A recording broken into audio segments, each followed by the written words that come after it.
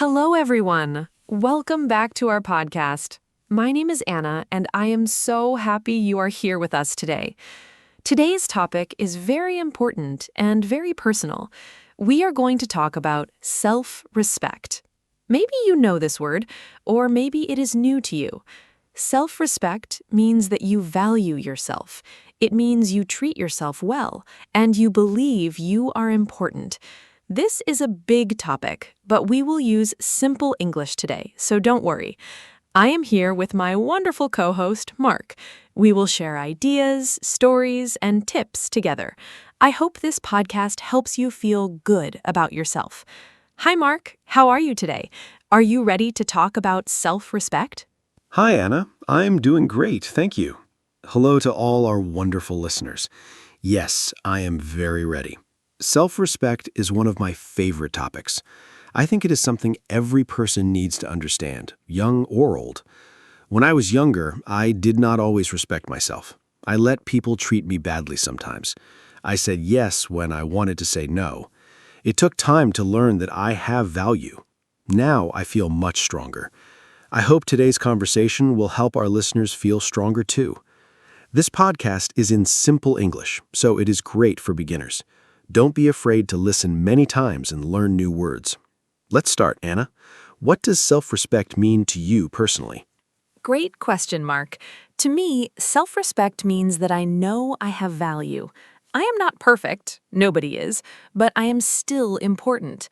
I think self-respect is like a foundation. If you have a strong foundation, you can build a good life on top of it. If the foundation is weak, everything else falls down. When I respect myself, I make better choices. I choose good friends, I eat well, I sleep enough, I say no when something feels wrong. I also don't let people speak badly to me. I believe every person deserves kindness and respect, including from themselves. What do you think is the difference between self-respect and being proud or arrogant, Mark? That is a very good question. I think self-respect and arrogance are very different things. Self-respect means you know your value, but you also respect others. Arrogance means you think you are better than other people. An arrogant person says, I am the best. A person with self-respect says, I am good enough, and so are you. Self-respect is quiet and calm. Arrogance is loud and unkind. I think many people confuse these two things. They are afraid to respect themselves because they don't want to seem arrogant. But that is not right. You can be humble and still have strong self-respect. In fact, I think truly humble people have the strongest self-respect. Do you agree, Anna? Yes, I completely agree. Humble people know their value, but they don't need to show it loudly. They don't need other people to say, you are great, because they already believe it inside. I think self-respect starts from inside you, not from other people. This is a very important idea. Many people wait for others to tell them they are good. They need compliments every day to feel okay. But if your self-respect comes from outside, it is not stable. Today, someone says something nice, and you feel good. Tomorrow, no one says anything, and you feel bad. Real self-respect does not change like the weather. It is steady. It comes from knowing yourself and accepting yourself. Mark, how do you build self-respect? Where does it come from? I think self-respect is built through actions and habits. When I do what I say I will do, I respect myself more. For example, if I say I will exercise tomorrow, and then I actually do it, I feel proud of myself. That small action builds self-respect. But if I say it and don't do it, I feel disappointed in myself. Over time, that disappointment grows. So one big way to build self-respect is to keep your promises, especially the promises you make to yourself. I also think that knowing your values helps. What is important to you? What do you believe is right or wrong? When you live according to your values, you feel strong inside. Do you have a daily habit that helps your self-respect, Anna? Yes, I have a few habits that really help me. Every morning, I spend 5 minutes just sitting quietly. I don't look at my phone right away. I take a breath and think about one thing I am grateful for and one thing I like about myself. It sounds simple, but it really helps me start the day feeling positive. Another habit is writing in a journal. I write about my feelings, my thoughts, and my small successes. When I look back at my journal, I see how much I have grown.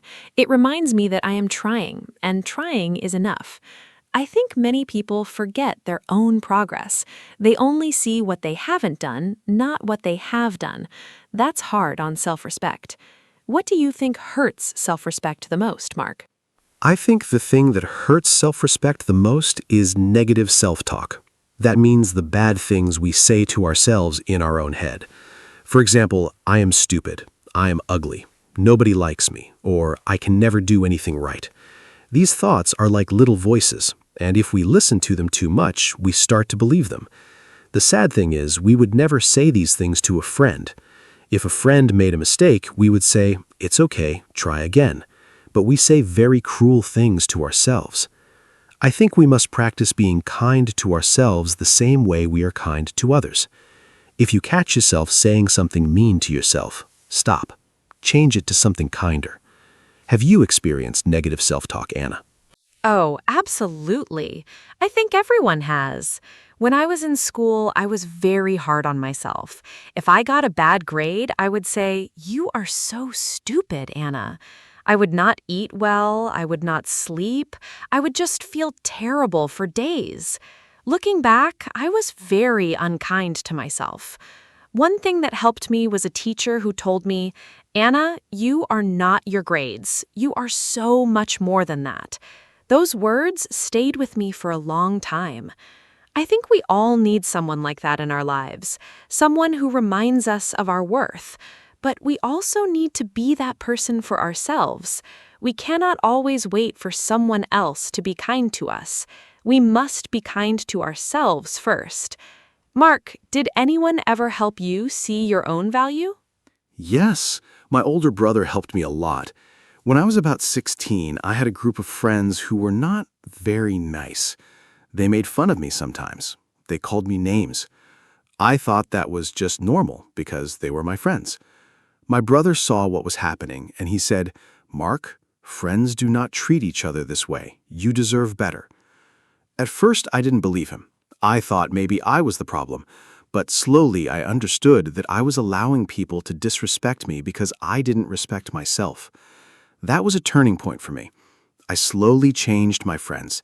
I started to choose people who treated me well. And when I was around kinder people, I started to feel better about myself too. Do the people around us really affect our self-respect, Anna? Absolutely, they do. The people around us have a huge effect on how we feel about ourselves. If you spend time with people who criticize you, put you down, or make you feel small, your self-respect will slowly get weaker. But if you are around people who support you, encourage you, and treat you with kindness, your self-respect grows. I think of it like a plant. If you put a plant in dark, cold conditions, it will die. But if you give it sunlight and water, it will grow beautifully. We are the same. Our environment matters. This is why choosing your friends carefully is so important. It is not about being selfish. It is about protecting your inner world. Have you ever had to end a friendship because it was hurting your self-respect? Yes, and it was one of the hardest things I ever did. I had a friend, let's call him Dan, for almost 6 years. At first, our friendship was fun, but slowly he became more and more negative. He always criticized my ideas. He said things like, "That will never work," or "You always make mistakes." After spending time with him, I always felt tired and sad. I tried to talk to him about it, but nothing changed. Finally, I decided to slowly step away from the friendship. I felt guilty at first. I thought, is it wrong to leave? But then I realized protecting your peace is not selfish. It is necessary.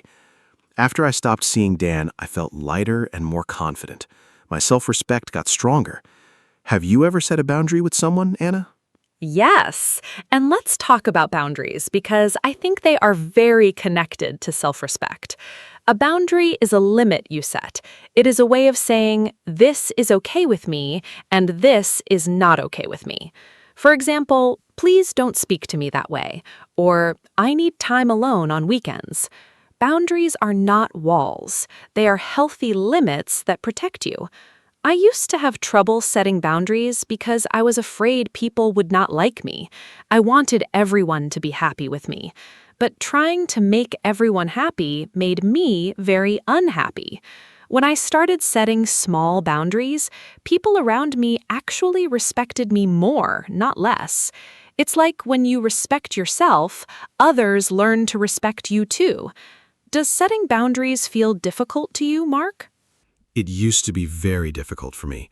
I'm a person who likes to help others, so saying no felt very bad. I thought saying no meant I was a bad person or a bad friend. But I learned that saying no is actually a form of honesty. If I say yes when I mean no, I'm being dishonest with myself and with the other person. And over time, that builds frustration and even anger inside. Boundaries also help the other person. When you're clear about what you need, the relationship is more honest. There are fewer misunderstandings. I now practice saying no calmly and without too many explanations. Just, no, I can't do that right now, is enough. You don't have to apologize for having limits. What is one boundary that changed your life, Anna? One boundary that really changed my life was about my phone and social media at night. I used to check my phone right before sleeping. I would see photos of other people's lives, read negative comments, compare myself to others.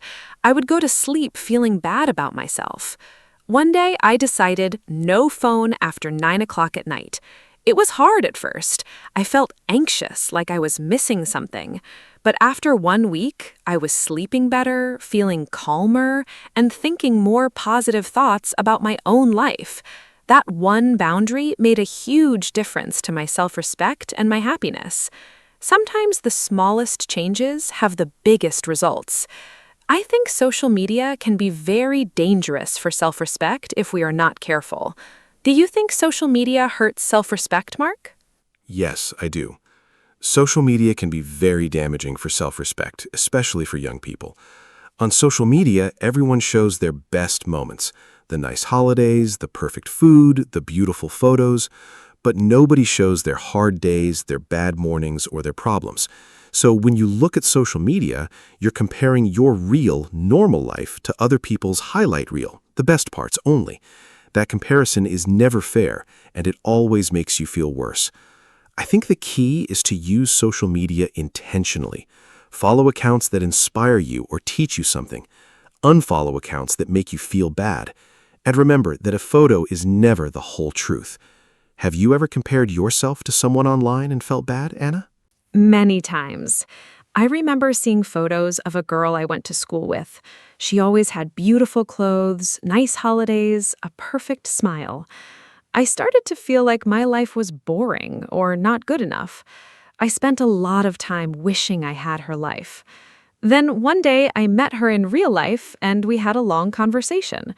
She told me she was very lonely, she was going through a hard time at work, and she felt a lot of pressure to look perfect online. I was so surprised. Her online life was completely different from her real feelings inside. That was a very big lesson for me. I stopped comparing myself to the online world after that. Comparison is one of the biggest enemies of self-respect. Mark, is there anything else you think is an enemy of self-respect? Yes, I think perfectionism is a big enemy of self-respect. Perfectionism means you think everything you do must be perfect. If it is not perfect, you feel like a failure. The problem is, nothing in life is perfect. We all make mistakes, we all have bad days. If your self-respect depends on being perfect, you will always be disappointed. I used to be very perfectionist. I worked very long hours and still felt like I had not done enough. I was never satisfied. My therapist helped me understand that done is better than perfect.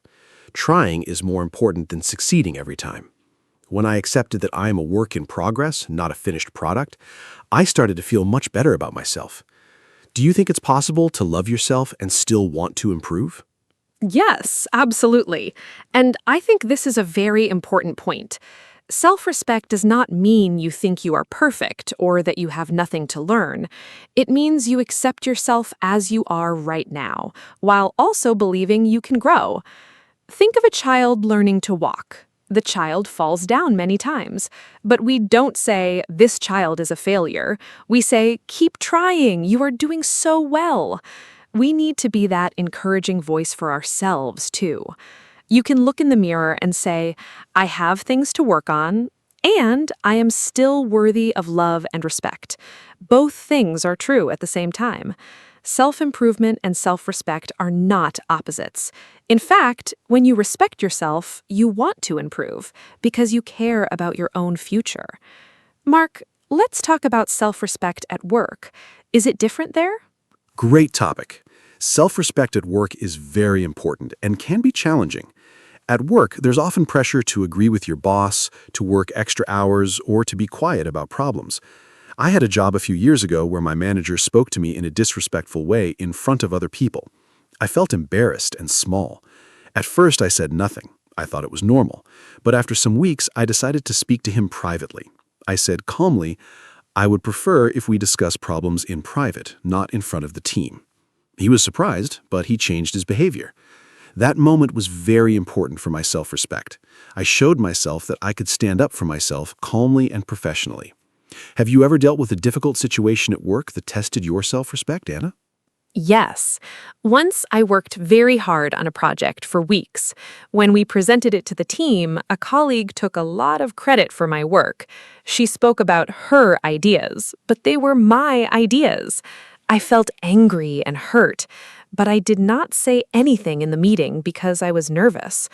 Afterward, I went to my manager and explained the situation calmly. I said, "I want you to know that several of those ideas were mine." My manager listened and acknowledged my contribution. I learned two things from that experience. First, speak up for yourself, calmly but clearly. Second, document your work. Keep records of your ideas and progress. Self-respect at work sometimes means being your own best advocate. Nobody will promote your value if you don't do it first. What advice would you give about self-respect in relationships, Mark? Self-respect in relationships is so important. I think the most important advice is never lose yourself for another person. In relationships, romantic ones or friendships, sometimes we change too much to make the other person happy. We give up our hobbies, our friends, our opinions. We agree with everything they say. We become a mirror of them, not ourselves. That is very dangerous. If you lose yourself, you also lose your self-respect. A healthy relationship has two whole people, not one whole person and one person who has disappeared. You must keep your identity, keep your hobbies, keep your friendships, keep your opinions, even if they're different. Of course, compromise is part of every relationship, but there is a big difference between healthy compromise and losing who you are. Have you ever lost yourself in a relationship, Anna? Honestly, yes. When I was younger, I had a relationship where I slowly stopped doing the things I loved. I stopped painting because he said it was a waste of time. I stopped seeing certain friends because he didn't like them. I stopped sharing my real opinions because I wanted to avoid arguments. After that relationship ended, I felt like I didn't know who I was anymore. It took me a long time to find myself again. I went back to painting, I reconnected with old friends, I started to discover my own opinions again. And through that process, my self-respect grew stronger than ever before. Sometimes a difficult experience teaches us the most. Losing yourself teaches you how important it is to keep yourself. What is the connection between self-respect and forgiveness, Mark? Oh, this is such a deep and important connection. I think forgiveness is a gift you give yourself, not the other person. When someone hurts us and we hold on to the anger and pain for a long time, it's like carrying a heavy bag everywhere. The other person is moved on, but we are still carrying that heavy weight. Forgiving does not mean saying what you did was okay. It means saying, "I'm no longer going to let this hurt control my life." That is a form of self-respect. You are saying, "I deserve peace. I deserve to move forward." I also think we need to forgive ourselves. We all make mistakes. We all do things we regret. Holding on to that guilt forever is also unkind to yourself. Do you find it easy to forgive yourself, Anna? No, honestly, it is one of the hardest things for me. I can forgive other people much easier than I forgive myself. When I make a mistake, I replay it in my mind again and again. I think, why did I say that? Or I should have done it differently. It can go on for days. I am trying to practice self-compassion. Self-compassion means treating yourself with the same understanding and kindness that you would give to a good friend. I try to ask myself, if my friend made this same mistake, what would I say to them? And the answer is always much kinder than what I say to myself. That small mental exercise helps me a lot. I think self-compassion and self-respect are like two best friends. They work together. Mark, how do you practice self-compassion? I practice self-compassion by recognizing that I am human. I say to myself out loud sometimes, I am a human being. Humans make mistakes. This is normal. It sounds simple, but saying it out loud makes it feel more real. I also remind myself that I always did the best I could with what I knew at the time. If I knew better then, I would have done better. But I didn't, so I made the choice I made, and now I can learn and move forward. Another thing that helps me is reading stories of other people who made big mistakes and recovered. It reminds me that nobody is perfect, not even very successful people. Everyone struggles, everyone fails sometimes, and everyone can start again. Anna, let's talk about body image. Do you think how we feel about our body affects self-respect? Yes, it definitely does. And this is a topic I feel strongly about.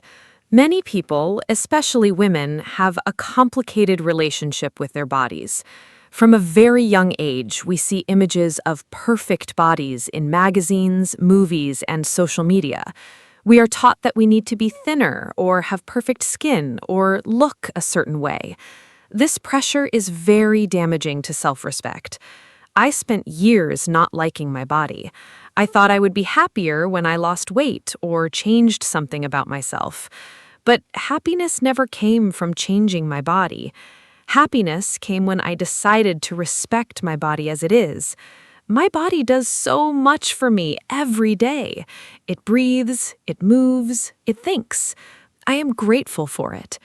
Treating your body with care is an act of self-respect. How do you think men experience body image, Mark? Men experience body image issues too, but we often don't talk about it. There's a pressure on men to be strong, muscular, tall. If a man doesn't look like those images, he might feel embarrassed or not good enough. I was quite thin when I was young, and some people made jokes about it.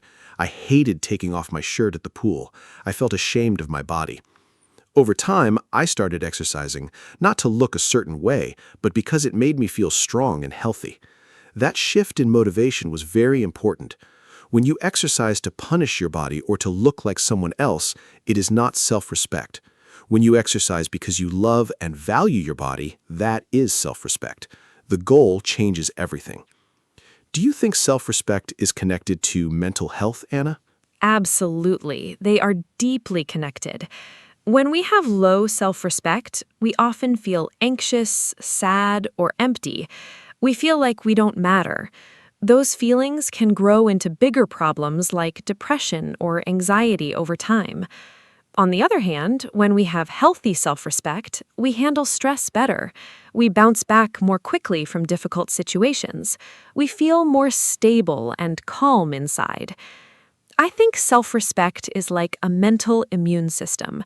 When it is strong, you can handle life's challenges without breaking. When it is weak, even small problems feel enormous. This is why working on self-respect is not selfish. It's actually taking care of your mental health. Have you ever struggled with your mental health, Mark? And how did self-respect play a role? Yes, I went through a period of depression about 5 years ago. I was working too much, sleeping too little, and ignoring my own needs completely. I thought, I must be productive. I must achieve more. I had no time for rest, for friends, for fun. My self-respect was actually quite low at that time, even though from the outside I looked busy and successful. I finally asked for help and started seeing a therapist. One of the first things she helped me understand was that I was treating myself like a machine, not a person. Machines don't need rest or love. People do. Learning to put my own needs on the list, not at the bottom, but somewhere in the middle, was a huge step. Do you think asking for help is a sign of self-respect, Anna? Yes, I strongly believe asking for help is a sign of self-respect, not weakness. It takes courage to say, I'm struggling and I need support. It shows that you value yourself enough to get the help you need. In many cultures, asking for help is seen as something to be ashamed of. Especially for men, there's a message that says, be strong, handle it yourself, don't show your feelings. But that message is very harmful. Everyone needs help at some point. A person who asks for help is saying, I deserve to feel better. I am worth the effort. That is beautiful self-respect. I also think that being around people who ask for help normalizes it. When my friend told me she was seeing a therapist, I felt brave enough to try it too. Have you told others about your experience with therapy, Mark? Yes, I have, and I'm glad I did. At first, I felt nervous to tell people. I thought they would think I was weak or strange, but the reactions were almost always positive. Many people said, me too, or I'm thinking about doing that as well. Opening up made real connections. It also helped me feel less alone. I think one of the most powerful things you can do for yourself and others is to be honest about your struggles. It helps both you and the people around you. Self-respect also means being honest, especially with yourself. Not pretending everything is fine when it is not hiding your needs to look perfect. True self-respect includes accepting your vulnerabilities. Anna, let's move towards some practical tips. What are your top everyday actions for building self-respect? Great idea. Here are my favorite everyday actions. First, speak kindly to yourself. Pay attention to the words you use in your head. Replace, I am so stupid, with, I made a mistake and I can learn from it. Second, keep small promises to yourself. If you say you will take a walk, take the walk. These small acts tell your brain, I matter. Third, do one thing every day that you enjoy, just for you. Not for work, not for others, just something that makes you feel alive and happy. Fourth, spend time with people who make you feel good about yourself. Fifth, rest without guilt. Rest is not laziness. Rest is part of being a healthy, whole human being.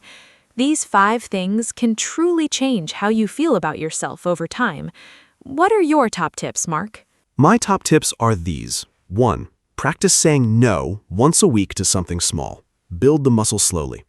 2. Stop apologizing for things that don't need an apology.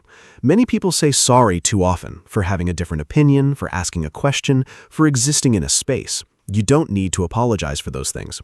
3. Celebrate your small wins. Did you finish a hard task? Did you have a difficult conversation? That deserves a small celebration. 4. Learn something new regularly. When you grow, you feel capable, and that builds self-respect. 5. Take care of your body. Sleep, eat well, move. How you treat your body sends a message to your mind. Treat it with care, and your mind will believe you are worth caring for. Which of these do you think is the hardest for most people, Anna? I think the hardest one for most people is stopping over-apologizing. It is such a deep habit, especially for women. We apologize for everything. Sorry, can I ask a question? Sorry, I have a different opinion. Sorry for taking up space. I used to do this all the time. I thought being apologetic made me polite, but actually, over-apologizing sends a message that says, I don't think I have the right to be here. It is the opposite of self-respect. Now, I try to replace unnecessary sorry with thank you. Instead of sorry I'm late, I say thank you for waiting. It changes the energy completely. It is still polite, but it does not put yourself down. Small language changes can really shift your mindset over time. Mark, what do you think is the connection between self-respect and success? I think self-respect is the foundation of success, whatever success means to you. When you respect yourself, you believe you deserve good things. You believe your goals are worth pursuing. You are willing to work for them because you think you are worth the effort. Without self-respect, even if you achieve something big, you might not feel happy or satisfied. You might think, I got lucky, or I don't really deserve this. That's called imposter syndrome, the feeling that you are not good enough even when you are doing well. I've experienced that myself. On the other hand, with strong self-respect, even failure does not destroy you. You say, this did not work, what can I learn, how can I try again? Self-respect gives you resilience.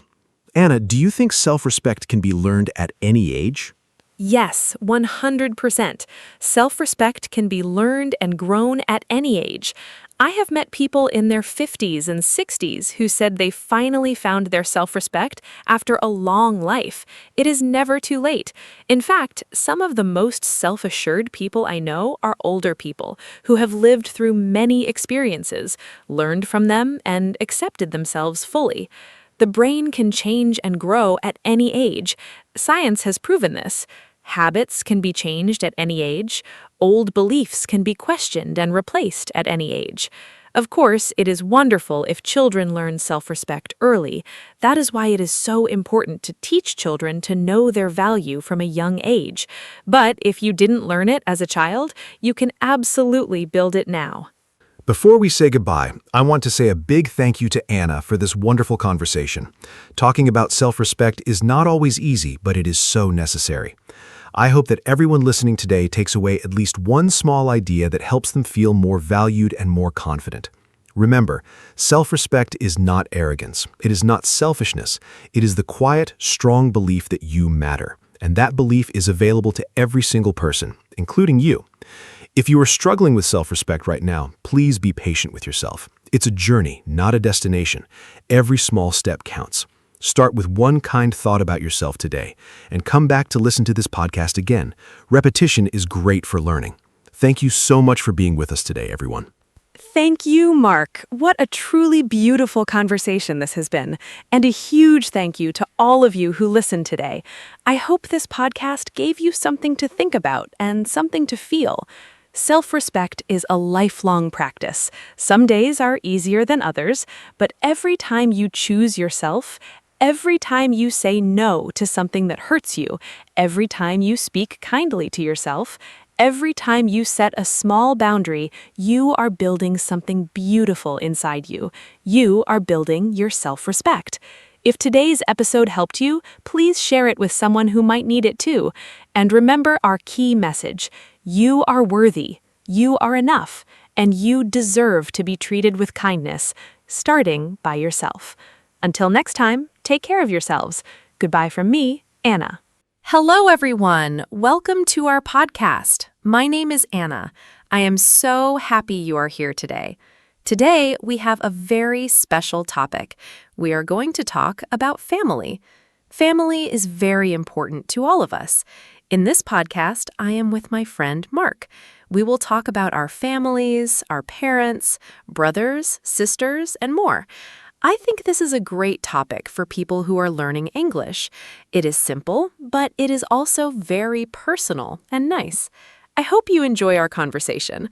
Now, let me say hello to Mark. Hi, Mark. How are you today? Hi, Anna. I am great, thank you. And hello to all our listeners.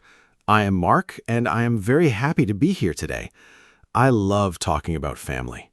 For me, family is everything. It is the most important thing in life.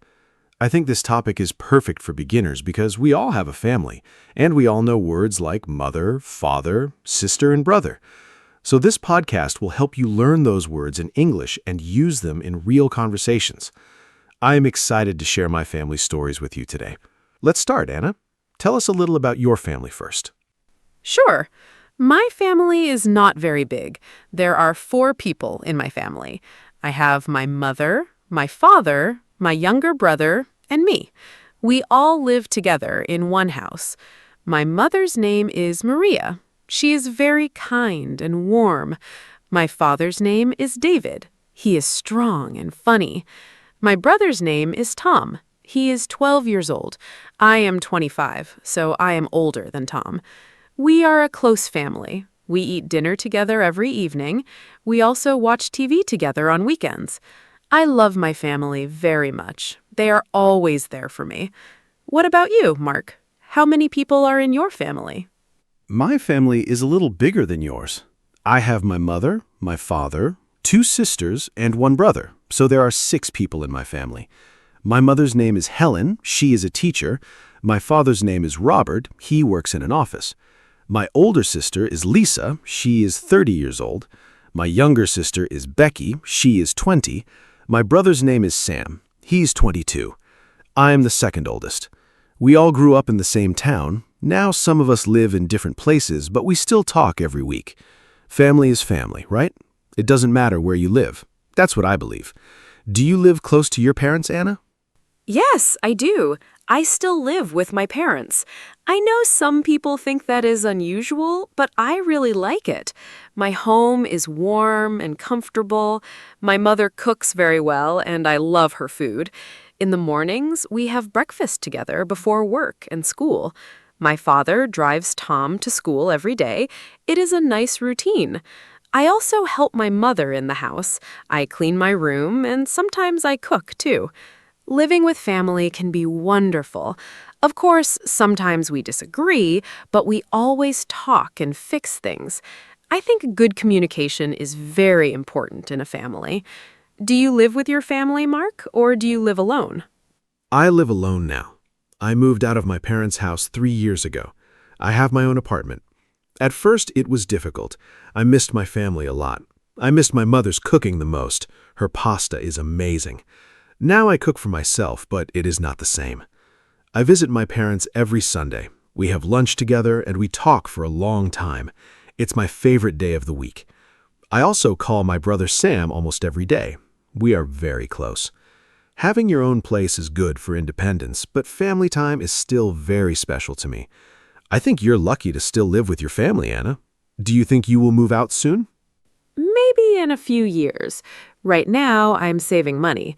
Apartments are expensive in my city, and honestly, I really enjoy living with my parents. But yes, one day I will move out and start my own life. I think it is important to become independent. My parents always say, "Anna, you can stay as long as you want." They're so sweet. I think my mother will be a little sad when I leave. We are very close. She is not just my mother, she's also my best friend. I can tell her everything. I hope one day I will have my own family too, a husband and maybe 2 children. Do you want children someday, Mark? Yes, definitely. I love children. I think having a family is a beautiful thing. I want 2 or 3 children someday. Right now, I am not married, but I hope to get married in the future.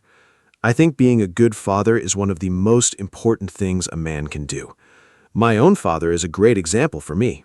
He was always there when I needed him. He helped me with school, with problems, with everything. I want to be like him. I also want my future children to know my parents, their grandparents. Grandparents are very special. They have so much love and wisdom. Do you have grandparents, Anna? Are they still alive? Yes, I do. I have 2 grandparents on my mother's side. My grandmother's name is Rose, and my grandfather's name is George. They are both in their 70s, and they are still very active. They live in a small village about 2 hours from our city. We visit them in the summer. I love going there. Their house is old but very cozy. My grandmother always bakes bread and cakes. The smell is wonderful.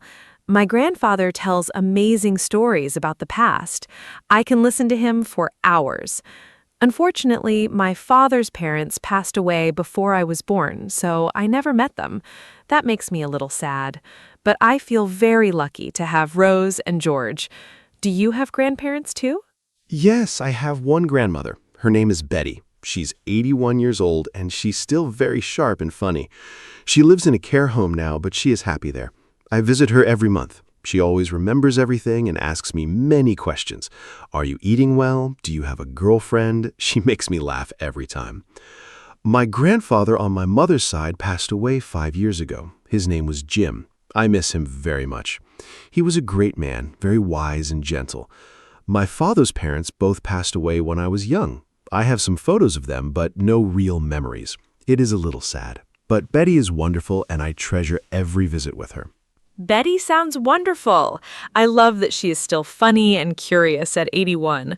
Old people have so many interesting stories and experiences. Let's talk about siblings now. You said you have 2 sisters and a brother. Are you close to all of them? I only have one sibling, my brother Tom. He is still young, only 12, so sometimes we don't have much to talk about. He likes video games and cartoons. I prefer books and music, but I love him very much. I help him with his homework sometimes. He calls me the homework helper. It's funny. When he was a baby, I used to carry him around the house. Now he is almost as tall as me, growing up so fast. Do you get along with your siblings well? Yes, mostly. I am very close to Sam, my brother. We talk almost every day. We like the same sports and the same music. It is very easy to be friends with him. With my sisters, it is a little different. Lisa, my older sister, is very serious. She works a lot and is always busy. We love each other, but we don't talk as often as I would like. Becky, my younger sister, is very cheerful and funny. She always makes the family laugh. When we are all together, it is a lot of fun. Of course, when we were children, we fought sometimes, over toys, over the TV, over small things. But now that we are adults, we appreciate each other much more. That is normal, I think. Did you fight with Tom when you were young? Not really, because Tom is much younger than me.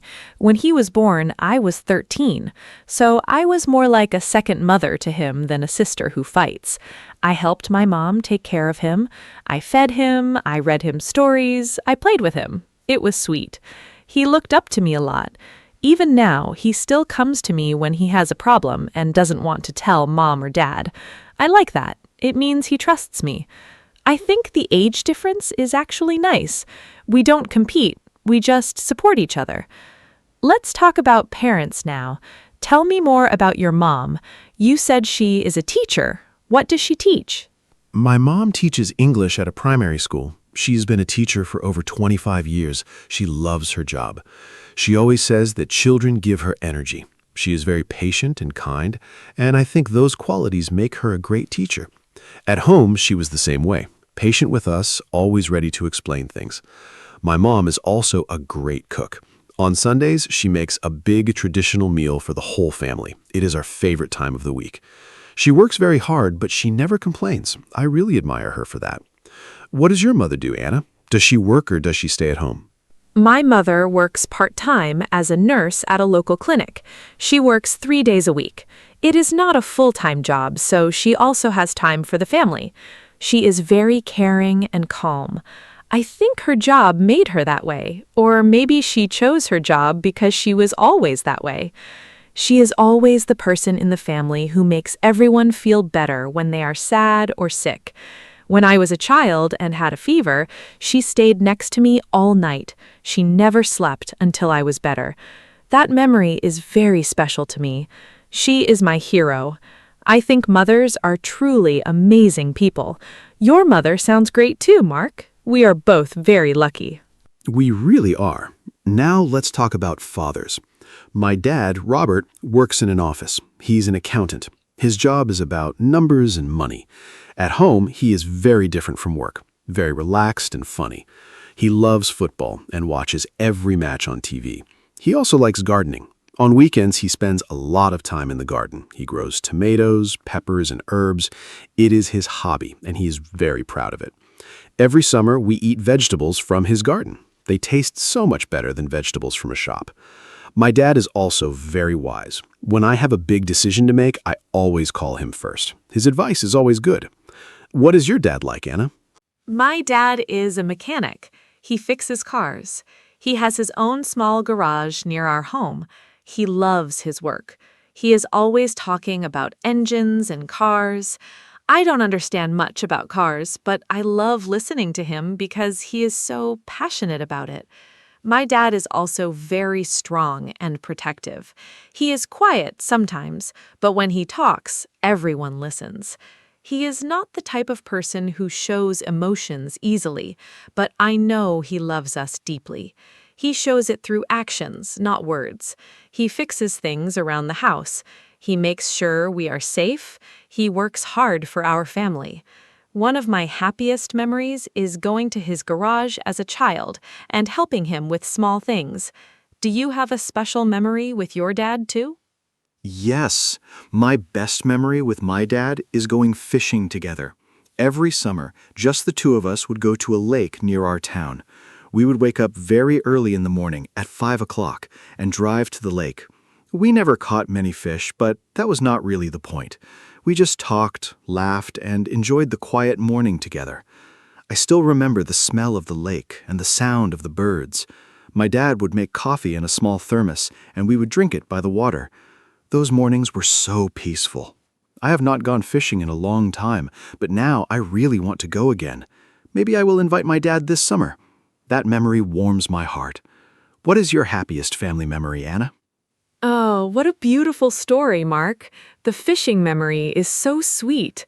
My happiest family memory is our summer holiday when I was about 10 years old. My parents saved money for a whole year, and we went to the beach for 1 week. It was my first time at the sea. I remember seeing the ocean for the first time and thinking it was the biggest thing in the world. My dad carried me on his shoulders in the water. My mom made sandwiches on the beach. We all played in the sand. Tom was not born yet, so it was just the three of us. It was simple but perfect. I remember laughing a lot. To this day, the smell of the sea makes me feel happy and safe. I want to go back to that beach one day. That is a beautiful memory. Simple moments really are the most special, aren't they? Let's talk about family traditions now. Every family has its own traditions, things they do every year or every week. Does your family have any special traditions, Anna? For us, it is Sunday lunch, of course. My mom always cooks a big meal, roast chicken, potatoes, salad, and we all eat together. No phones at the table, that is a rule. We just talk and enjoy the food and each other's company. Another tradition is that every Christmas, my whole family goes to my parents' house. All 6 of us, plus Grandma Betty. It is loud and full of love. I look forward to it all year. What traditions does your family have? We have a few nice traditions. Every Saturday morning, my dad makes pancakes. He has been doing this for as long as I can remember. He makes them with honey and fruit. We all eat breakfast together and talk. It's a very relaxed, happy morning. Another tradition is that on New Year's Eve, we go to my grandparents' village. We spend 2 or 3 days there. My grandmother cooks a huge dinner on New Year's Day. We play card games and watch old movies. It's very cozy. I also love our birthday traditions. In our family, on your birthday, you choose the dinner menu. The birthday person is king or queen for the day. It sounds simple, but it makes everyone feel very special. These little traditions bring us together. I love the birthday tradition. Choosing your own dinner menu is a great idea. In our family, the birthday person also gets breakfast in bed. My mom always brings a tray with eggs, toast, and orange juice to your room in the morning. It feels so special. Now, let me ask you something different, Anna. Do you think the idea of family is changing in the world today? For example, some families have 1 parent, or 2 mothers, or 2 fathers. Some people live very far from their families. Technology changes how we stay connected. What do you think about the modern family? Is it different from the family you grew up with? That's a great question, Mark. Yes, I think family is changing. In the past, a family usually meant a mother, a father, and children, all in one house. Today, families look different. Some children grow up with just 1 parent. Some have step-parents. Some are raised by grandparents. I think what matters most is love and support, not the shape of the family. I have friends from single-parent families who are very happy and loved. I also think technology helps modern families stay close even when they are far apart. Video calls, messages, and photos make distance smaller. My family uses a group chat every day. It's a nice way to share small moments. Family is love, not a fixed structure. I completely agree with you. Family is love, not a fixed structure. I think what children need most is to feel safe, loved, and supported. That can happen in many different types of families. I also think technology is very helpful. My sister Lisa lives in another country now. She moved abroad for work 2 years ago. We use video calls to see her face, which makes a huge difference. It's not the same as being in the same room, of course, but it's much better than nothing. In the past, if someone moved to another country, you might only see them once a year. Now we can talk every week. Do you have any family members who live far away, Anna? Yes, I have an uncle who lives in Canada. His name is Peter. He is my father's brother. He moved there about 15 years ago. He has a wife and 3 children there. We do not see them often, maybe once every 3 or 4 years. But we send messages and have video calls on special occasions, like birthdays and Christmas. His children, my cousins, speak English and a little bit of their local language there. I have never met them in person, only on screen. Isn't that strange? But I still feel connected to them. I hope to visit Canada one day. It would be amazing to finally hug my cousins. Do you have relatives who live abroad, Mark? Yes, Lisa lives in Germany now. She moved there for her job in engineering. She is doing very well there.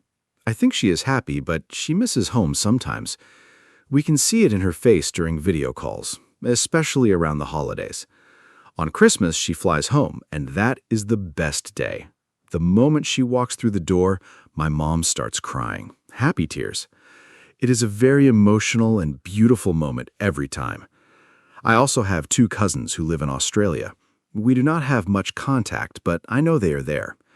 Family spreads around the world these days, but the heart stays connected. I think that's a wonderful thing about family. How do you feel when you think about your uncle in Canada? I feel a little sad, but also happy for him. He built a beautiful life there. He has a good job, a lovely family, and a nice home. My father misses him, though. You can see it. When they talk on the phone, my dad is more relaxed and happy than usual. Brothers have a special bond, I think, even when they grow up and live far apart. It reminds me that family connections don't disappear with distance. They just change shape. Let's talk about something lighter now. Mark, what is the funniest thing that ever happened in your family? Every family has funny stories. I'm sure you have a good one. Oh yes, I have a very funny story. One Christmas, my dad was cooking the turkey. He's not usually the cook, that is my mom's job, but he wanted to surprise her. He forgot to take the plastic bag of things out from inside the turkey before he put it in the oven, so the whole kitchen smelled terrible. We had to open all the windows in winter. It was so cold and so funny. My mom came home and saw the disaster, and instead of being angry, she laughed until she cried. We ended up ordering pizza for Christmas dinner that year. Now, every Christmas, my dad says, "Don't worry, I will not cook the turkey this year." We still laugh about it every single time. Do you have a funny family story, Anna? That is hilarious. Pizza for Christmas dinner? That is a story to tell for life. My funny story is about my brother, Tom. Last year, he wanted to make breakfast for my mom on Mother's Day. He was 11 at the time. He decided to make toast with jam. Simple, right? But he put 4 pieces of bread in the toaster at the same time and then forgot about them. He went to watch TV. The toast got black and smoke filled the kitchen. The fire alarm went off. We all ran downstairs thinking there was a real emergency. My mom came in her pajamas, very worried. Then she saw Tom standing by the toaster looking very guilty. We all laughed so much. Mom still got her breakfast, slightly burnt toast with lots of jam. Ha! Burnt toast for Mother's Day. Tom meant well. That is the sweetest part. The effort is what matters. It's funny how these small disasters become the best family memories. Now, Anna, I want to ask you about pets. Some people consider pets as part of the family too. Do you have a pet at home? In my family, we had a dog when I was a child. His name was Bruno. He was a big brown dog, very friendly and loyal. We had him for 12 years. When he died, the whole family cried. He was really part of our family. After Bruno, my parents did not want another dog because the goodbye was too painful. I understand that completely. Do you have pets? Yes, we have a cat. Her name is Mia. She is 4 years old and she is gray and white. She is a very calm and lazy cat. She sleeps most of the day, but she loves sitting on our laps in the evening. Tom absolutely loves Mia. He always tries to dress her up in small clothes, and she tolerates it for about 2 seconds before running away. It is very funny to watch. My dad, who pretended he didn't want a cat at first, is now secretly her biggest fan. Every morning he gives her a small piece of his breakfast. He thinks we don't notice, but we all see it. Mia is definitely part of our family. Pets bring so much joy and warmth to a home. Did you ever want another dog after Bruno? Yes, sometimes I think about getting a dog for my apartment, but I'm not sure I have enough time for one right now. Dogs need a lot of attention, walks, and company. I work long hours sometimes. I don't want to get a dog and then not give it the care it deserves. Maybe in the future, when I have a more settled life. For now, I'm happy to visit my friend's dog on weekends. His dog is very funny and energetic. I love playing with him. Mia sounds adorable. I love the image of your dad secretly giving her breakfast. That is so typical of people who say they don't like cats and then fall completely in love with them. Okay, Anna, let's talk about something important. How do you show love in your family? That is a beautiful question. In our family, we show love in many ways. My mom says I love you a lot, out loud, directly. She is very expressive. My dad shows love through actions. He fixes things, he provides for us, he shows up. He does not say I love you as often, but when he does, it means the world. My brother gives very enthusiastic hugs. He just runs at you and hugs you with his whole body. It is very sweet. I show love by being present and by listening. When someone in my family has a problem, I sit down and really listen without interrupting. I think listening is one of the best ways to show someone you care. How does your family show love, Mark? In my family, food is definitely love. My mom shows love by cooking. If she makes your favorite meal, she is saying, "I love you" in her own language. My dad shows love by teaching. He always wants to help us learn something new and be ready for life. My grandmother Betty shows love by remembering small details. She always asks about specific things I mentioned last time. It shows she really listened and cared. Becky, my funny sister, shows love through jokes and laughter. She makes sure no one feels sad or alone. Sam shows love by always being available. You can call him anytime and he answers. Each person in a family has their own love language. I think recognizing those different ways is very important. It helps you feel more connected. I love the idea of different love languages in a family. It is so true. Some people hug, some people cook, some people fix things, some people just listen. All of those are forms of love. Mark, let me ask you one more thing before we start to wrap up. What is the most important lesson your family taught you? For me, the most important lesson is that family always comes first. No matter what happens, good times or bad times, your family is there. My parents always said, "We may not be perfect, but we are always here for each other." That has shaped how I see the world. I try to be that kind of support for the people I love. What lesson did your family give you, Mark? The most important lesson from my family is to work hard and never give up. My dad used to say, "Nothing good comes easy, but everything good is worth it." He worked very hard his whole life to give us a comfortable home and education. My mom showed me the value of patience and kindness every single day.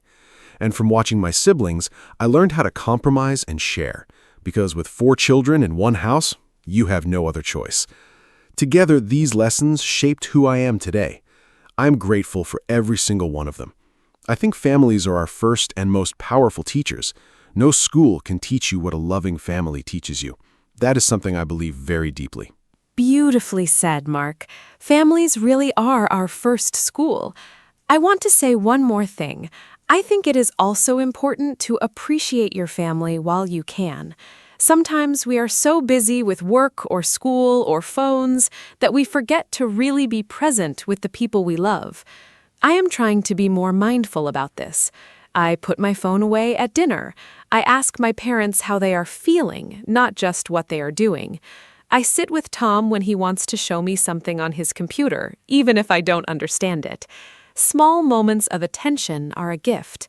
I think after today's conversation, many of our listeners will want to call or hug their families. I hope so. Now, let's say our goodbyes, Mark. Yes, let's wrap up. Today was such a warm and wonderful conversation. I really enjoyed talking about family with you, Anna.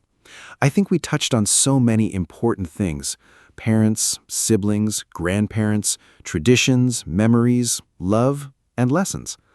I hope all of you listening today enjoyed it too, and I hope it helped your English a little. Try to use some of the words and phrases we talked about today. Words like siblings, tradition, memory, show love, and come first. Use them when you talk about your own family. The best way to learn a language is to connect it to something real and personal, and nothing is more personal than family. Thank you for being with us today, everyone. Thank you so much, Mark. It was wonderful talking with you today. And thank you to all our lovely listeners for spending this time with us. I hope this podcast was not only good for your English, but also made you smile and think about your own family. Family is a topic we can all relate to, no matter where we are from or what language we speak. That's the beauty of it. If you enjoyed this episode, please share it with a friend who is also learning English. It is always more fun to learn together. And please come back next time. We have more interesting topics coming very soon. Until then, take good care of yourselves and your families. Goodbye from me, Anna. Hello, everyone. Welcome to our podcast. My name is Anna, and I am very happy to be here with you today. This podcast is for beginners, so we will speak slowly and use simple English. Today, our topic is morning habits. Morning habits are the things we do after we wake up. These small actions can change how we feel during the day. For example, some people drink water, some people exercise, and some people check their phone. I think morning habits are very important because they help us start the day well. I am here with my friend Mark, and we will talk about this together. Hi, Anna. Hi, everyone. My name is Mark, and I am excited to talk with you today. Thank you for listening to our podcast. Like Anna said, today we will talk about morning habits. Everyone has a different morning routine. Some people wake up early, and some wake up late. Some people like a quiet morning, and some like music. I think morning habits can affect our mood and energy.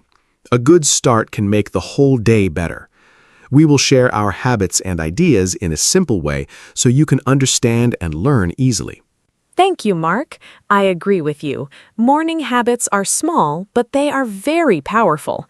In this podcast, we will talk about simple things you can do in the morning.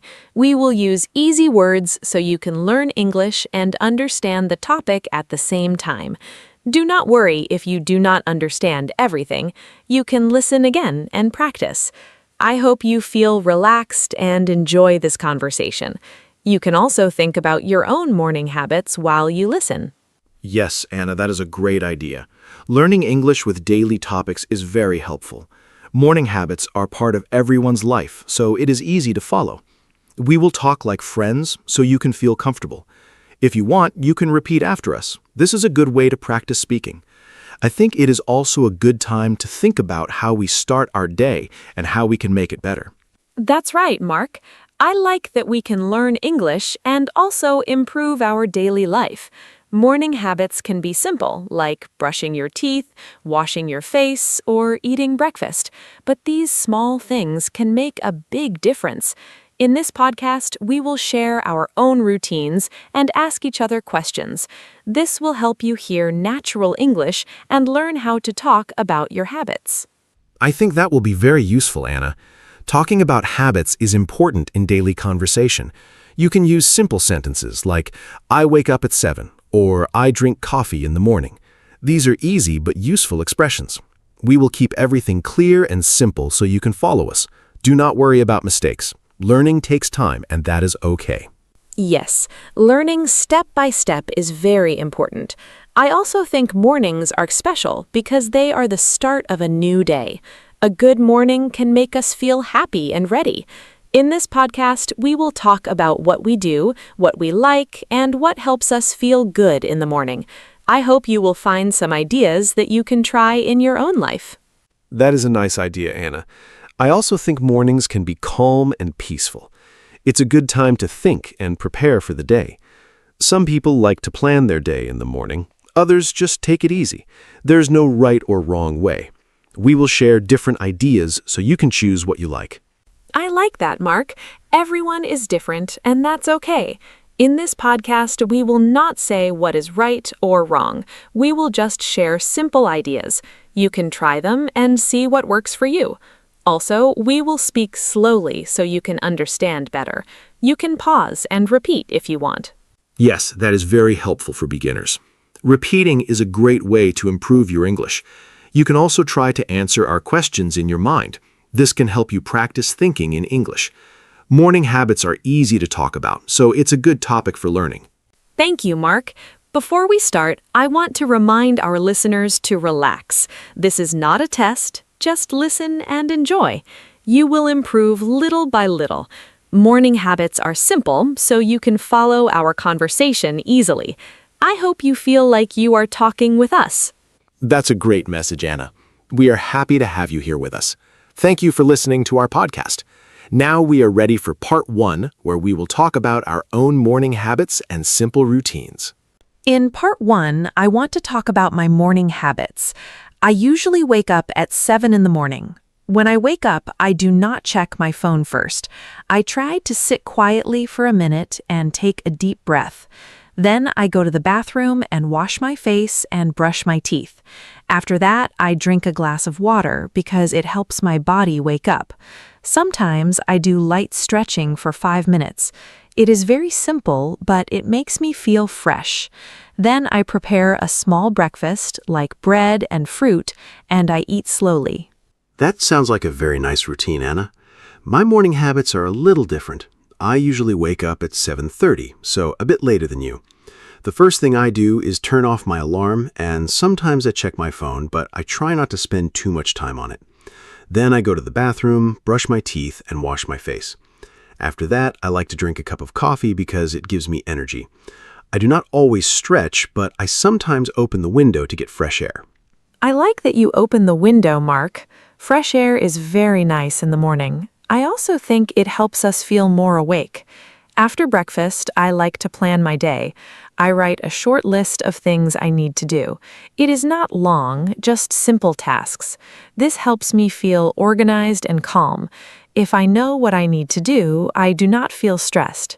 Sometimes I also listen to soft music while I get ready. It makes my morning feel more peaceful and enjoyable. That is a great idea, Anna. I do not always plan my day, but I think I should try it. My morning is sometimes a bit busy, so I just get ready quickly. After my coffee, I get dressed and prepare to go out. I usually eat something small, like a banana or a sandwich. I do not have a big breakfast because I don't feel very hungry in the morning. But I know breakfast is important, so I try to eat at least a little before I start my day. Yes, even a small breakfast is good, Mark. It gives your body some energy. I also think it is important to take time in the morning. If we hurry too much, we can feel stressed. I try to wake up a little earlier so I have time to relax. Even 10 extra minutes can make a big difference. In that time, I can sit quietly or enjoy my tea. It helps me start the day in a calm way. I understand that, Anna. I think I need to wake up a bit earlier too. Sometimes I feel rushed, and it is not a good feeling. When I have more time, I feel better and more relaxed. I also like to listen to music in the morning when I have time. It makes me feel happy and ready for the day. Music can change my mood in a positive way. Yes, music is very powerful. It can change how we feel. I also like to keep my mornings simple. I do not try to do too many things. Just a few good habits are enough. For example, drinking water, eating breakfast, and planning my day. These small things help me feel ready. I think it is better to have a simple routine that we can follow every day. I agree, Anna. Simple routines are easier to keep. If a routine is too long, we may stop doing it. I try to keep my morning easy and quick, but I also want to add some good habits like stretching or planning my day. I think small changes can make a big difference over time. Yes, small changes are very important. We do not need to change everything at once. Just one new habit can help. For example, drinking water in the morning is very easy, but it is good for our body. Over time, these small habits become part of our life. Then we do them without thinking. That is true, Anna. Habits become natural when we repeat them. I'd also think it is important to enjoy our morning. If we like our routine, we will continue it. If we do not enjoy it, it will be hard to keep. So it is good to choose habits that we like. I completely agree, Mark. Enjoying the routine is very important. In part 1, we talked about our own morning habits. We shared simple things like waking up, drinking water, eating breakfast, and listening to music. These are easy ideas that anyone can try. Yes, Anna, we shared simple and useful habits. Everyone can choose what works best for them. There is no perfect routine. The best routine is the one you can follow every day. Now we are ready to move to part 2, where we will talk about why morning habits are important. In part 2, let's talk about why morning habits are important. I think a good morning routine helps us start the day in a positive way. When I follow my routine, I feel calm and ready. If I wake up late and hurry, I feel stressed.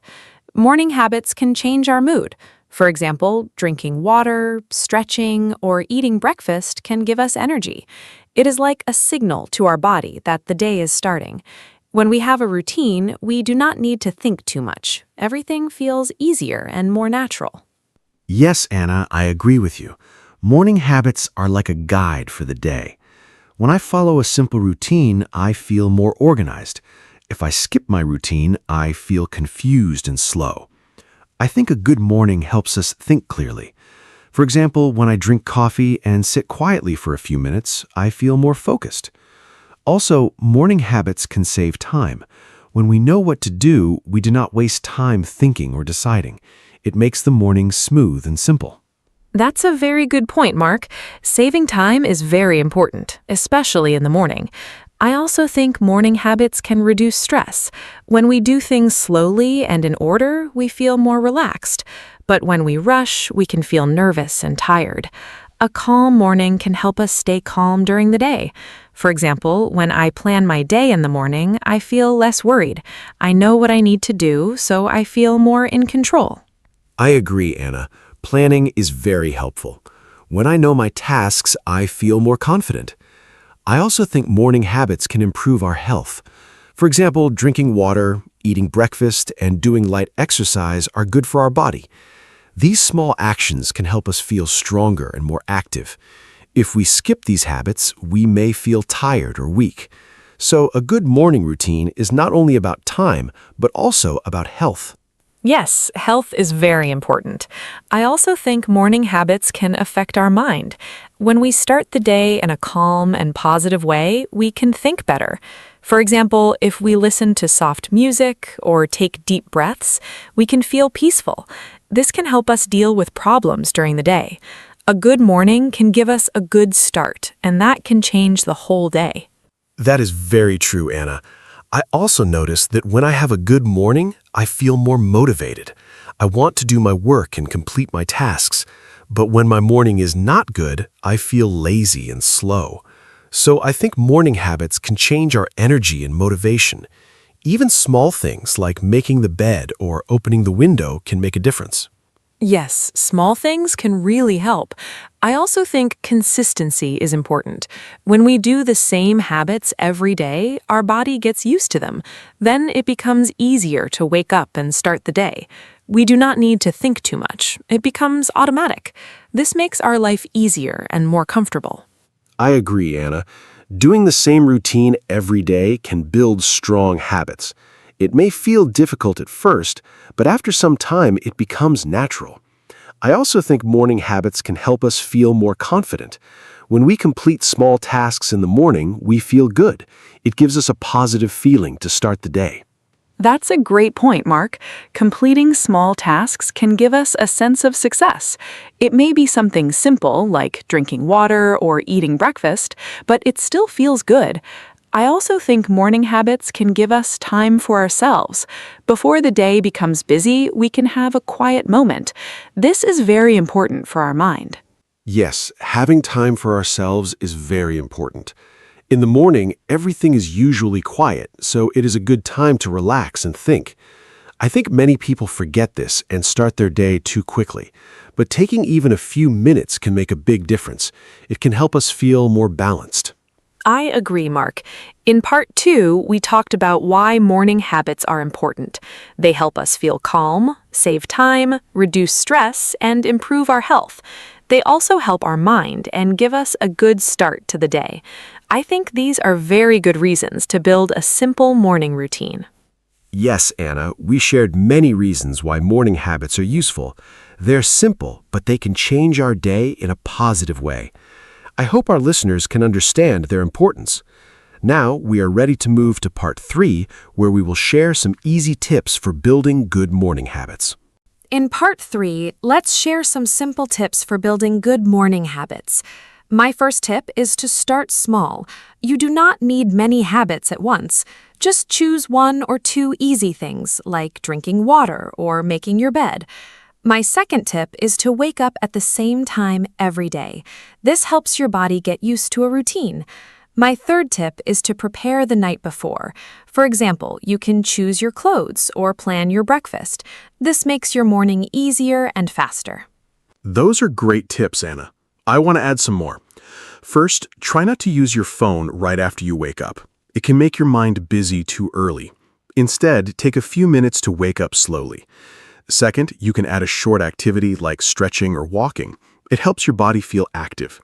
Third, try to keep your routine simple and enjoyable. If you like your routine, you will follow it more easily. These small tips can help you build a good morning step by step. I like your tips, Mark. They are very easy to follow. I also think it is important to be consistent.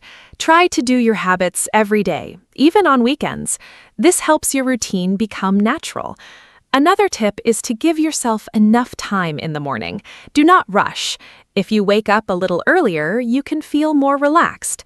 Also, try to create a calm environment. A clean room and soft light can make your morning more peaceful. Yes, being consistent is very important. I also think it is good to set a simple goal for the morning. For example, you can say, "Today I will drink water and stretch." This makes your routine clear.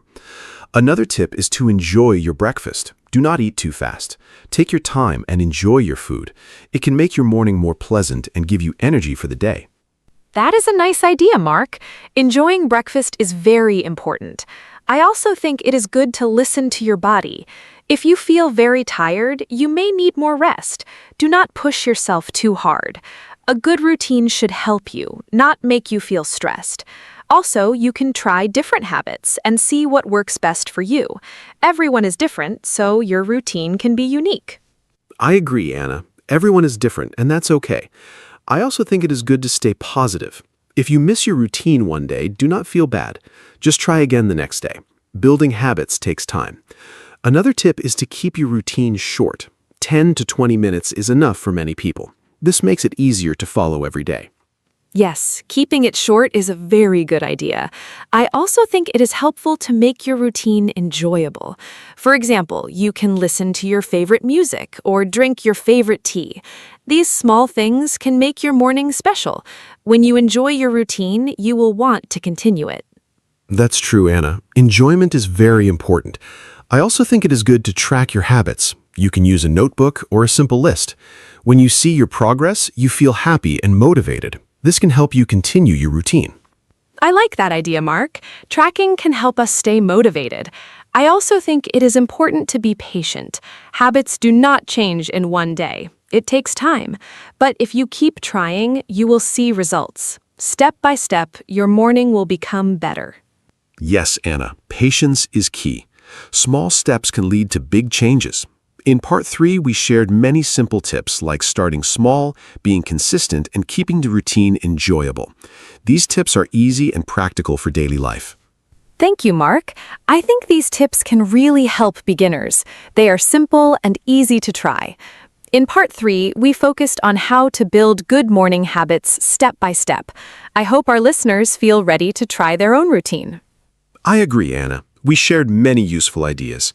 Now we are ready to move to the ending where we will share our final thoughts and say goodbye. Thank you, everyone, for listening to our podcast today. We talked about morning habits and shared many simple ideas. I hope you learned some new words and useful tips for your daily life. Remember, you do not need a perfect routine. Just start with 1 or 2 small habits, like drinking water or waking up at the same time. Over time, these habits can make your morning better. You can listen again and repeat our sentences to practice English. Thank you for spending your time with us. I hope you feel ready to try a new morning routine tomorrow. Thank you, Anna, and thank you to all our listeners. It was great to talk about morning habits together. A good morning can change your whole day. I hope you can try some of the simple tips we shared. Do not worry if it is not perfect. Just keep trying and find what works for you. Learning English and building habits both take time, so be patient. Practice every day, even a little. Thank you again for listening, and we hope you enjoyed this episode. Before we say goodbye, I want to remind you to practice your English every day. You can listen to this podcast again and repeat after us. You can also talk about your own morning habits in simple English. For example, you can say, I wake up at 7, or I drink coffee in the morning. This is a good way to improve your speaking. We are very happy to be part of your learning journey. Thank you again for listening to us. Take care. That is a great idea, Anna. Practice is very important. Even a few minutes every day can help you improve. Try to listen, repeat, and speak out loud. Do not be afraid of making mistakes. Mistakes are part of learning. Also, try to enjoy the process. Learning English can be fun and useful. We are very happy to share this time with you. Thank you for joining us today. Yes, Mark, I feel very happy too. This was a simple and friendly conversation. I hope our listeners felt comfortable and enjoyed it. Morning habits are easy to talk about, and they are useful in daily life. I hope you found some ideas that you can use. Thank you again for being with us today. I agree, Anna. It was a warm and easy talk. I hope our listeners learned something new. We shared simple ideas that anyone can try. Keep practicing and do not give up. You are doing a great job by listening and learning. Thank you for your time and attention. As we finish our podcast, I want to say one more thing. Please be patient with yourself. Building new habits and learning English both take time. Step by step, you will improve. Keep going and stay positive. Thank you for listening, and I wish you a happy and productive day. Thank you, Anna. That is a very kind message. I also want to wish everyone good luck. Keep learning, keep practicing, and enjoy your journey. We believe in you. Thank you for listening to our podcast today. Now it is time to say goodbye. Thank you so much for joining us. We hope you enjoyed this episode and learned something new. Please come back for our next podcast. We will talk about more easy topics to help you learn English. Have a great day and see you next time. Goodbye, everyone, and thank you again. We hope you have a wonderful day. Take care of yourself and keep practicing your English. We look forward to talking with you again soon. Goodbye, and see you next time. Hello, everyone. Welcome to our podcast. My name is Anna, and I am very happy you are here today. This podcast is for people who are learning English. We talk about simple and important topics. Today, our topic is scamming.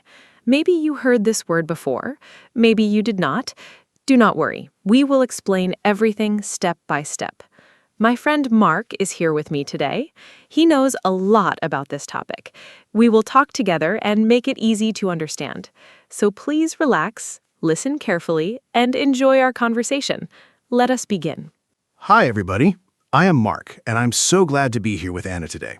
Scamming is a very important topic. It happens every day, all around the world. Many people lose money because of scams. Many people feel sad and embarrassed after a scam. But if you know about scams, you can protect yourself. You can protect your family too. Anna and I will use simple words today. We want everyone to understand. If you hear a word you do not know, do not stop listening. We will explain it. Okay, let us start our conversation. So, Mark, let us start with the basics. What is a scam? Can you explain it in simple words? I think some of our listeners do not know this word yet. A scam is something bad, right? It's when someone tries to take something from you, like money or personal information. Is that correct? I want to make sure our listeners understand from the very beginning. Scams can be very confusing. Sometimes people do not even know they are in a scam. That is why it is so important to talk about this. Please explain it for us, Mark. Yes, Anna, you are right. A scam is when a person or a group of people tries to trick you. They want to take your money or your personal information. They do this by lying. They pretend to be someone they are not. For example, they might say, "I'm from the bank," but they are not from the bank. They are lying. The goal of a scammer is to get something from you without you knowing.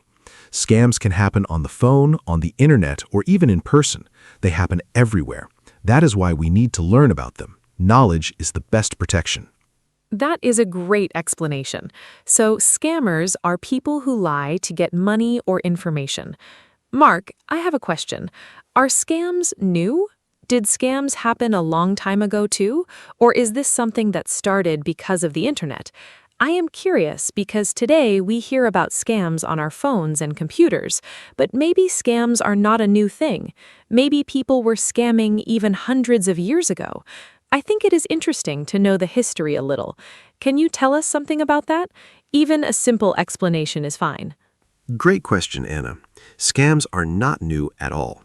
People have been scamming others for hundreds and hundreds of years. A very old scam is the shell game. In this trick, a person hides a ball under 3 cups. They move the cups very fast. You try to guess where the ball is, but the scammer cheats. You almost always lose money. Another old scam is selling fake medicines. People sold water and said it could cure any sickness. Of course, it did not work. So yes, scams are very old. Today, scammers just use new tools like phones and the internet, but the idea is the same. They lie to get your money. Wow, that is very interesting. So scams have been around for a very long time. Okay, Mark, let us talk about today's scams. What are the most common scams right now? I think many of our listeners have seen or heard about some of them. Maybe they received a strange phone call, or maybe they got a weird email. I personally get strange messages sometimes on my phone. It is a little scary. I do not always know if something is real or fake. So what are the most common types of scams that people see today? Please share some examples. Sure, Anna. There are many common scams today. The first one is the phishing scam. In this scam, someone sends you a fake email or message. It looks like it is from a real company, like a bank or a store. The message says, "Click this link and enter your password." But if you click it, they steal your information. Another common scam is the lottery scam. You get a message that says you want a prize, but to get the prize, you must pay a fee first. Of course, there is no prize. Another one is the tech support scam. Someone calls and says your computer has a problem. They ask to access your computer. Then they steal your information.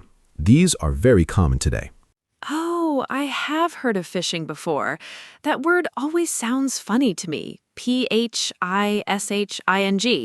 It sounds like fishing, right? Like fishing in the water. But instead of catching fish, scammers are trying to catch people. Mark, do you think this is where the word comes from? Also, I want to ask, why do so many people fall for these scams? Sometimes I see a scam message and I think, that is so obviously fake. But I know that many people believe these messages. Why is it so easy to trick people? Can you explain? Yes, Anna, you are right. Phishing does come from the word fishing. Scammers are fishing for victims, just like catching fish. It is a clever word. Now, why do people fall for scams? There are a few reasons. First, scammers are very good at lying. They practice a lot. They know what words to use. Second, they often create fear or excitement. For example, your account is in danger. Act now. When people feel scared, they do not think carefully, they just react. Third, some people are lonely or sad, and scammers pretend to be their friend. This makes it easy to trick them. Scammers understand human feelings very well. That is why it works. That makes a lot of sense. Scammers use fear and emotion to trick people. That is very clever, but in a bad way. Mark, let us talk about a specific type of scam. I want to ask about romance scams. I have heard this term before.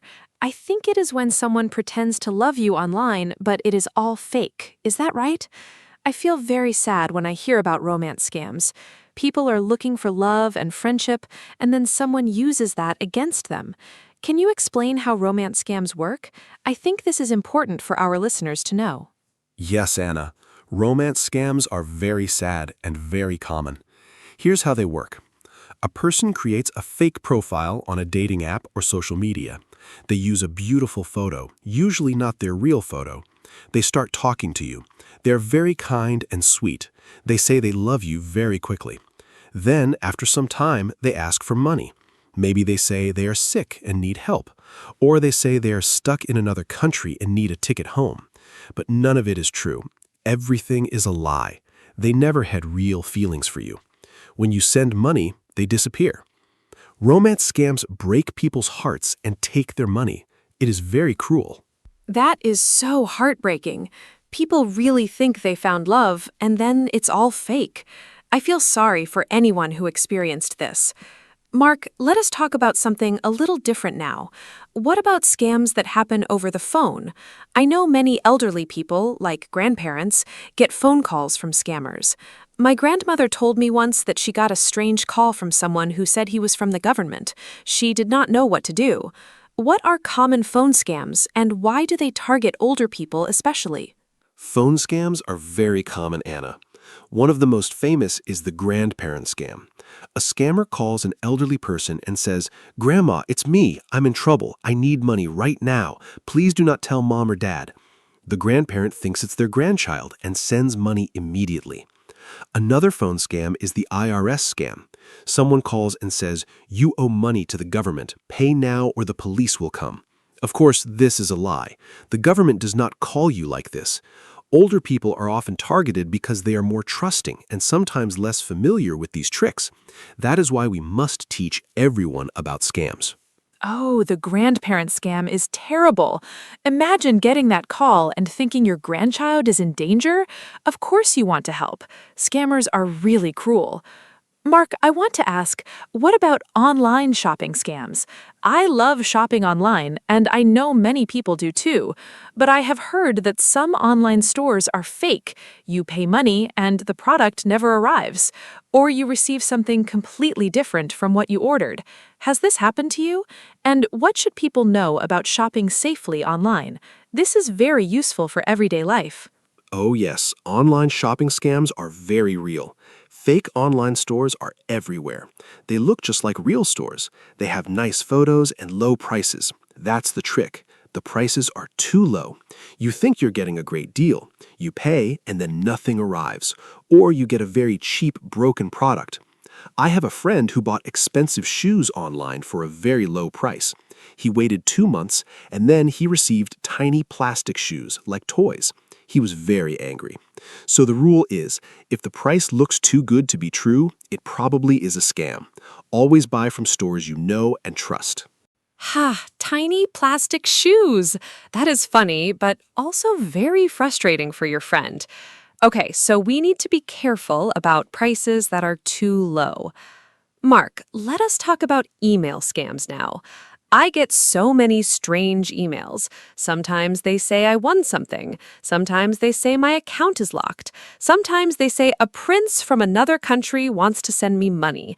That last one always makes me laugh. Have you heard of the Nigerian prince scam? It is very old, but people still fall for it. Can you explain how it works and why people still believe it? Yes, the Nigerian prince scam is one of the most famous scams in the world. Here's how it works. You get an email from someone who says they are a rich prince or a businessman in another country. They say they have millions of dollars, but they need your help to move the money. If you help them, they will give you a big reward, maybe 10 or 20% of the money. But first, you need to pay a small fee to start the process. Of course, there is no prince and no money. Once you pay, they ask for more money, then more. They keep asking until you stop. It sounds silly, but millions of people have lost money to this scam. It is a very powerful trick. Wow, millions of people? That is shocking. And it sounds so unbelievable, a prince sending emails asking for help. But I understand now. When people see a huge amount of money, they stop thinking clearly. Greed can be dangerous. Mark, let us talk about social media scams now. I use social media every day. I see advertisements all the time. Sometimes I wonder if they are real. What are common scams on social media? I think young people especially need to know about this because young people spend so much time on platforms like Instagram, Facebook, or TikTok. What should they watch out for? Great point, Anna. Social media scams are everywhere. One common scam is the fake giveaway. A fake account pretends to be a famous person or a big company.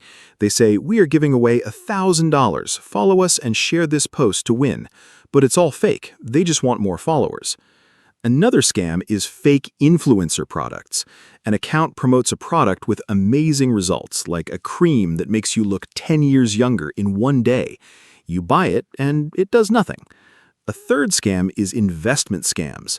Someone says, "Give me $100 and I will make it 1,000 in 1 week." Of course, that money disappears. Always be careful with things that sound too good. Those fake giveaways are everywhere. I see them all the time. And I admit, sometimes they look very real. Mark, I want to ask about something called identity theft. I hear this phrase a lot, but I'm not 100% sure what it means. Does it mean someone steals your personal information and pretends to be you? That sounds very scary. Can you explain what identity theft is, how scammers do it, and what can happen if someone steals your identity? I think this is a very important topic, and our listeners need to know about it. Yes, Anna, identity theft is very serious. It means someone takes your personal information like your name, your address, your date of birth, or your bank details, and uses it to pretend to be you. For example, they might open a bank account in your name or buy things with your credit card. How do they get your information? Sometimes through phishing emails, sometimes through fake websites. Sometimes they even go through your trash to find old documents with your information. The effects can be very bad. You might lose money. Your credit score might go down. It can take months or years to fix the problem. That is why protecting your personal information is so important. Going through your trash. I never thought about that. That means we even need to be careful with old papers and documents. Mark, let us talk about something positive now. How can people protect themselves from scams? I think our listeners want to know what they can do. It is good to know about the dangers, but it's also important to know the solutions. What are the most important rules for staying safe? If you had to give just 3 or 4 simple tips, what would they be? Please keep it simple so everyone can remember. Great idea, Anna. Here are my top tips. Number 1, never give your personal information to someone you do not know. This includes your passwords, bank details, or ID numbers. Number 2, if something sounds too good to be true, like a big prize or a huge investment, it's probably a scam. Number 3, don't click on links in emails or messages from people you don't know. Go directly to the official website instead. And number 4, take your time. Scammers always try to create urgency. They say act now or only today. A real company will give you time to think. If you feel pressured, that's a warning sign. Stop and think before you do anything. Those are wonderful tips, simple and easy to remember. I especially like the last one. Take your time. Scammers want you to act fast so you do not think, so slowing down is a great defense. Mark, I want to talk about what to do if you think you are being scammed right now, in the middle of it. What if someone is on the phone with a scammer and they suddenly realize something is wrong? What should they do? Should they say something? Should they just hang up? I think many people do not know how to react in that moment. It can be scary and confusing. That is a very important question. If you think you are talking to a scammer, the best thing to do is stop the conversation immediately. Just hang up the phone. You do not need to explain or say goodbye. If it's an email or message, do not reply. Do not click any links. Do not give any information. If you already gave some information, like your phone number or email, change your passwords right away.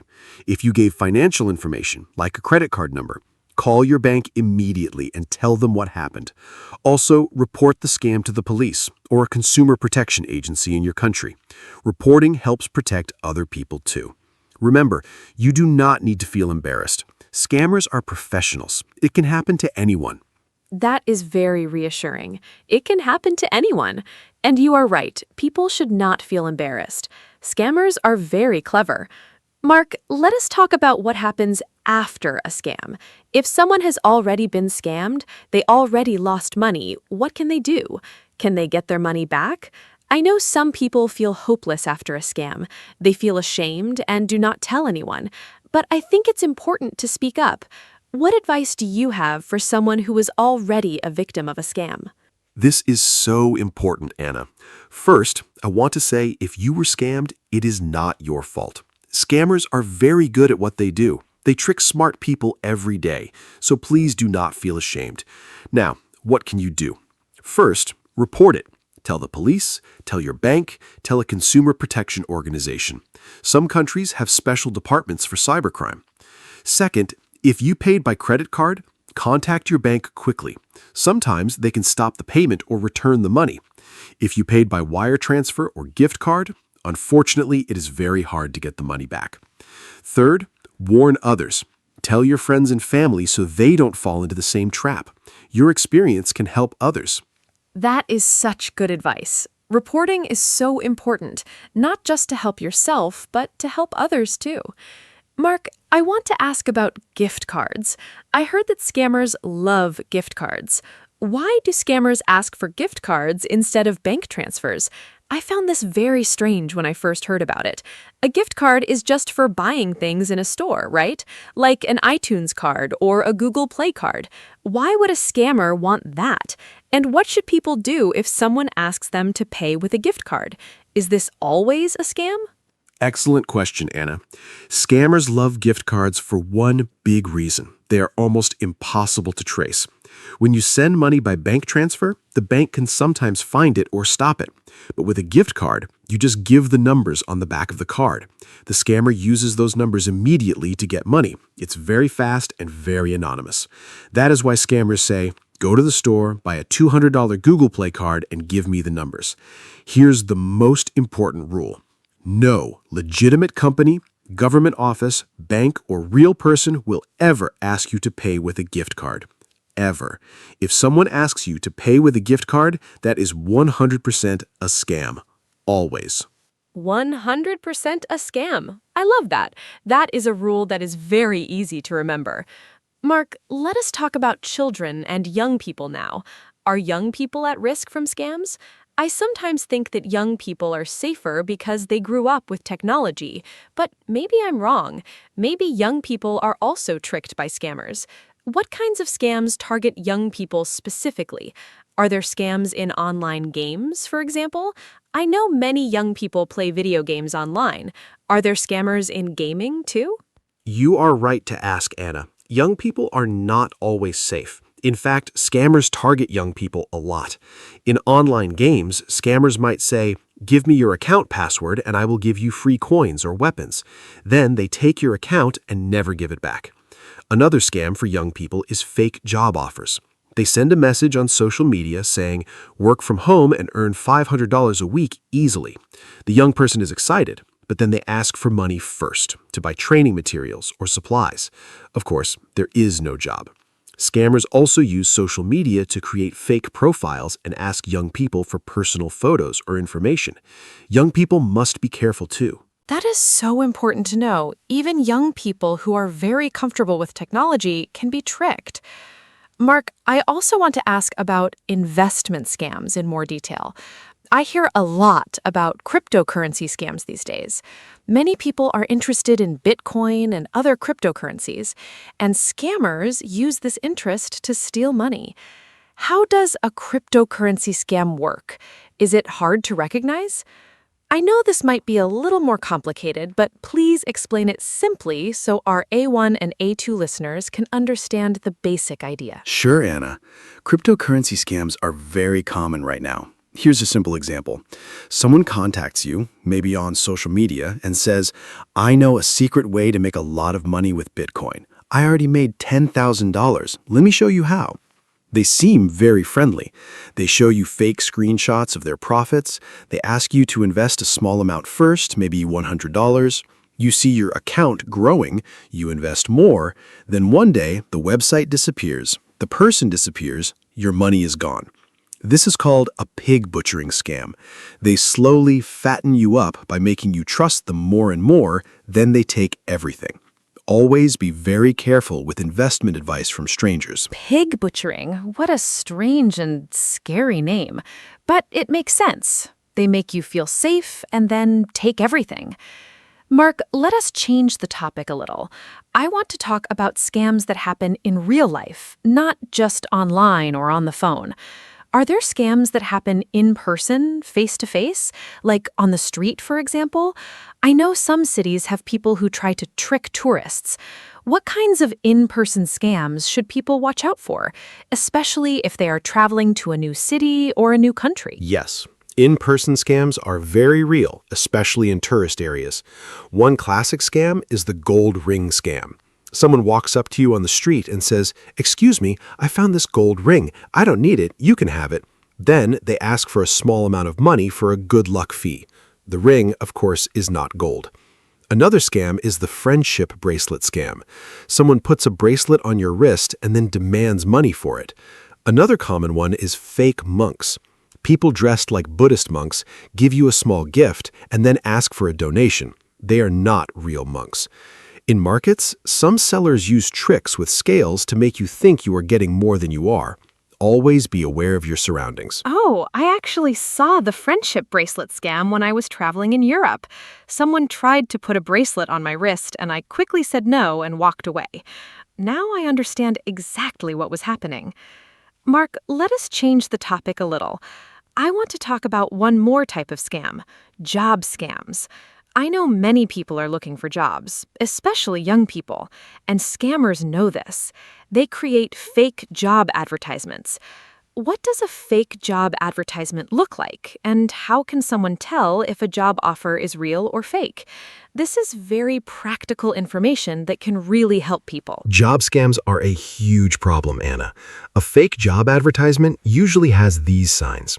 First, the salary is unrealistically high, like earn $2,000 a week working only 2 hours a day from home. Second, they don't require any experience or skills. Real good jobs almost always need some qualifications. Third, they ask you to pay money before you start for training, uniforms, or background checks. Legitimate employers never ask workers to pay before starting. Fourth, the communication is strange, bad grammar in the emails, or they only communicate by WhatsApp or Telegram, not by official company email.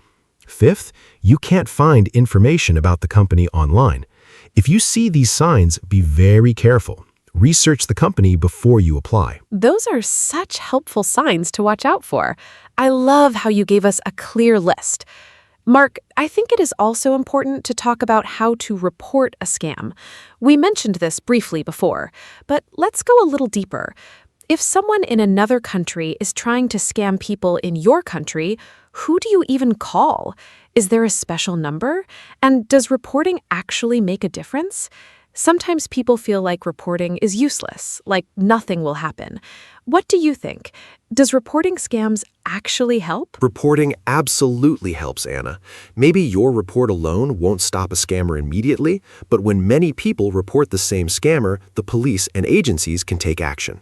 In most countries, you can report scams to the National Police, the Consumer Protection Agency, or a special cybercrime department. In the United States, for example, you can report to the FTC, the Federal Trade Commission. In the UK, there's Action Fraud. In many countries, you can also report scam phone numbers directly to your phone company. Your report adds important data. It helps investigators find patterns and stop criminals. So yes, please report every scam. Even if you didn't lose any money, your information matters. That is great motivation to report. Every report matters. Mark, before we start wrapping up, I want to ask one more important question. What about people who feel too embarrassed to tell anyone they were scammed? I know this is a real problem. Victims often feel ashamed or stupid. They do not want to tell their family or friends. They keep it secret. But keeping it secret can be dangerous, right? How can we help people feel comfortable talking about scams? And how should friends and family react when someone tells them they were scammed? What is the right way to support them? This is so important, Anna. Shame is one of the biggest problems after a scam. People feel stupid and do not ask for help. But the truth is, if you were scammed, you are not stupid. Scammers spend years learning how to trick people. It is their full-time job. They are professionals. If a family member or friend tells you they were scammed, please do not laugh or say, "How could you believe that?" That is the worst thing you can do. Instead, listen to them. Tell them it is not their fault. Help them take the next steps, like calling the bank or reporting to the police. Be patient and kind. The emotional pain after a scam can be very real. Support and understanding can make a huge difference. Beautifully said, Mark. Kindness and support are so important. I think we covered so many great topics today. We talked about what scams are, the history of scams, different types of scams, phone scams, email scams, romance scams, job scams, crypto scams, in-person scams, and more. We talked about how to protect ourselves and what to do if we are scammed. I feel like our listeners have learned so much today. Mark, is there anything else you want to add before we close? Any final thoughts or one last important message for our listeners? Yes, Anna. My final message is this. Stay curious, stay skeptical, and stay safe. If something feels wrong, trust your feeling. If you're not sure, ask someone you trust before you do anything. Talk to your friends and family about scams. Share the information you learned today. The more people know, the harder it is for scammers to succeed. And remember, scammers want you to feel alone and scared, but you are not alone. There are people who can help you. There are laws to protect you. You have the power to protect yourself and others. Knowledge is your best weapon against scams. And that brings us to the end of today's episode. Thank you so much for listening to our podcast. I hope you learned something useful and important today. Please share this episode with your friends and family, especially with people who are not so familiar with technology or online scams. They might really need this information. Remember the key lessons. Do not give your personal information to strangers. Think before you click. Take your time and do not let anyone rush you. And if something feels wrong, it probably is. If you have questions or comments, we would love to hear from you. See you next time. Stay safe, everyone. Thank you so much, Anna, and thank you to all our wonderful listeners. It was a great conversation today. I learned something too, just from talking about all these scam types together. Every day, scammers get smarter, but every day, we can get smarter too. Keep learning, keep sharing, and keep protecting each other. If you enjoyed this episode, please tell a friend about our podcast. That is the best way to help us grow. And as always, if you ever think someone is trying to scam you, stop, breathe, and think. You have the power to say no. Thank you, goodbye, and take good care of yourselves and the people around you. Hello, everyone. Welcome to our podcast. My name is Anna. Today, we talk about education. Education is very important in our life. We go to school when we are children. We learn many things there. We learn to read, write, and count. We also learn about the world. I think school is a great place. We meet friends there, we play and study together. Teachers help us every day. I liked school very much when I was a child. Did you like school? Today, my friend Mark is here with me. Hi, Mark. Let's talk about education together. Hi, Anna. Hello, everyone. Thank you for having me. Yes, I liked school too. School is a very special place. We spend many years there. I started school when I was 6 years old. I remember my first day. I was a little nervous, but my teacher was very kind. She helped me feel good. I made many friends on my first day. We played games and learned new things. School gave me many good memories. I think education is the most important thing in life. Without education, it is hard to get a good job. I am happy to talk about this today. Yes, Mark, I agree with you. Education helps us in so many ways. First, we learn to read. Reading is very important. We read books, signs, and messages every day. Second, we learn math. Math helps us count money and understand numbers. Third, we learn about history and science. These are very interesting subjects. I loved reading class the most in school. My teacher always told us fun stories. I think every child needs a good teacher. A good teacher makes learning fun. Children learn better when they are happy. What was your favorite subject in school, Mark? My favorite subject was science. I loved learning about animals and plants. Our teacher always brought interesting things to class. One day, she brought a small fish. We all looked at it and asked many questions. I also liked sports class. We played football and basketball. Sports are good for our body. They also teach us how to work as a team. I think physical education is very important for children. A healthy body helps us learn better. Anna, do you think children should have more sports at school? I believe movement helps the brain work better. It is very important. I completely agree, Mark. Children need to move. They cannot sit all day. When children play and move, they feel better and learn more easily. I think schools should have sports every day, not only once or twice a week. But I also think art is very important. In art class, children draw and paint. They use their imagination. Art helps children express their feelings. Some children are very quiet, but they can show their feelings through art. Music is also wonderful. When I was a child, I loved singing at school. I think all subjects are important. Every child is different and likes different things. That is so true, Anna. Every child is different. Some children love reading. Some love drawing. Some love numbers. Good schools understand this. They give children many different activities. This helps every child find what they love. I remember one boy in my class. He was not good at math, but he was amazing at drawing. His teacher always praised his art. This made him feel confident. He grew up and became a great artist. I think teachers must see the talents in every child. When a teacher believes in you, you can do great things. Every child has something special inside. Yes, teachers are so important. They are like second parents to us. They spend many hours with children every day. Teaching is not an easy job. Teachers must be patient and kind. They must explain things clearly.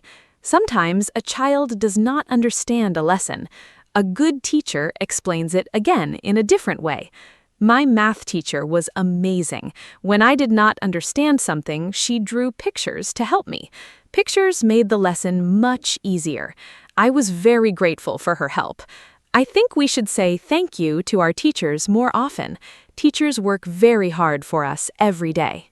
Absolutely, Anna. Teachers deserve much more respect and appreciation.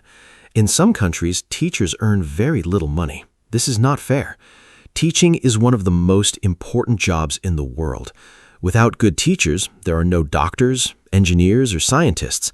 Everyone needs a teacher first. I had a history teacher who loved his subject very much. His excitement made us excited too. He told stories about old kings and great events. I never fell asleep in his class. A passionate teacher changes everything. When a teacher loves what they teach, the students feel it. That energy is very powerful and unforgettable. I had a teacher like that too. She taught us English. She brought songs, games, and movies to class. Learning English felt like playing, not studying. I think the way we teach is very important. Old teaching methods were very strict. The teacher spoke and students listened quietly. They could not ask questions. Now, modern teaching is different. Students ask questions, they work in groups, they do projects together. I think this is much better. Children learn more when they are active. They remember things longer when they do them, not just hear them. Good teaching is like a door. It opens the world for children. That is a beautiful way to say it, Anna. Education really opens doors. Let me talk about technology now. Today, many children use computers and tablets at school. They watch videos and play educational games. Technology makes learning very interesting and fast. My little nephew loves learning with his tablet. He watches science videos and then asks his parents many questions. Technology helps children learn at their own speed. Some children are slow learners. That is okay. With technology, they can watch a lesson again and again. This is a great advantage. I think technology is a wonderful tool for education when teachers use it in the right way. Yes, technology is wonderful, but I also think we must be careful. Children should not spend too many hours looking at screens. It is not good for their eyes or their health. Balance is very important. Children need technology, but they also need books, pencils, and paper. Writing by hand is still very important. It helps the brain remember information better. I still write notes by hand when I study something new. It helps me a lot. Also, not all families have tablets or computers at home. Some children are poor. Schools must help these children too. Every child deserves a good education, rich or poor. That is a basic right. You are absolutely right. Education is a human right. Every child in the world should go to school. Sadly, this is not always the case. In some poor countries, many children do not go to school. Some children work instead of studying. They help their families earn money. This is a big problem. Without education, these children have fewer opportunities in the future. Many organizations around the world work to help these children. They build schools and give free books. I think this is very important work. We must support education everywhere. A better educated world is a better and more peaceful world for all of us. That is so sad, but true. Education changes lives. I read a story about a girl in Africa. She walked 5 kilometers every day to go to school. She was very determined. She studied hard and won a scholarship to a university. Now she's a doctor. Her whole village is very proud of her. Stories like this show the true power of education. When we have the chance to study, we must use it. We must not waste it. I always tell young people to study hard and never give up. Learning is sometimes difficult, but it is always worth it. The effort we put into education always brings good results in the end. What an inspiring story. I love hearing things like that. It reminds us how lucky we are. Many of us have schools near our homes. We have books, teachers, and computers. We should not take this for granted. Every morning we go to school, we have a great opportunity. I also want to mention learning languages. Learning a second language is very valuable today. English is spoken all over the world. If you speak English, you can talk to millions of people. You can find better jobs. You can travel more easily. I started learning English at age 8. It was difficult at first, but I kept trying. Now, look at me. I host a podcast in English. Yes, you do, and you do it very well. Learning languages is fantastic. When you learn a new language, you also learn about a new culture. You understand people from other countries better. This is very important in today's world. The world is becoming smaller because of the internet and travel. We meet people from many different countries. Speaking their language is a great sign of respect. Even a few words in someone's language can make them smile. I always try to learn a few words when I visit a new country. People appreciate it so much. Language learning also keeps our brain healthy and active. It is like exercise for the mind. Exercise for the mind. I like that idea very much, Anna. Our brain needs exercise just like our body. Reading books is also great exercise for the brain. I read every day, even if only for 15 minutes. Reading helps us learn new words. It also helps us understand different ideas and opinions. When I was a teenager, I did not like reading very much. I preferred watching TV. Then my father gave me an exciting adventure book. I could not stop reading it. After that book, I fell in love with reading. I think finding the right book for each person is very important. The right book can change your life and make you love reading forever. I love that story, Mark. The right book really can change everything. Parents play a big role in education, too. They are the first teachers in a child's life. Children learn from watching their parents. If parents read books at home, children want to read, too. If parents ask curious questions, children become curious, too. Parents should talk to their children a lot. They should read stories to them before bed. This is very important for children's language development. My mother read to me every night when I was small. I think this is why I love books so much today. Parents must be involved in their child's education. School and home must work together. Totally agree. Parents and teachers must be a team. When they communicate well, children do better in school. Some parents never go to school meetings. They're very busy with work. But it is important to make time. Just one visit to school can make a big difference. The teacher can tell the parents how the child is doing. Parents can share information about problems at home. Together, they can find solutions. My parents always came to my school. They knew all my teachers by name. I felt very supported. I worked harder because I knew my parents cared.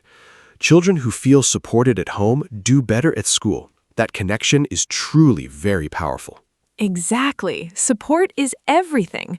Let's talk about university now. After school, many students go to university. University is a place for higher education. Students choose a subject they love. They study it in more depth. University can be very exciting. You meet many new people from different places. You become more independent. You cook for yourself, manage your money, and make your own decisions. University teaches life skills, not only academic knowledge. I studied teaching at university. I loved every minute of it.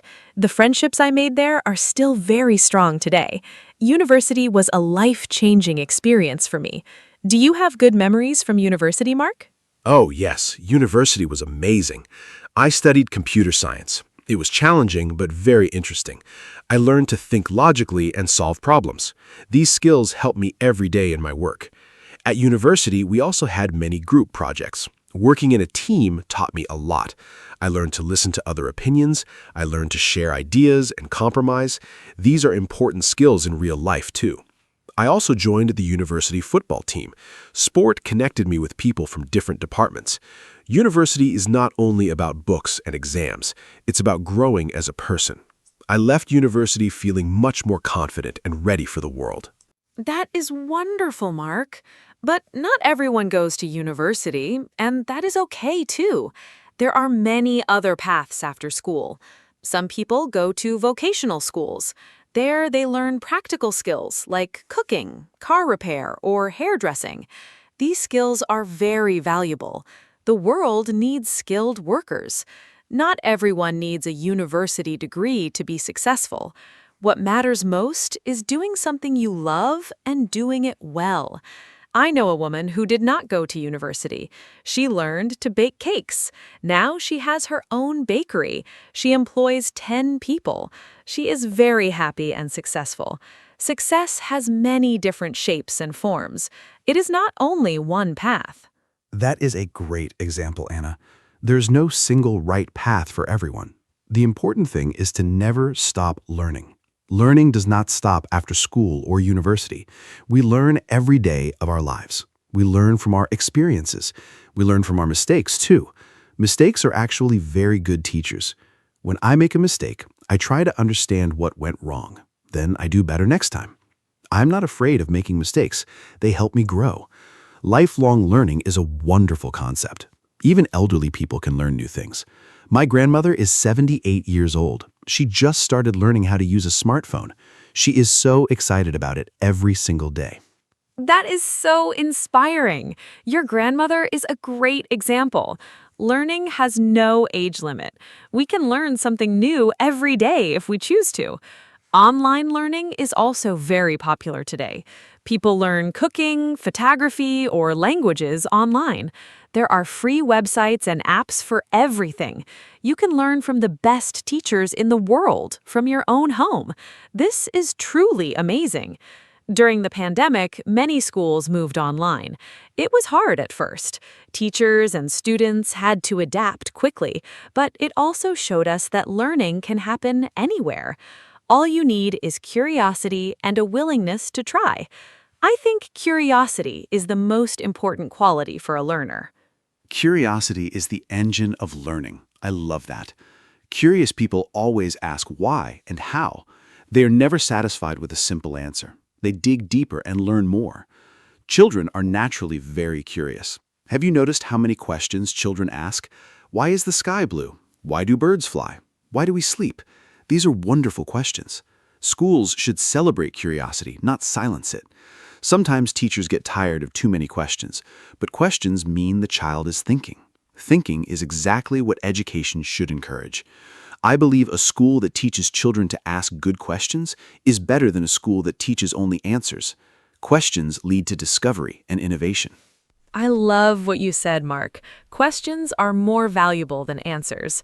Let's talk about exams now. Many students feel very stressed about exams. I understand that feeling. My heart beat very fast, my hands were cold, but I prepared well, and the exam was not as bad as I expected. I think preparation is the key. If you study a little every day, you do not need to panic the night before the exam. Some students study everything on the last night. This is called cramming. It is not very effective. The brain cannot absorb so much information so quickly. Regular study, small steps, and good rest are the best strategies for success.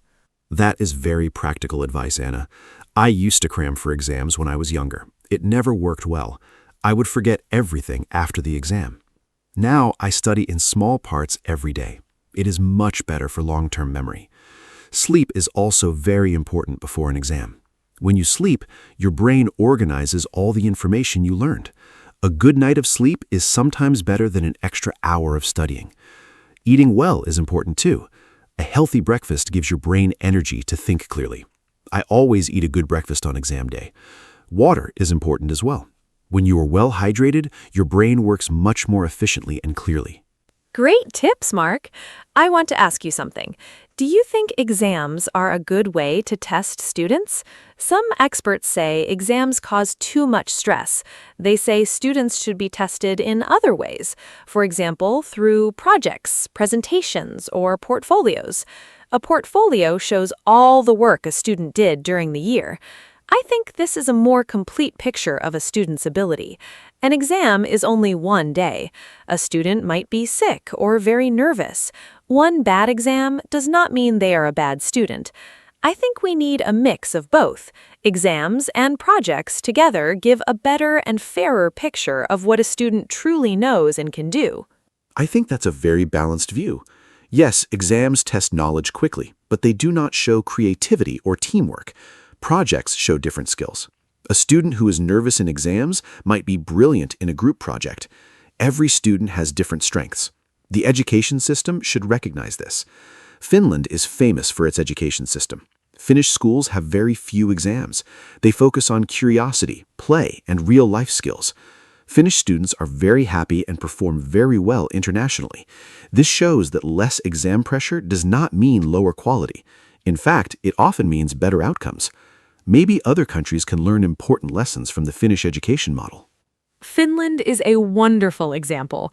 I read about their education system. Teachers there are very highly respected.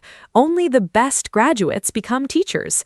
Teaching is one of the most desired jobs in Finland.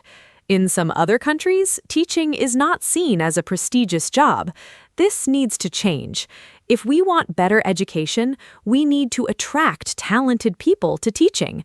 We need to pay teachers well and respect their work. Teachers shape the future of a country. They raise the next generation of doctors, leaders, and scientists. If we invest in teachers, we invest in our future.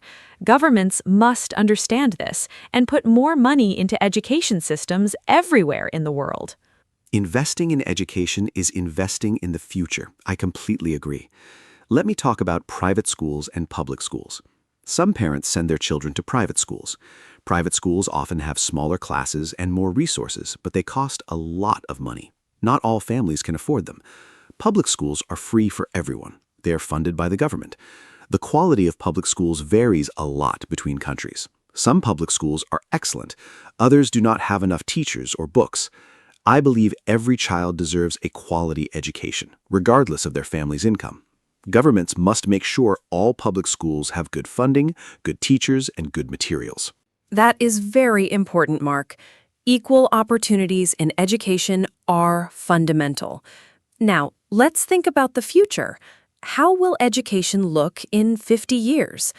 I think there will be more personalized learning.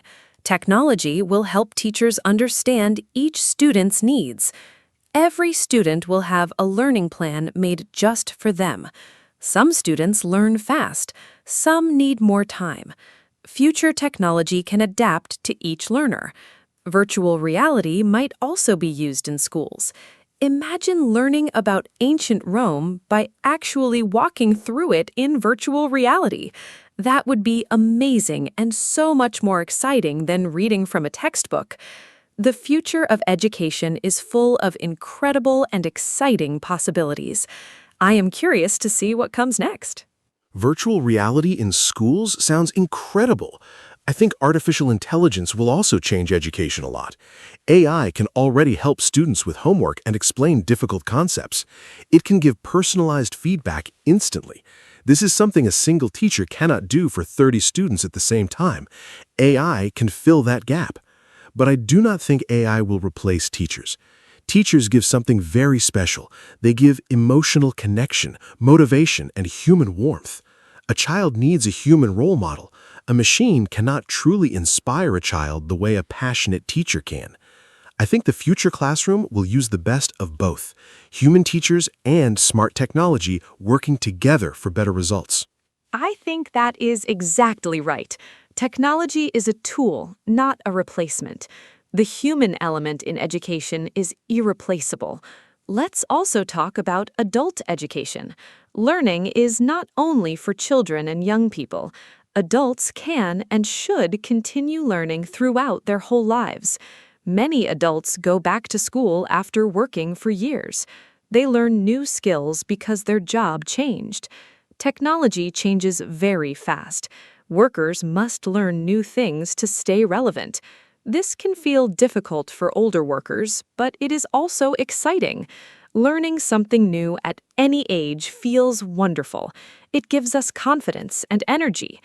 Adult education programs are very important. Governments and companies should support their employees in continuing to learn and grow. Adult learning is so important in today's fast-changing world. I took an online course last year to improve my presentation skills. It helped me so much. I feel more comfortable speaking in front of people now. Before, I was very shy when I had to speak publicly. The course gave me tools and techniques. I practiced every day. Slowly, my confidence grew. This experience reminded me that we can always improve. No matter how old we are, we can always learn and get better.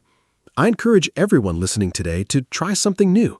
Take a class, watch a tutorial, or read a book about something you do not know. Learning enriches life and makes every day more interesting and meaningful.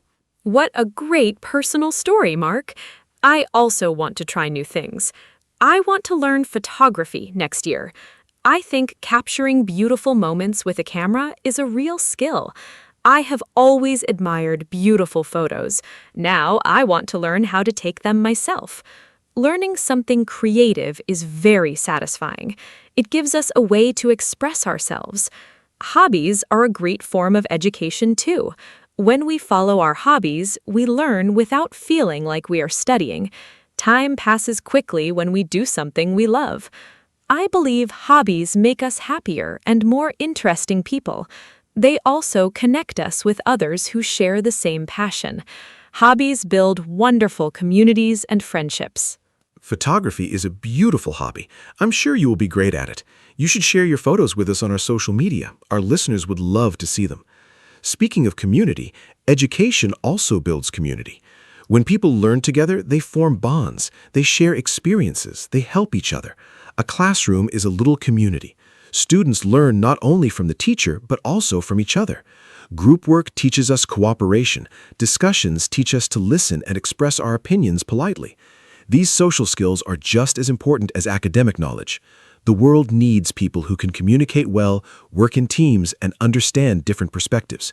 Education teaches all of these important life skills beautifully. I think that is exactly right. Technology is a tool, not a replacement. The human element in education is irreplaceable. Let's also talk about adult education. Learning is not only for children and young people. Adults can and should continue learning throughout their whole lives. Many adults go back to school after working for years. They learn new skills because their job changed. Technology changes very fast. Workers must learn new things to stay relevant. This can feel difficult for older workers, but it is also exciting. Learning something new at any age feels wonderful. It gives us confidence and energy. Adult education programs are very important. Governments and companies should support their employees in continuing to learn and grow. Adult learning is so important in today's fast-changing world. I took an online course last year to improve my presentation skills. It helped me so much. I feel more comfortable speaking in front of people now. Before, I was very shy when I had to speak publicly. The course gave me tools and techniques.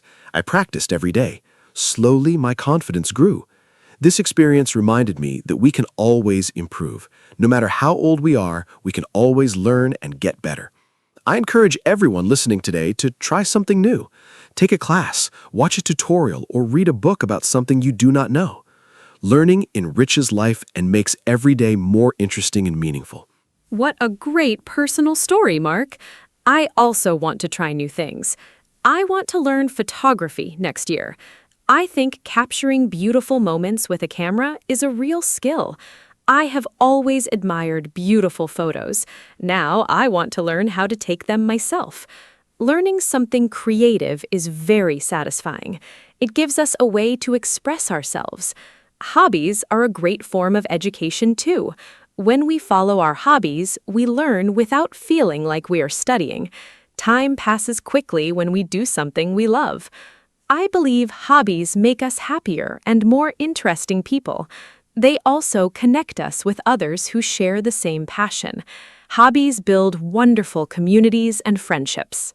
Photography is a beautiful hobby. I'm sure you will be great at it. You should share your photos with us on our social media. Our listeners would love to see them. Speaking of community, education also builds community. When people learn together, they form bonds. They share experiences. They help each other. A classroom is a little community. Students learn not only from the teacher, but also from each other. Group work teaches us cooperation. Discussions teach us to listen and express our opinions politely. These social skills are just as important as academic knowledge. The world needs people who can communicate well, work in teams, and understand different perspectives. Education teaches all of these important life skills beautifully. I think that is exactly right. Technology is a tool, not a replacement. The human element in education is irreplaceable. Let's also talk about adult education. Learning is not only for children and young people. Adults can and should continue learning throughout their whole lives. Many adults go back to school after working for years. They learn new skills because their job changed. Technology changes very fast. Workers must learn new things to stay relevant. This can feel difficult for older workers, but it is also exciting. Learning something new at any age feels wonderful. It gives us confidence and energy. Adult education programs are very important. Governments and companies should support their employees in continuing to learn and grow. Adult learning is so important in today's fast-changing world. I took an online course last year to improve my presentation skills. It helped me so much. I feel more comfortable speaking in front of people now. Before, I was very shy when I had to speak publicly. The course gave me tools and techniques. I practiced every day. Slowly, my confidence grew. This experience reminded me that we can always improve. No matter how old we are, we can always learn and get better. I encourage everyone listening today to try something new. Take a class, watch a tutorial, or read a book about something you do not know. Learning enriches life and makes every day more interesting and meaningful.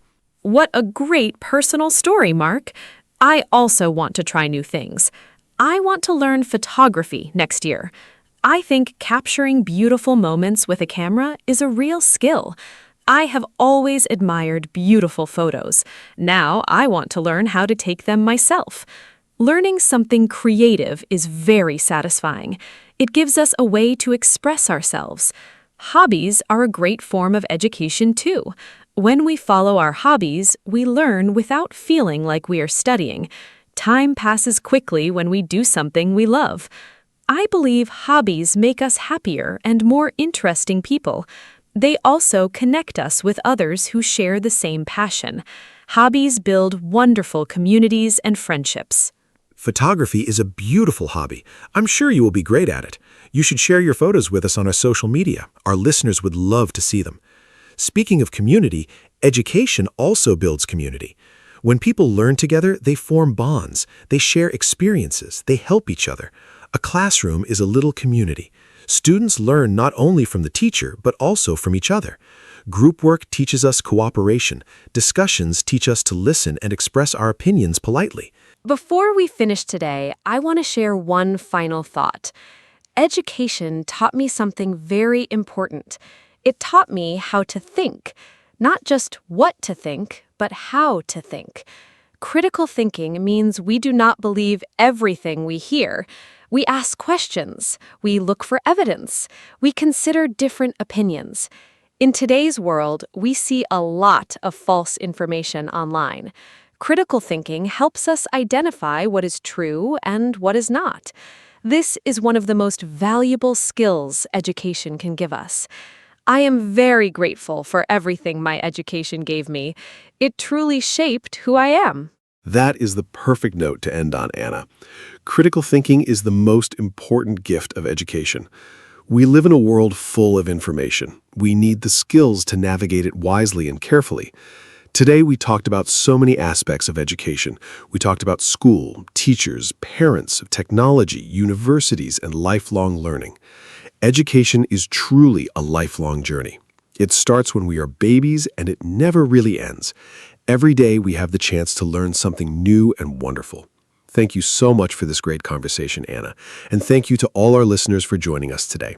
Keep learning, keep growing, and never stop being curious. See you in the next episode. Hello, everyone. Welcome to our podcast. My name is Anna, and I am very happy to be here with you today. This podcast is for beginners, so we will speak slowly and use simple English. Today, our topic is love. Love is a very important part of life. It can be about family, friends, or a special person. Everyone feels love in different ways.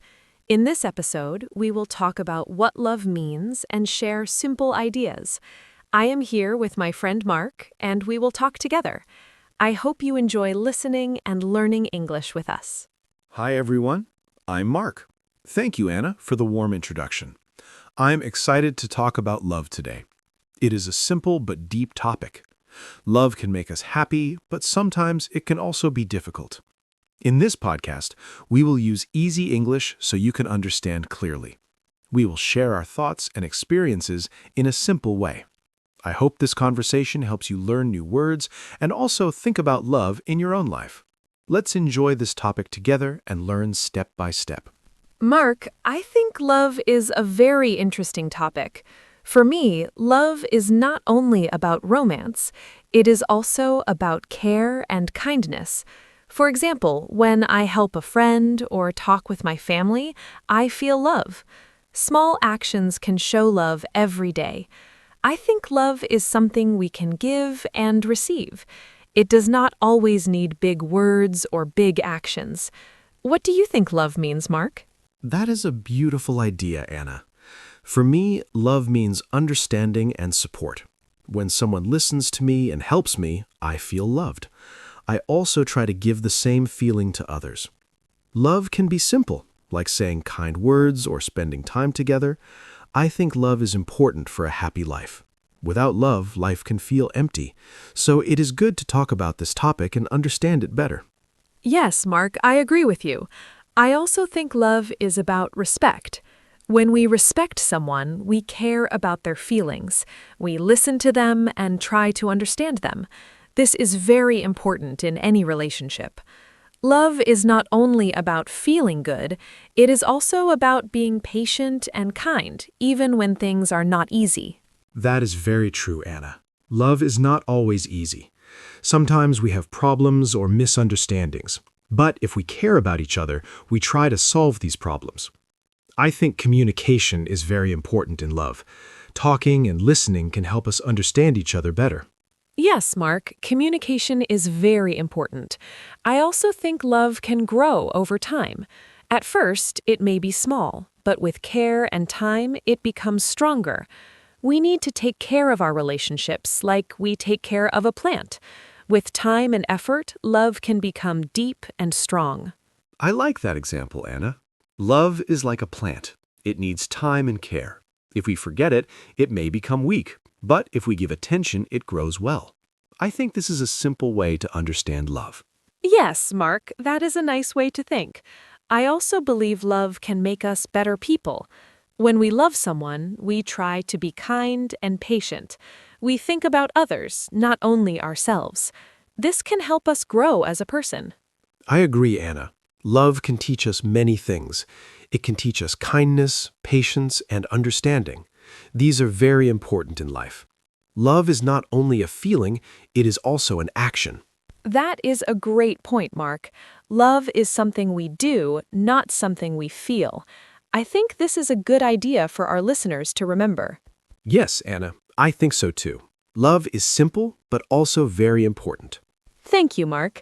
I think we had a very nice introduction to our topic. We talked about what love means and why it is important.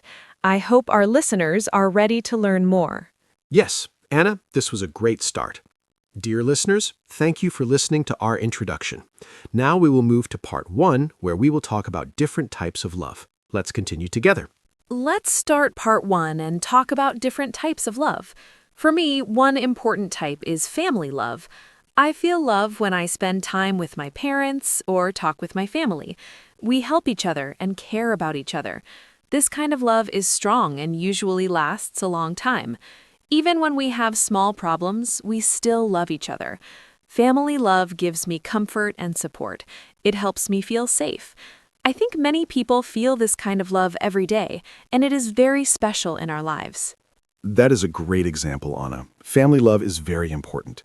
For me, another type of love is friendship. I feel love when I am with my friends. We talk, laugh, and help each other. Good friends understand us and stay with us in good and bad times. This kind of love is also very strong. It may not be romantic, but it is still very meaningful. I think friendship makes life more enjoyable. Without friends, life can feel lonely. So friendship is a very important type of love. Yes, Mark, friendship is very special. Another type of love is romantic love. This is the love between two people who have a special relationship. It can include feelings of care, attraction, and connection. Romantic love can be very exciting, but it also needs trust and understanding. People need to communicate and support each other. I think romantic love can be beautiful, but it also needs effort to grow and stay strong. I agree, Anna. Romantic love is important, but it needs work. Another type of love is self-love. This means loving and caring for yourself. For example, taking rest, eating well, and thinking positively about yourself. If we do not love ourselves, it is hard to love others. Self-love helps us feel confident and happy. I think many people forget about this type of love, but it is very important. That is a very good point, Mark. Self-love is very important. Another type of love is love for things we enjoy. For example, I love music and reading. When I do these activities, I feel happy. This kind of love makes life more interesting. It gives us joy and energy. I think it is important to have hobbies and things we love to do. Yes, Anna, hobbies are important. Another type of love is love for helping others. For example, when we help someone in need, we feel good. This is a kind of caring love. It is not about getting something back. It is about giving and making others happy. I think this kind of love can make the world a better place. I agree, Mark. Helping others is a beautiful kind of love. Another type is love for learning. For example, when we enjoy studying or learning new things, we feel excited. This love helps us grow and improve. It makes learning fun, not boring. I think loving learning is very helpful in life. That is true, Anna. Love for learning is very useful. Another type is love for nature. Some people love the sea, mountains, or trees. When they spend time in nature, they feel calm and happy. This kind of love helps us relax and enjoy the world around us. Yes, Mark, nature is very beautiful. Another type is love for pets. Many people love their animals like dogs or cats. They take care of them and feel happy with them. Pets can give comfort and joy. This is also a strong and special kind of love. I agree, Anna. Pets can give a lot of love. Another type is love for community. This means caring about people around us, like neighbors or classmates. When we help and support our community, we feel connected. This is also important for a happy life. Yes, Mark, community love is important. I think we talked about many types of love. Love is not only one thing. It can be many things in our life. That's right, Anna. Love is everywhere in different forms. I hope our listeners understand these types of love. Now we are ready to move to part 2, where we will talk about how to show love in daily life. Let's continue together. Now let's talk about how to show love in daily life. For me, one simple way is using kind words. Saying thank you, please, or I care about you can make people feel happy. These words are small, but they are very powerful. I also try to listen carefully when someone talks. This shows respect and care. When we listen, we show that we value the other person. I think showing love does not need big actions. Small and simple things can make a big difference in our relationships every day. That is a great idea, Anna. Kind words are very important. For me, another way to show love is by helping others. For example, I help my family with housework or support my friends when they need it. These actions show care. I also think spending time together is important. When we give our time, it shows that the person is important to us. We do not always need to spend money. Just being together and talking can show love in a simple and meaningful way. Yes, Mark. Spending time together is very special. Another way I show love is by giving small gifts. It does not need to be expensive. It can be something simple, like a note or a small snack. The important thing is the thought behind it. I also like to remember special days, like birthdays. This shows that I care and remember important moments. These small actions can make people feel loved and appreciated. I agree, Anna. Small gifts can be very meaningful. Another way I show love is by being patient. Sometimes people make mistakes or feel upset. In those moments, I try to stay calm and understanding. This shows respect and care.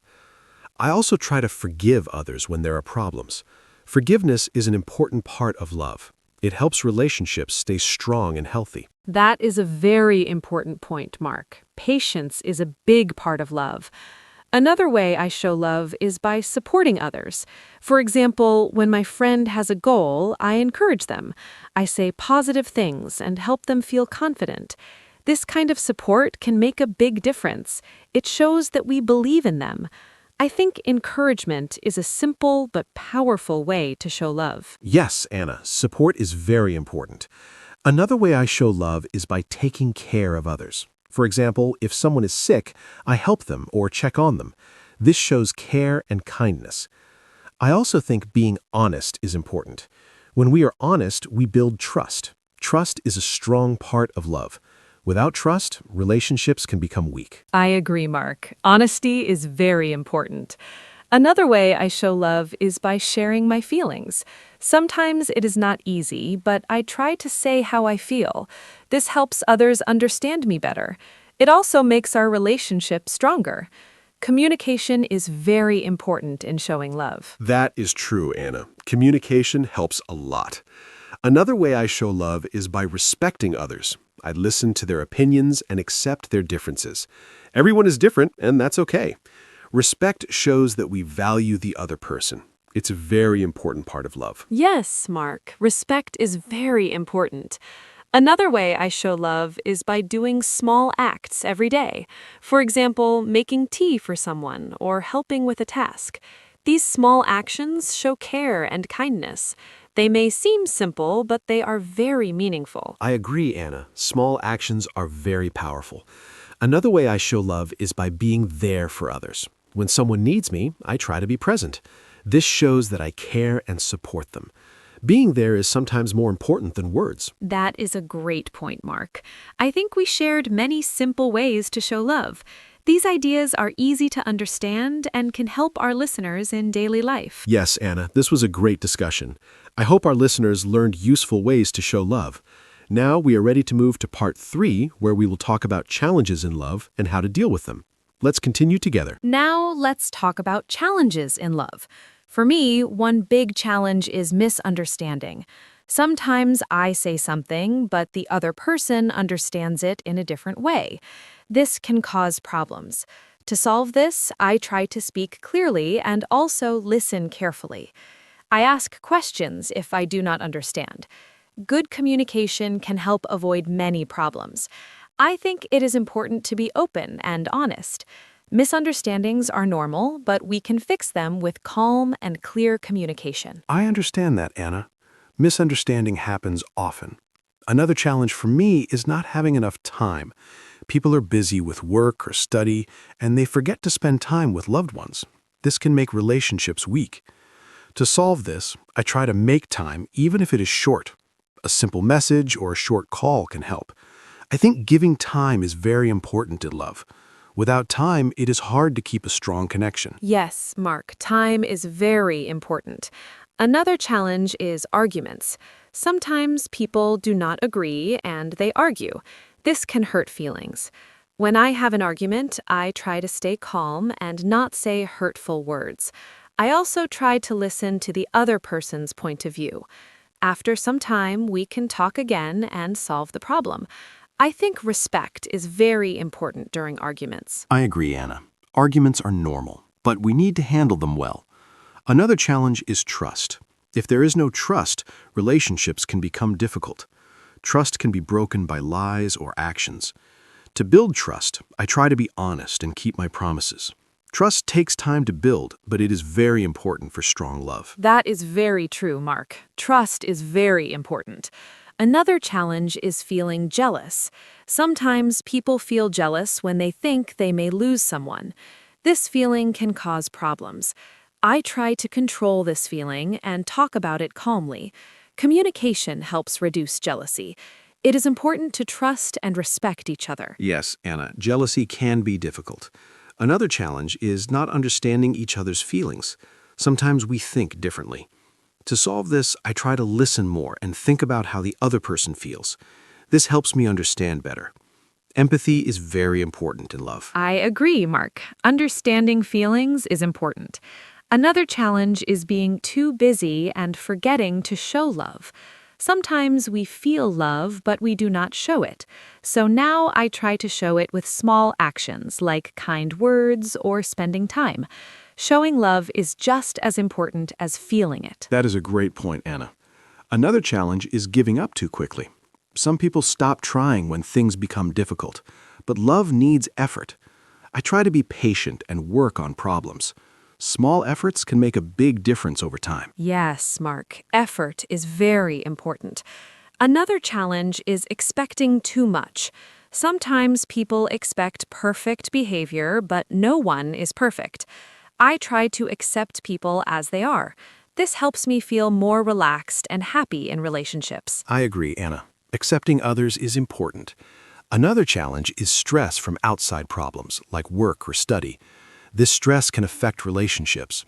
To solve this, I try to talk about my feelings and relax. This helps me stay calm and kind. That is very true, Mark. We talked about many challenges like misunderstanding, time, and trust. These are normal problems. The important thing is to handle them with care and patience. Yes, Anna, this was a very helpful discussion. I hope our listeners feel encouraged. Love is not always easy, but we can make it better step by step. Now we are ready to move to part 4, where we will talk about keeping love strong. Let's continue together. Now let's talk about how to keep love strong. For me, one important way is to communicate often. I try to talk with people I love every day, even if it is a short message. This helps us stay connected. I also try to listen carefully, not only speak. Good communication helps us understand each other better. When we understand each other, love becomes stronger. I think simple and regular communication is very important in any relationship. That is a great point, Anna. Communication is key. For me, another way to keep love strong is to spend quality time together. It is not only about being together, but also about enjoying the time. For example, we can talk, walk, or share a meal. These simple moments help build strong connections. I think giving attention to the other person is very important. It shows that we care and value them. Yes, Mark, spending time together is very special. Another way I keep love strong is by showing appreciation. I say thank you and tell people I am happy to have them in my life. These words are simple, but they make people feel valued. I think appreciation helps relationships grow. When people feel appreciated, they feel more loved. I agree, Anna. Appreciation is very important. Another way I keep love strong is by being honest. I try to share my true feelings in a kind way. Honesty builds trust, and trust makes love stronger. Even when it is difficult, I think it is better to be honest than to hide things. That is very true, Mark. Another way I keep love strong is by being patient. Sometimes people make mistakes or have a bad day.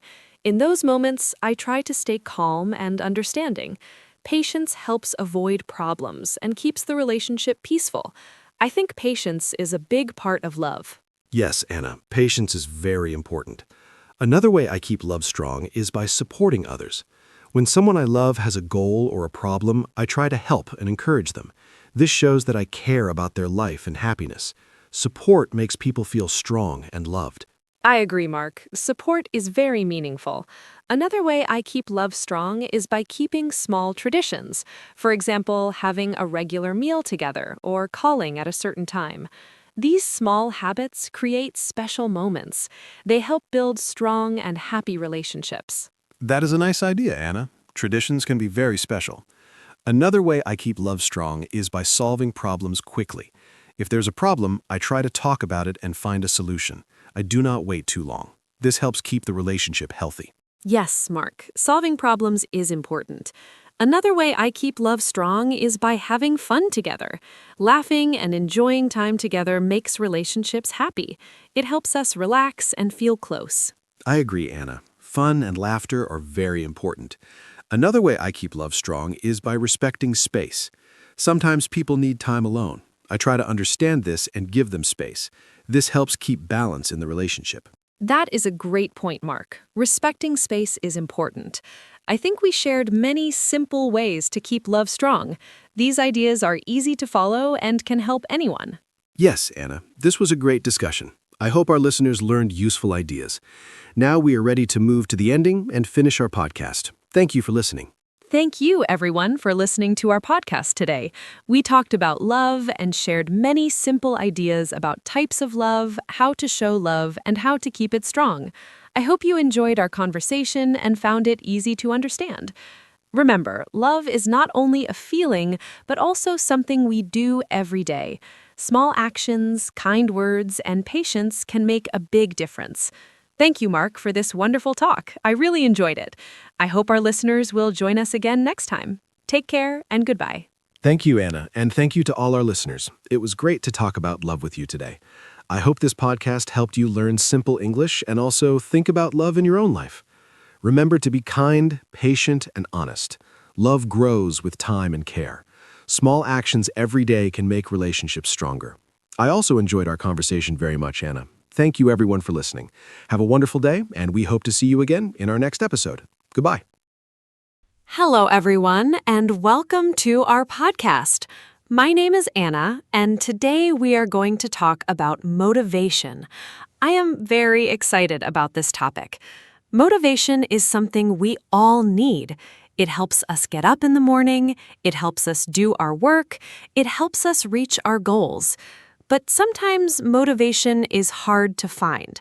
I think many people feel this way.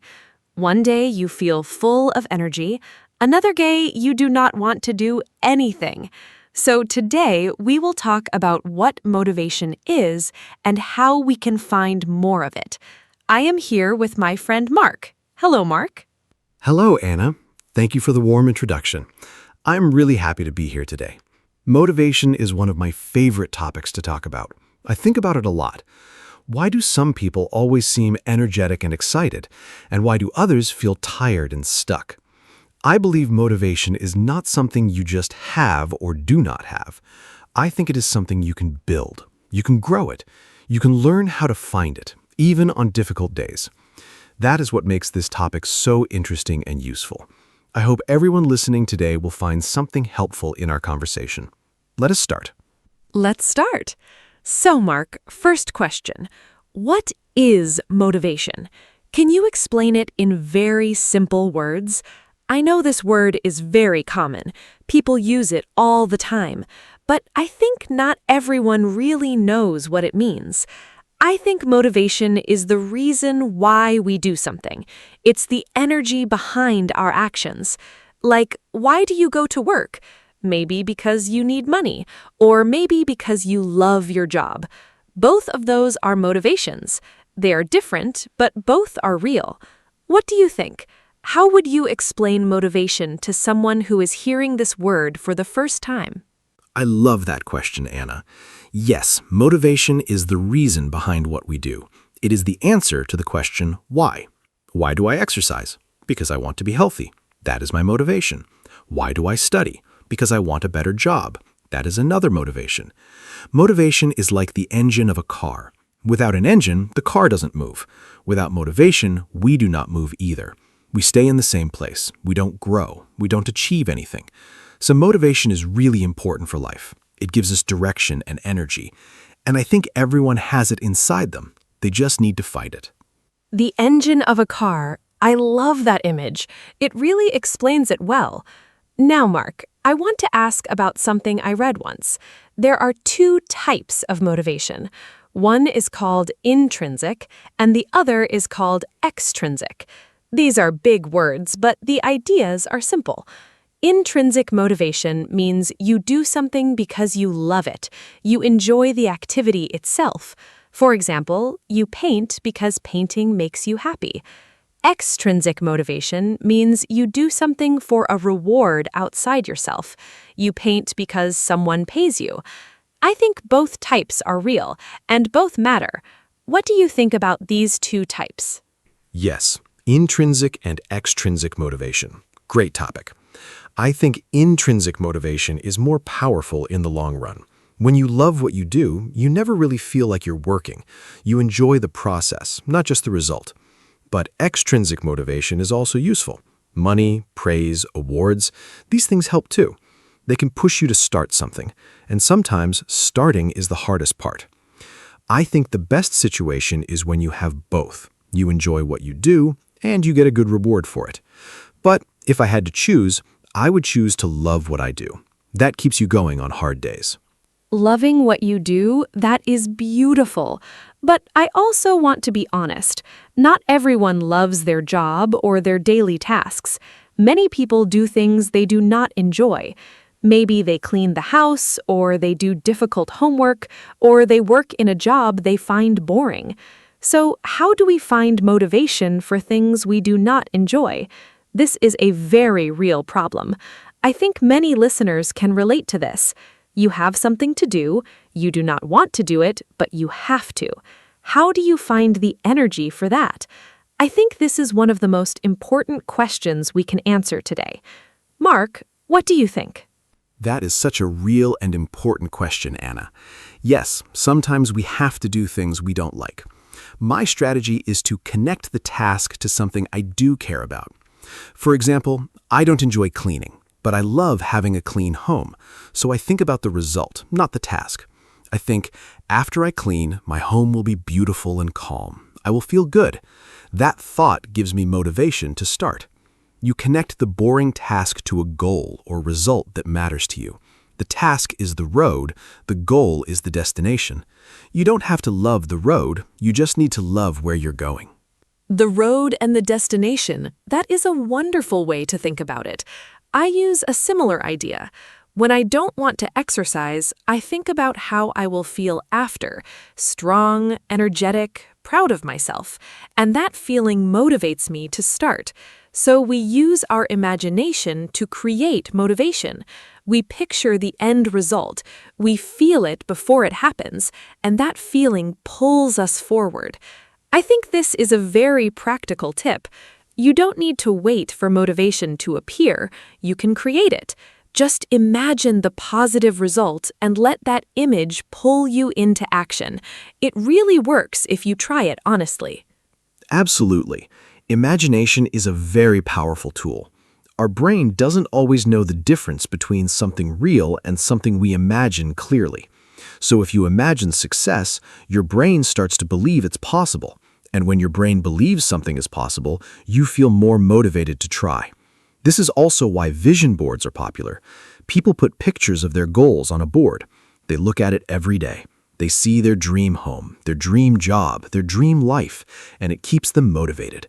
The image becomes a daily reminder of why they're working hard. I think it's a simple but effective strategy. Vision boards. I have heard of those.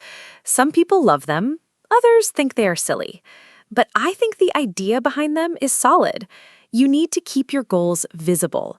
If your goals are hidden in your head, you forget them easily. But if you see them every day, they stay alive. They stay real. Another simple way to keep goals visible is to write them down. Just write your goal on a piece of paper and put it where you can see it. On your mirror, on your desk, on your fridge. Every time you see it, you remember why you are working. It's a small action, but it has a big effect. Do you write your goals down, Mark? Yes, I write my goals down every week. It is one of the most useful habits I have. There's something special about writing a goal. When it is only in your head, it's just a dream. When you write it down, it becomes more real, more serious. It feels like a promise to yourself. I also write why the goal is important to me, not just what I want, but why I want it. The why is very powerful. If your why is strong enough, you can get through almost any difficulty. For example, my goal is to be healthy. My why is that I want to be active and happy for my family. That why keeps me going even on hard days. The why is so important. I think this is one of the key ideas about motivation. When you have a strong reason, you find the energy. When you do not have a clear reason, everything feels pointless. I sometimes ask myself, why am I doing this? If the answer is clear and meaningful, I feel motivated. If the answer is unclear, I feel lost. So finding your why is like finding your compass. It shows you the direction. It keeps you on track. I think many people skip this step. They set goals, but they do not ask why, and then they lose motivation quickly. Asking why takes only a few minutes, but it makes a huge difference. Yes, the why is everything. And I want to add something.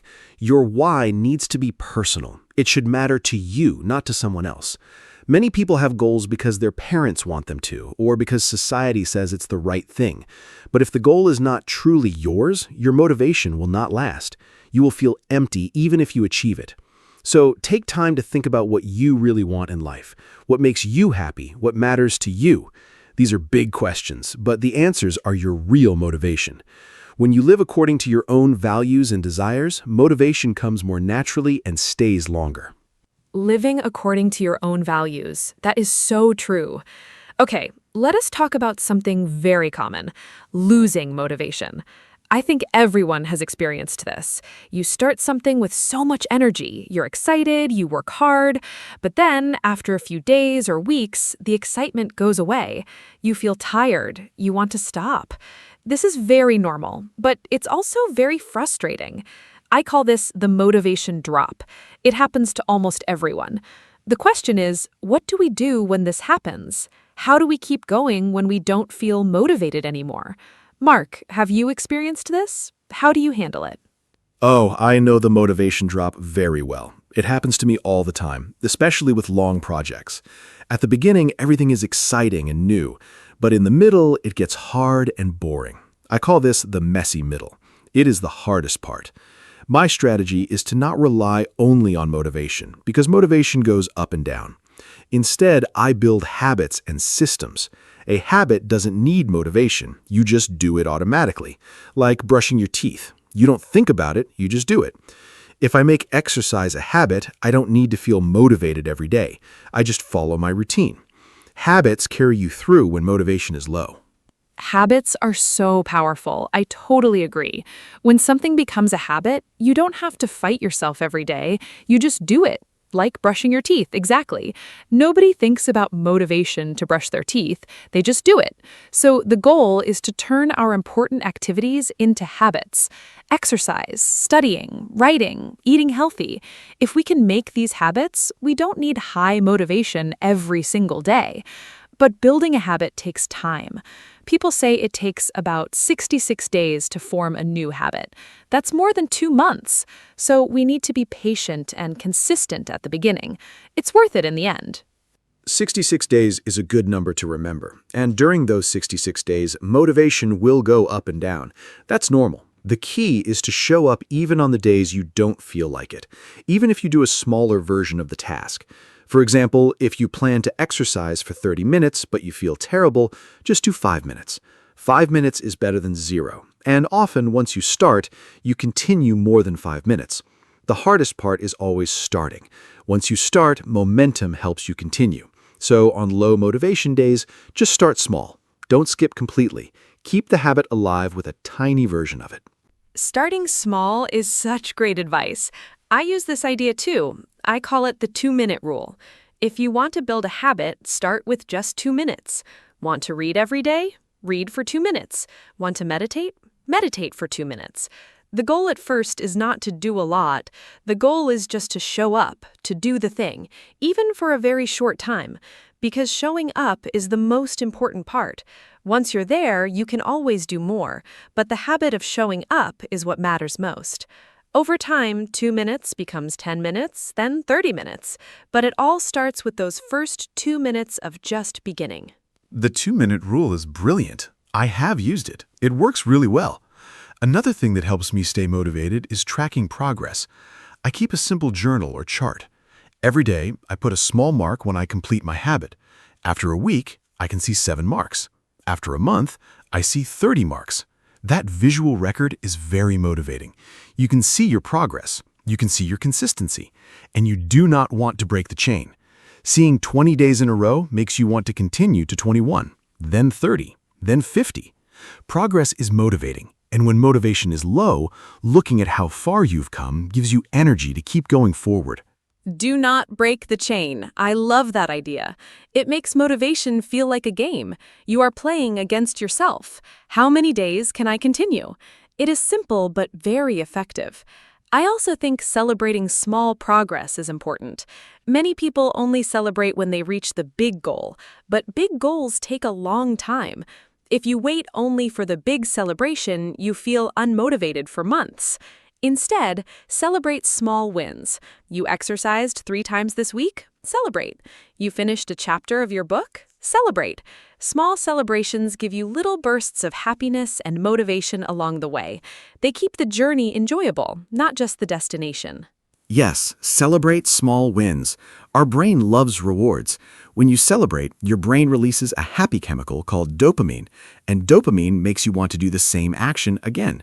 So celebrating is not just fun, it's actually helping your brain build motivation. The reward doesn't have to be big. Maybe you enjoy a nice cup of coffee, or you watch a favorite show, or you tell a friend about your progress. Something small that feels good to you. The important thing is to acknowledge your effort. Say to yourself, I did this. I am proud. That positive self-talk is also very motivating. We often forget to give ourselves credit for our progress. Dopamine and celebration. That's really interesting. I love understanding the science behind motivation. It makes it feel more real. Okay, let's talk about something that often kills motivation: failure. When we fail, we feel terrible. We feel like giving up. We think, maybe I'm just not good enough. Maybe this goal is not for me. These thoughts are very powerful and very negative. They can stop us completely. I think how we react to failure is very important. Some people give up after one failure, others learn from it and try again. What is your relationship with failure, Mark? How do you handle it when things go wrong?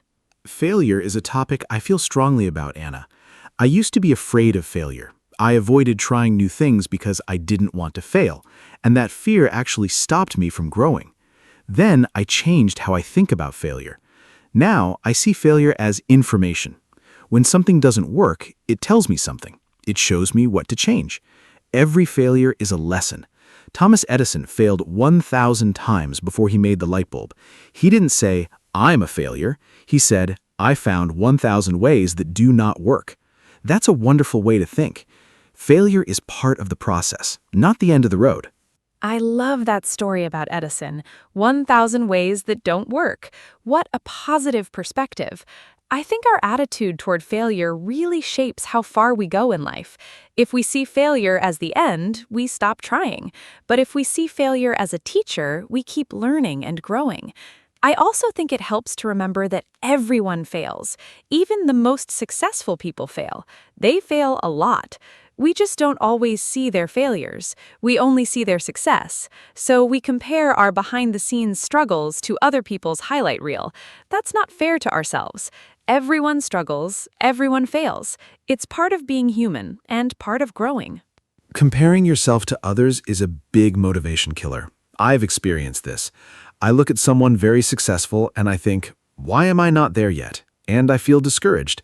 But this comparison is not useful. Everyone is on a different path. Everyone starts from a different place. Everyone has different challenges. The only useful comparison is with yourself. Compare today's you to yesterday's you. Are you a little better? A little stronger? A little more knowledgeable? That's what matters. Your own growth is the real measure of success. When you focus on your own progress, you feel more motivated and more satisfied with your journey. Comparing yourself only to your past self, that's such healthy advice. I want to talk now about the environment around us and how it affects motivation. I think the people around you have a huge effect on your motivation. If you're around positive, motivated people, you feel more motivated too. Energy is contagious. When your friends are excited and working hard, you feel inspired to do the same. But if you're around negative people who complain all the time and say things are impossible, you start to feel the same way. Have you noticed this in your own life, Mark? How do the people around you affect your motivation? Oh, absolutely, Anna. The people around you make a massive difference. There's a famous saying, you are the average of the 5 people you spend the most time with. I think this is very true. If your 5 closest friends are lazy and negative, it's very hard to stay motivated. But if your friends are ambitious and supportive, you naturally rise to their level. This doesn't mean you should drop all your old friends, but you should think about who you spend most of your time with. Try to find at least 1 or 2 people who inspire you, who push you to be better. Their energy will lift yours. It's one of the most powerful things you can do. You are the average of the 5 people around you. That is a powerful idea. I want to add something. It is not only real people who can inspire us. Books, podcasts, videos, these can also be sources of motivation. When I read about someone who overcame difficulties and achieved great things, I feel inspired. I think if they did it, maybe I can too. Stories of real people are very motivating. That is one reason why biographies are so popular. You learn from other people's journeys. You see how they handled failure and kept going. So choose what you read and watch carefully. The content you consume shapes your mindset and your level of motivation every day. Yes, what you read and watch really matters. I call this feeding your mind. Just like you feed your body with food, you feed your mind with information. If you eat junk food every day, your body feels bad. If you watch negative news and sad videos all day, your mind feels bad too. So try to fill your mind with positive and inspiring content. Not fake positivity, but real stories of real people. Books about people who overcame hard things. Podcasts about learning and growing. This kind of content is like vitamins for your motivation. It keeps your mindset strong and hopeful. And a hopeful mindset is a motivated mindset. It starts with what you choose to consume daily. Vitamins for your motivation. I love that phrase. Okay, let us talk about morning routines. I think how you start your morning can really set the tone for your motivation all day. If you wake up and immediately check bad news or social media, you might feel anxious and unmotivated before breakfast. But if you start your morning with something positive and energizing, you feel ready for the day. I have a simple morning routine. I drink water, move my body a little, and think of one thing I'm grateful for. Just 3 simple things, and my mornings feel so much better. Does a morning routine help your motivation, Mark? Morning routines are a game changer for me. When I start my day well, everything else flows better. My morning routine is short but powerful. I wake up without checking my phone for the first 30 minutes. Those first 30 minutes are mine. I drink water, do some light stretching, and write down my 3 main goals for the day. Just 3, not 20. And I write 1 sentence about why today is going to be a good day. It sounds small, but it puts me in a positive and purposeful mindset from the very start. When you begin your day with intention, you feel more in control, and feeling in control is very motivating. Beginning your day with intention. Beautiful. I also want to talk about rest and motivation. Some people think that to be motivated, you must always be working, always be busy, always be doing something. But I actually think the opposite is true. Rest is essential for motivation. When you are tired and burned out, you have no motivation at all. Your energy is empty. But when you are well rested and refreshed, motivation comes more easily. Sleep is so important. A good night of sleep makes you feel more positive, more creative, and more ready to face challenges. Have you noticed how everything feels harder when you are tired, Mark? Oh yes, definitely. When I'm tired, everything feels impossible. Small problems feel huge. Tasks that are normally easy feel difficult. And my motivation drops to 0. Sleep is not lazy. Sleep is productive. When you sleep, your brain recovers. It processes information. It prepares for the next day. So getting enough sleep is actually one of the most productive things you can do. I try to sleep at least 7 or 8 hours every night, and I protect that sleep time. I don't stay up late watching videos when I have an important day tomorrow. Rest is part of the success plan. You cannot run on empty and expect great results. Rest is part of the success plan, yes. I also want to talk about mental health and motivation. I think they are deeply connected. When we feel sad, anxious, or depressed, motivation is very hard to find. Everything feels heavy. Getting out of bed is hard. And I think it's important to talk about this honestly. Sometimes low motivation is not just laziness. Sometimes it's a sign that we need help. We need to talk to someone, a friend, a family member, or a professional. Asking for help is not weak. It's brave and smart.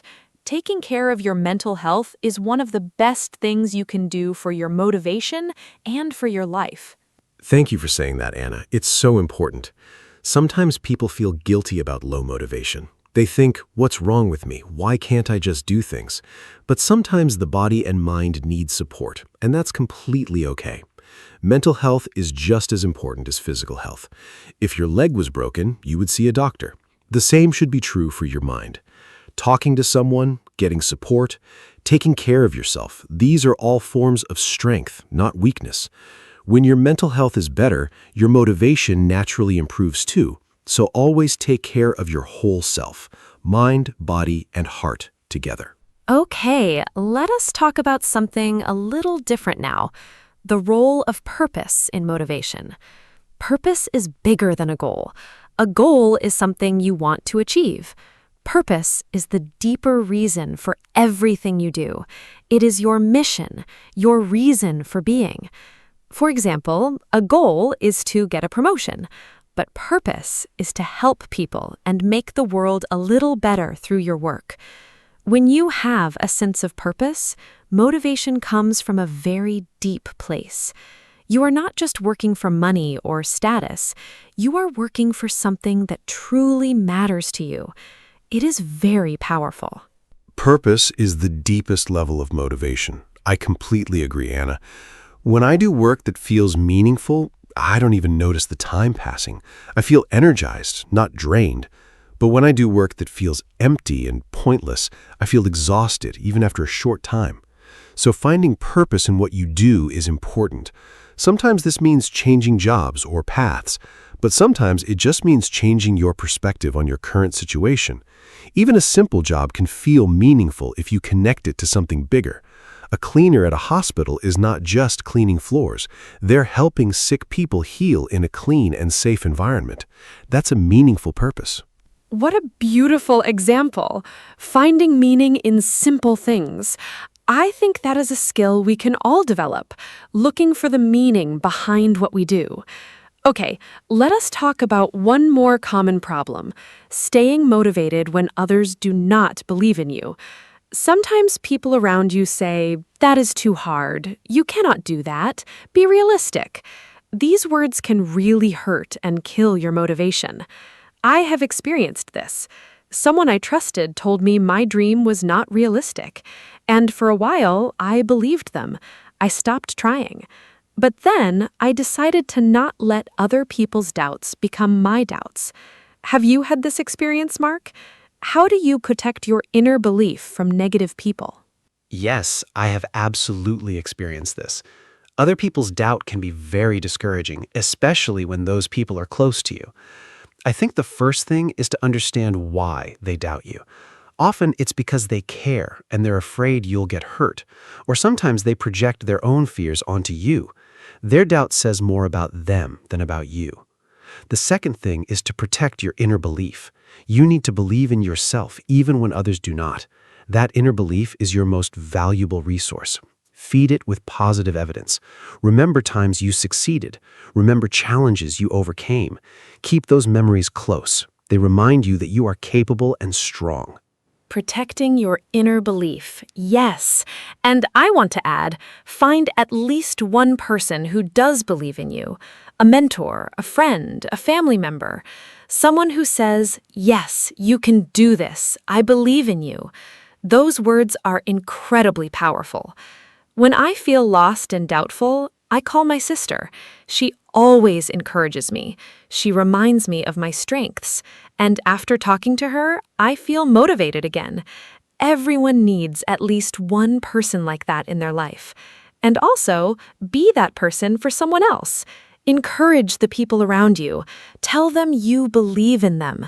Your words can ignite someone else's motivation. That is a beautiful gift to give. Being a source of motivation for others. I love that. When you encourage someone, you also motivate yourself. It's funny how that works. When I explain why someone else can do something, I start to believe the same about myself. Teaching and encouraging others is also a way to strengthen your own mindset. We're all connected. We lift each other up, or we pull each other down. I choose to lift, and I think that choice itself is a form of motivation. Choosing to be positive, choosing to believe, choosing to try again. Motivation is not just a feeling, it's also a daily choice. You choose every morning how you will face the day. That choice matters. Motivation as a daily choice. I really like that idea. It makes motivation feel more stable. It's not just something that comes and goes randomly.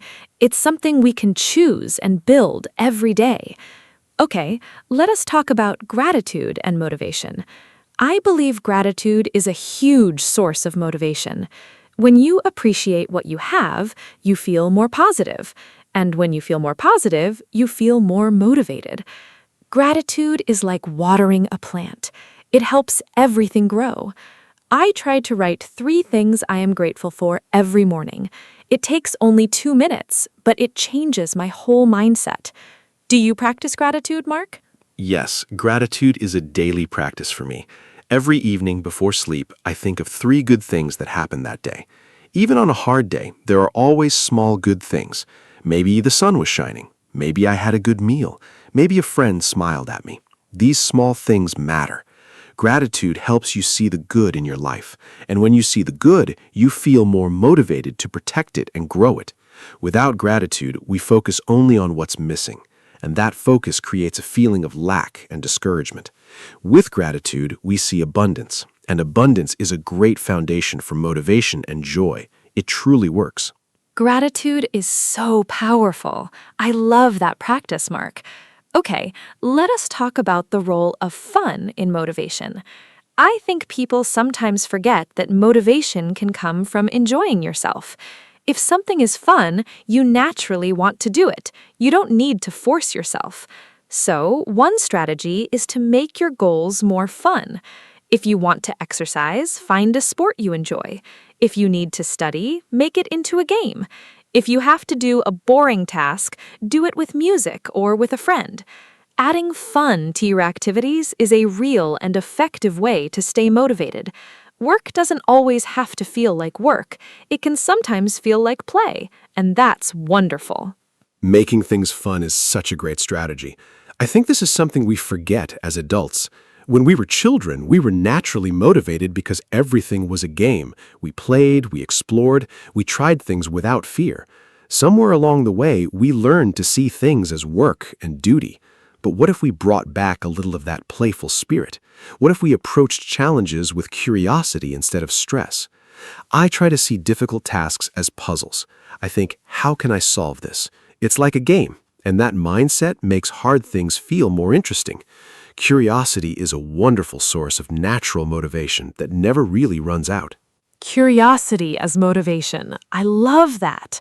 Always being curious, always learning. Okay, we're at the end of our wonderful conversation today. I want to ask you one last important question, Mark. If someone is listening right now and they feel completely unmotivated, what would you say to them? What is your most important message? What do you want them to hear? I think this might be the most valuable part of our whole conversation, because someone out there really needs to hear something helpful and kind right now. So speak to them directly. What do you want them to know? To anyone who feels unmotivated right now, I want to say this. It's okay. It's completely normal. You're not broken. You're human. Motivation comes and goes for everyone. Even the most successful people have days when they don't want to do anything. What matters is not how you feel today. What matters is that you don't give up on yourself. Start with one tiny step, just one. Drink a glass of water. Go outside for 5 minutes. Write one sentence. Do one small thing. That one small thing is enough for today. You don't have to fix everything at once. Just take one step. Tomorrow, you'll take another. That's how mountains are climbed. One step at a time. One step at a time. That is the most perfect way to end. Thank you, Mark. This was a truly wonderful conversation. We talked about what motivation is and the two types. We talked about finding your why, building habits, celebrating small wins, handling failure, surrounding yourself with positive people, and taking care of your mind and body. We talked about morning routines, goals, purpose, gratitude, and fun. There is so much wisdom in all of it. And the most important message is simple. You can do it. Believe in yourself. Start small, keep going, and be kind to yourself on the journey. Thank you to all our listeners for being here today. See you next time. Hello, everyone. Welcome to our podcast. My name is Anna, and I am very happy to be here with you today. This podcast is for beginners, so we will speak slowly and use simple English. Today, our topic is self-control. Self-control means we can manage our actions, feelings, and habits. It is very important in daily life. For example, we use self-control when we study, eat, or manage our time. I am here with my friend Mark, and we will talk about this topic together. I hope you enjoy listening and learning English with us today. Hi, everyone. I'm Mark. Thank you, Anna, for the introduction. I'm excited to talk about self-control today. It is a very useful topic for everyone. We all need self-control in our daily life. It helps us make good choices and avoid bad habits. Sometimes it is not easy, but we can practice and improve. In this podcast, we will talk about simple examples of self-control. We will use easy words so you can understand well. I hope this conversation helps you learn English and think about your own habits too. What do you think about self-control, Mark? Yes, Anna, I agree with you. Self-control is very important, but sometimes it is difficult. I also have moments when I want to relax instead of working, but I try to control myself and finish my tasks first. It makes me feel good after that. I think self-control helps us reach our goals. If we practice every day, we can get better. Even small actions can make a big difference. I'm happy to share my experiences and learn from you too. That's true, Mark. Small actions are very important. We do not need to be perfect. We just need to try a little every day. I think self-control is like a skill. We can learn it and improve over time. Sometimes we make mistakes, and that is okay. We can try again the next day. I also think it is important to be kind to ourselves. If we are too strict, we may feel stressed. So we need balance in our life. I like that idea, Anna. Balance is very important. If we have too much control, life can feel hard. But if we have no control, we may have problems. So we need a good balance. For example, we can work hard but also take time to rest. We can eat healthy food but also enjoy some treats. I think self-control is about making good choices most of the time. It is okay to relax sometimes too. Yes, Mark, I agree. Self-control is not about saying no to everything. It is about making good decisions. For example, I try to manage my time better. I make a simple plan for my day. This helps me stay focused and not waste time. Sometimes I still get distracted, but I try again. I think planning is a good way to practice self-control. It helps me feel more organized and calm. That is a great idea, Anna. Planning is very helpful. I also try to make a plan for my day. I write down my tasks and do them one by one. This helps me stay focused. When I finish my tasks, I feel proud. Self-control also helps me avoid bad habits, like using my phone too much. It is not easy, but I try to limit my time. These small changes help me a lot in my daily life. I understand that, Mark. Using the phone too much is a common problem. I also try to control that. Sometimes I put my phone away when I study or work. It helps me concentrate better. I think self-control is very useful for students and workers. It helps us use our time well and reach our goals. Even small steps can help us improve. Yes, Anna, that is very true. Self-control is useful for everyone. It helps us in school, work, and daily life. We can start with small habits and improve step by step. I think it is important to stay patient. Change takes time. We should not give up if it is difficult. I hope our listeners can learn something from our conversation and try to practice self-control in their life. Thank you, Mark. I think this is a great start to our topic. We talked about what self-control is and why it is important. I hope our listeners can understand and feel interested. In the next part, we will talk about simple examples of self-control in daily life. This will help you learn more useful expressions and ideas. Yes, Anna, that sounds great. Dear listeners, thank you for listening to our introduction. We hope you enjoy this topic and learn new English words. Now we will move to part 1, where we talk about daily examples of self-control. Please stay with us and continue listening. Let's begin the next part of our podcast now. Let's start part 1 and talk about simple examples of self-control in daily life. For me, one example is waking up early. Sometimes I want to sleep more, but I try to get up on time. It is not easy, especially on cold mornings. I tell myself I need to start my day. Another example is studying. Sometimes I feel lazy, but I try to sit down and study for at least a short time. Even 10 minutes is okay. These small actions are part of self-control. They help me stay focused and do what I need to do every day. That is a great example, Anna. For me, self-control is also important when I use my phone. I like to watch videos and check social media, but sometimes I spend too much time. So I try to limit my phone use. For example, I do not use my phone when I work or study. I put it away and focus on my tasks. It is difficult at first, but it becomes easier with time. This small habit helps me be more productive. I think many people have this problem, so it is a good example of self-control. Yes, Mark, I have the same problem with my phone. Another example for me is eating. I like sweet food, like chocolate and cake. Sometimes I want to eat a lot, but I try to stop myself. I tell myself to eat a small amount. This is not easy, but it is important for my health. I think food is a common situation where we need self-control. We can still enjoy food, but we need to be careful. This is a good way to practice self-control every day. I agree, Anna. Food is a good example. I also try to eat healthy food during the week. Sometimes I want fast food, but I try to choose better options. Another example is exercise. After work, I often feel tired and want to rest, but I try to go for a walk or do some exercise. Even a short walk is good. It helps my body and mind.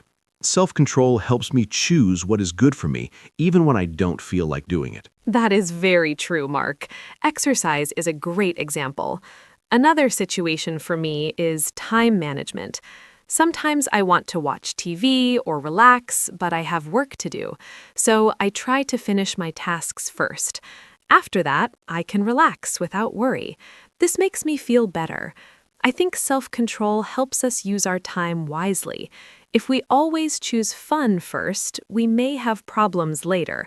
So it is important to balance work and rest. Yes, Anna, time management is very important. I also try to follow a schedule. I plan my day and do my tasks step by step. Sometimes I do not want to follow the plan, but I try my best. Another example is saving money. When I go shopping, I sometimes want to buy many things, but I ask myself, do I really need this? This helps me spend less money. Self-control helps me make better decisions with my money. That is a very good point, Mark. Saving money is also part of self-control. I try to do the same. Before I buy something, I think carefully. Another example is emotions. Sometimes I feel angry or upset. In those moments, I try to stay calm and not say bad things. It is not easy, but I try to take a deep breath and think first.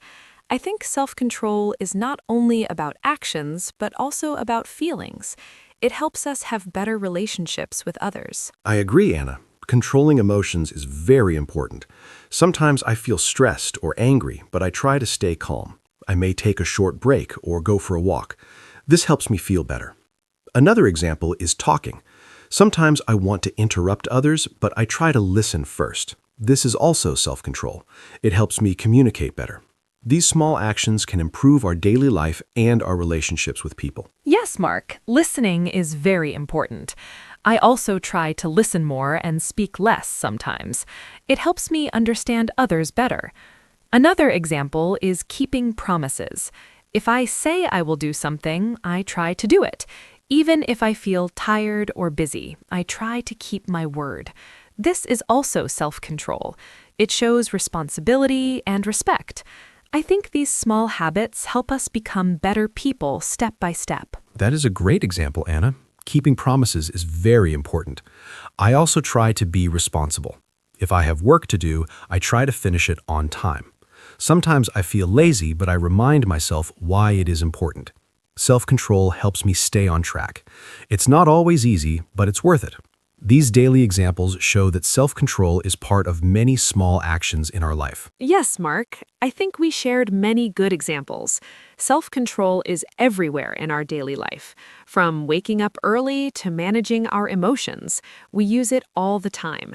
I hope our listeners can understand these examples and think about their own habits. Maybe they can try one small change today. It can make a big difference over time. That's right, Anna. Small changes can lead to big results. I hope our listeners learned some useful ideas and simple English expressions. Talking about daily examples is a great way to practice English. Now we are ready to move to part 2. In the next part, we will talk about how to improve self-control and build good habits. Let's continue our conversation together. Now let's talk about how to improve self-control. For me, one helpful way is to start with small goals. I do not try to change everything at once. For example, if I want to study more, I start with just 10 or 15 minutes a day. This feels easy and I can continue. Another way is to make a simple plan. I write down my tasks for the day. When I see my plan, I feel more focused. These small steps help me build good habits slowly. I think anyone can try this and improve little by little. That is a very good idea, Anna. Starting small is very important. For me, another way to improve self-control is to remove distractions. For example, when I study or work, I put my phone in another room. This helps me focus better. I also try to create a good environment. I keep my desk clean and quiet. This makes it easier to concentrate. I think our environment can help or stop our self-control, so we should make it simple and comfortable for work and study. Yes, Mark, the environment is very important. Another way I improve my self-control is by making a routine. When I do the same things every day, it becomes a habit. For example, I study at the same time every evening. At first, it was hard, but now it feels normal. I do not think too much. I just do it. This helps me save energy and stay consistent. I think routines are very helpful for building good habits and improving self-control. I agree, Anna. A routine makes things easier. Another tip is to reward yourself. When I finish my work or reach a small goal, I give myself a reward. It can be something simple, like watching a short video or eating a snack. This makes me feel good and motivates me to continue. I think rewards are helpful because they make hard tasks more enjoyable. We just need to keep the rewards small and not overdo them. That is a great idea, Mark. Rewards can make a big difference. Another way I improve my self-control is by thinking about my goal. For example, if I want to be healthy, I remember this when I choose my food. It helps me make better decisions. I also try to stay positive. If I make a mistake, I do not feel too bad. I just try again. I think a positive mind is very important when we want to change our habits. Yes, Anna. Thinking about your goal is very helpful. I also try to remember why I want to change. Another method I use is to take breaks. If I work for a long time, I feel tired and lose focus. So I work for a short time, then take a short break. This helps me stay fresh and continue. I think working too much without rest is not good. Balance is very important for self-control and good performance. I agree, Mark. Breaks are very helpful. Another tip is to ask for support. Sometimes I talk to my friends about my goals. They support me and give me advice. This makes me feel stronger.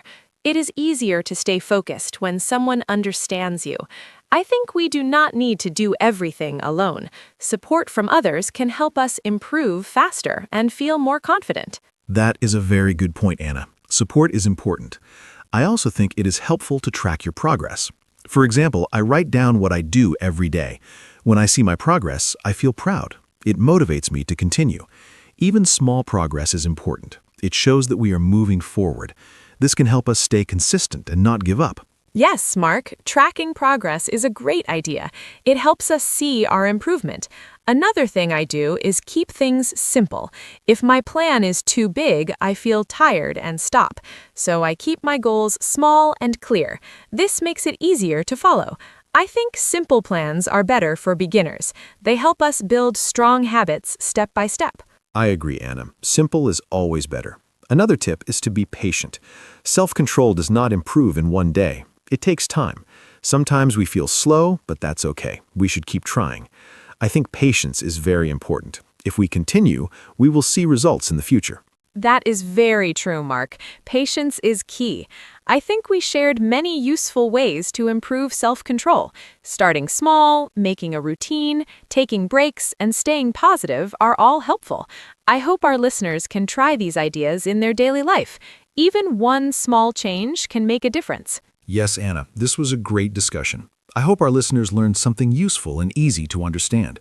Improving self-control is possible for everyone. We just need to take small steps and keep going.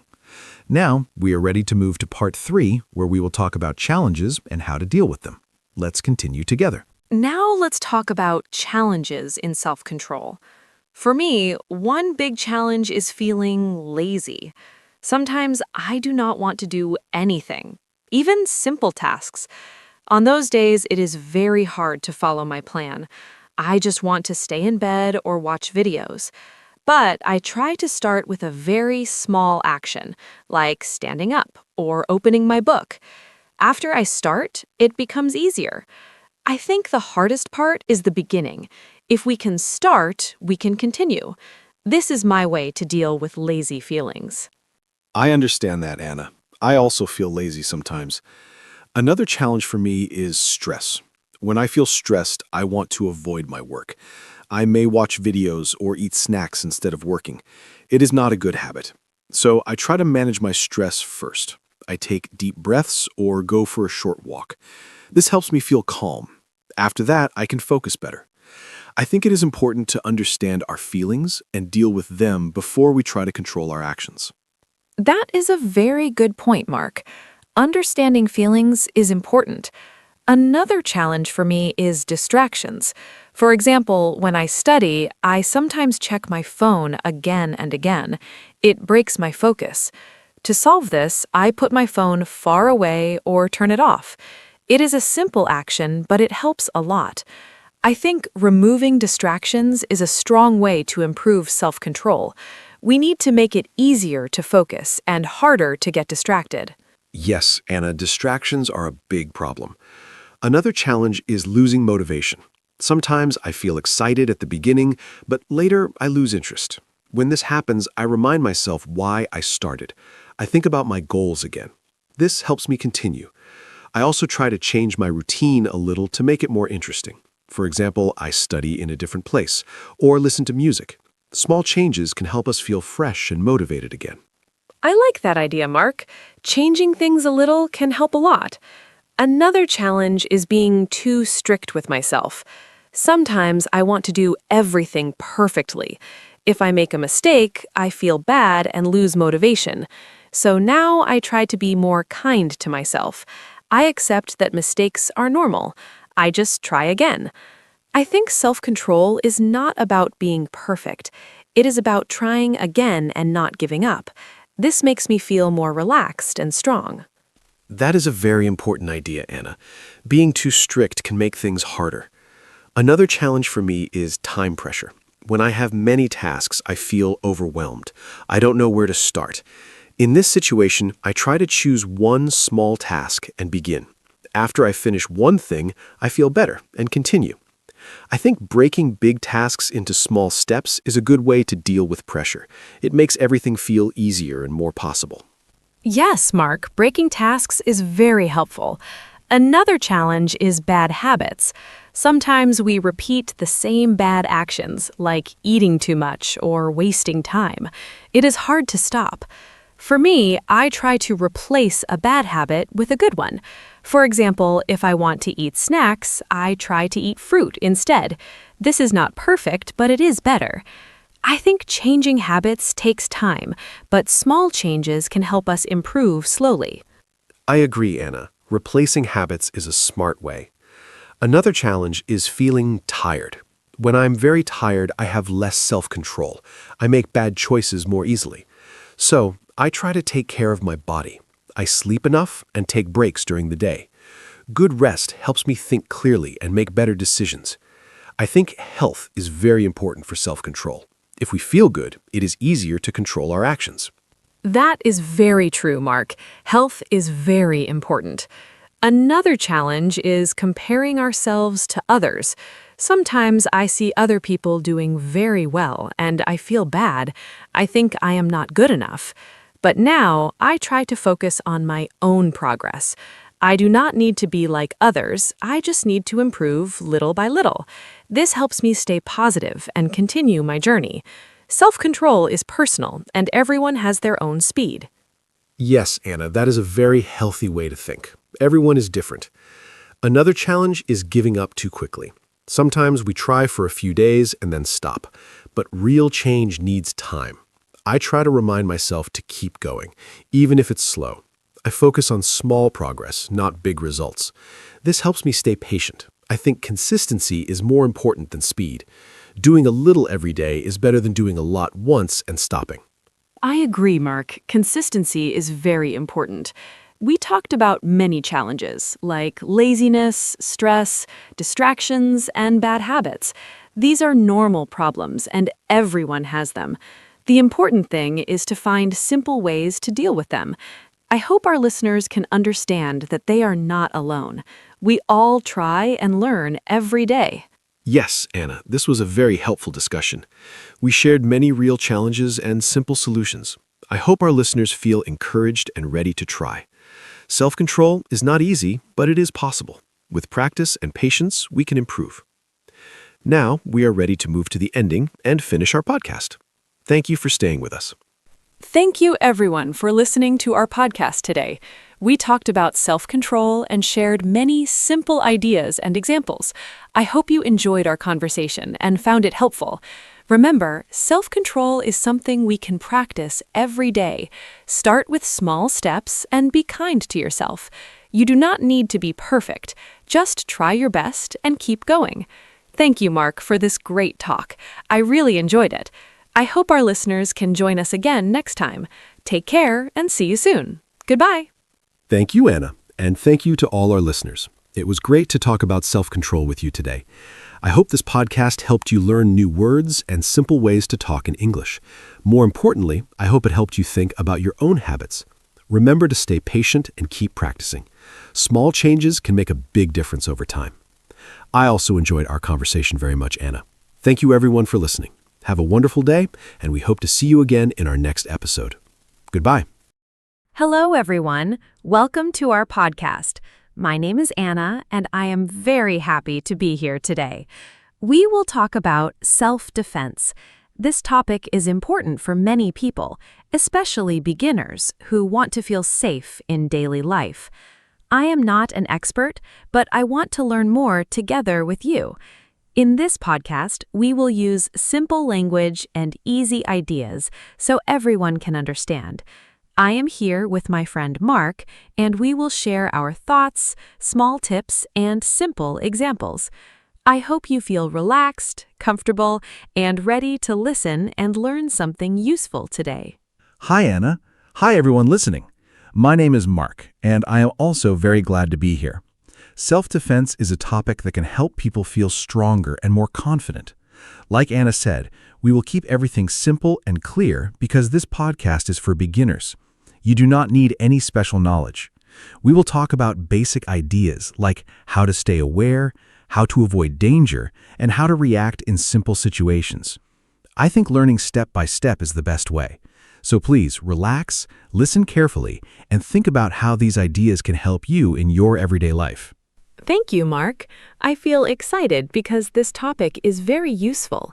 Many people think self-defense is only about fighting, but it is not true. It is also about being careful, thinking clearly, and staying calm. I believe even small knowledge can help a lot. For example, knowing where to go, who to ask for help, and how to move safely can make a big difference. Today, we will try to make everything easy to understand. We will not use difficult words. I hope everyone listening can follow us and maybe try some simple ideas in their own life after this podcast. Yes, that is a very good point, Anna. Self-defense is not only about physical action. It also includes your mind and your decisions. Sometimes the best self-defense is to avoid a bad situation before it starts. That means paying attention to your surroundings and trusting your feelings. If something feels wrong, it's okay to leave. In this podcast, we will talk about these simple but important ideas. We want to help people feel more prepared, not scared. When you understand what to do, you can feel more relaxed and confident in your daily routine. I like what you said about feelings, Mark. I think many people ignore their feelings, but they are important. If you feel unsafe, you should listen to that feeling. Also, I think it is good to remember that self-defense is for everyone. It does not matter if you are young or old, strong or not strong. Everyone can learn simple ways to protect themselves. In this podcast, we will speak slowly and clearly so beginners can understand easily. I hope our listeners feel like they are having a friendly conversation with us, not a difficult lesson. That is true, Anna. We want this to feel like a friendly talk. No pressure, no stress, just simple ideas that anyone can understand and use. I also think it's important to say that learning self-defense takes time. You do not need to learn everything today. Even one small idea can help you. For example, looking around when you walk or keeping your phone ready can be helpful. These are small actions, but they can make you safer. So today, we will start with easy steps and build slowly. That way, everyone can follow along without feeling confused. Yes, step by step is the best way. I also want to say that practice is important. Even if the ideas are simple, you need to think about them and maybe try them in your daily life. For example, when you walk home, you can look around and notice what is happening near you. This is a small practice, but it helps you become more aware. In this podcast, we will give examples like this, so you can imagine real situations. I think this will help listeners understand better and feel more ready if something happens. I agree, Anna. Examples are very helpful. When people can imagine a situation, they can understand what to do more clearly. We will try to give simple and real examples, not complicated ones. Also, we want to remind everyone that safety is very important, but we do not want anyone to feel afraid all the time. The goal is to feel calm and prepared. When you know what to do, you feel stronger inside. That's what self-defense is about. It's not about fear, but about confidence and smart thinking in everyday life. That makes me feel better, Mark. I think many people feel nervous when they hear the word self-defense, but like you said, it's about confidence, not fear. I hope our listeners feel more relaxed now. We are here to support them with simple ideas. Also, we will keep our conversation easy and friendly so it feels natural. If you are listening at home or outside, just take your time and enjoy the talk. You don't need to remember everything. Just listen and think about what feels useful for you. Yes, Anna, that is a good way to listen. Just take what you need. Everyone is different, so different ideas can help different people. In this podcast, we will share many small tips, and you can choose what works for you. There's no perfect way. The important thing is to stay aware and make safe choices. We will also repeat some ideas to make them clear, because repetition helps learning. So if you hear something again, it's okay. It means it's important and useful for beginners. I think repetition is very helpful too.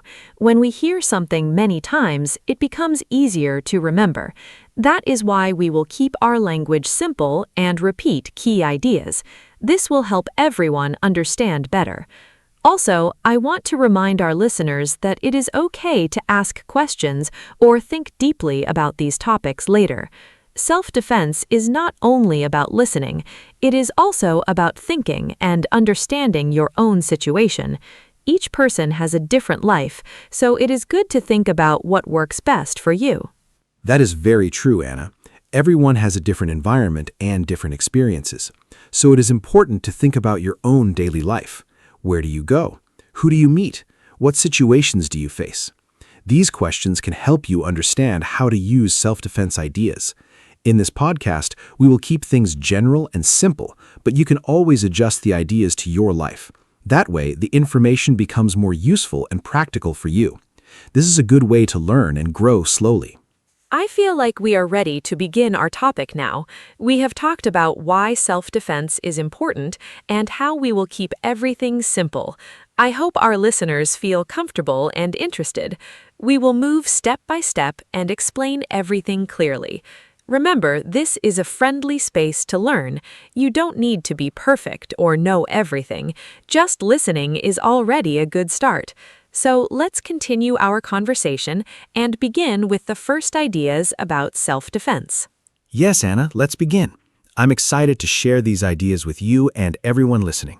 We will start with simple basics and build from there. Remember, self-defense is about awareness, calm thinking, and small, smart actions. You do not need special skills to start, just an open mind and a willingness to learn. So stay with us, listen carefully, and enjoy the conversation as we move into the first part of our topic. So, Mark, let's start with something very simple. What is self-defense for beginners? I think many people feel confused about this. For many, self-defense means staying safe and avoiding danger. It is not only about fighting, it is about thinking, watching, and making good choices. For example, when I walk alone, I try to stay in bright places and not look at my phone too much. I think these small actions are part of self-defense. They help me feel safer. What do you think beginners should understand first about self-defense in daily life? I think you explained it very well, Anna. For beginners, the first idea is awareness. This means you look around and notice what is happening near you. Many people walk and only look at their phones, but this can be dangerous. If you are aware, you can see problems early and avoid them. Another important idea is distance. If you feel uncomfortable with someone, you can move away. You do not need to wait for a problem. Just leave the place. These simple actions are easy but very powerful for beginners. Yes, awareness is very important. I try to practice it every day. For example, when I take the bus, I look around and notice who is near me. I also check where the exits are. It makes me feel more ready. I think beginners can start with these small habits. They are not difficult, but they can help a lot. Also, I think it is important to walk with confidence. Even if you feel a little nervous, you can try to stand straight and look forward. This can make you look stronger and less like an easy target. That is a great point, Anna. Body language is very important. When you walk with confidence, people see you differently. You do not need to be strong, but you can show that you are aware and ready. Another simple tip is to keep your hands free. If your hands are busy, it is harder to react, so try not to carry too many things.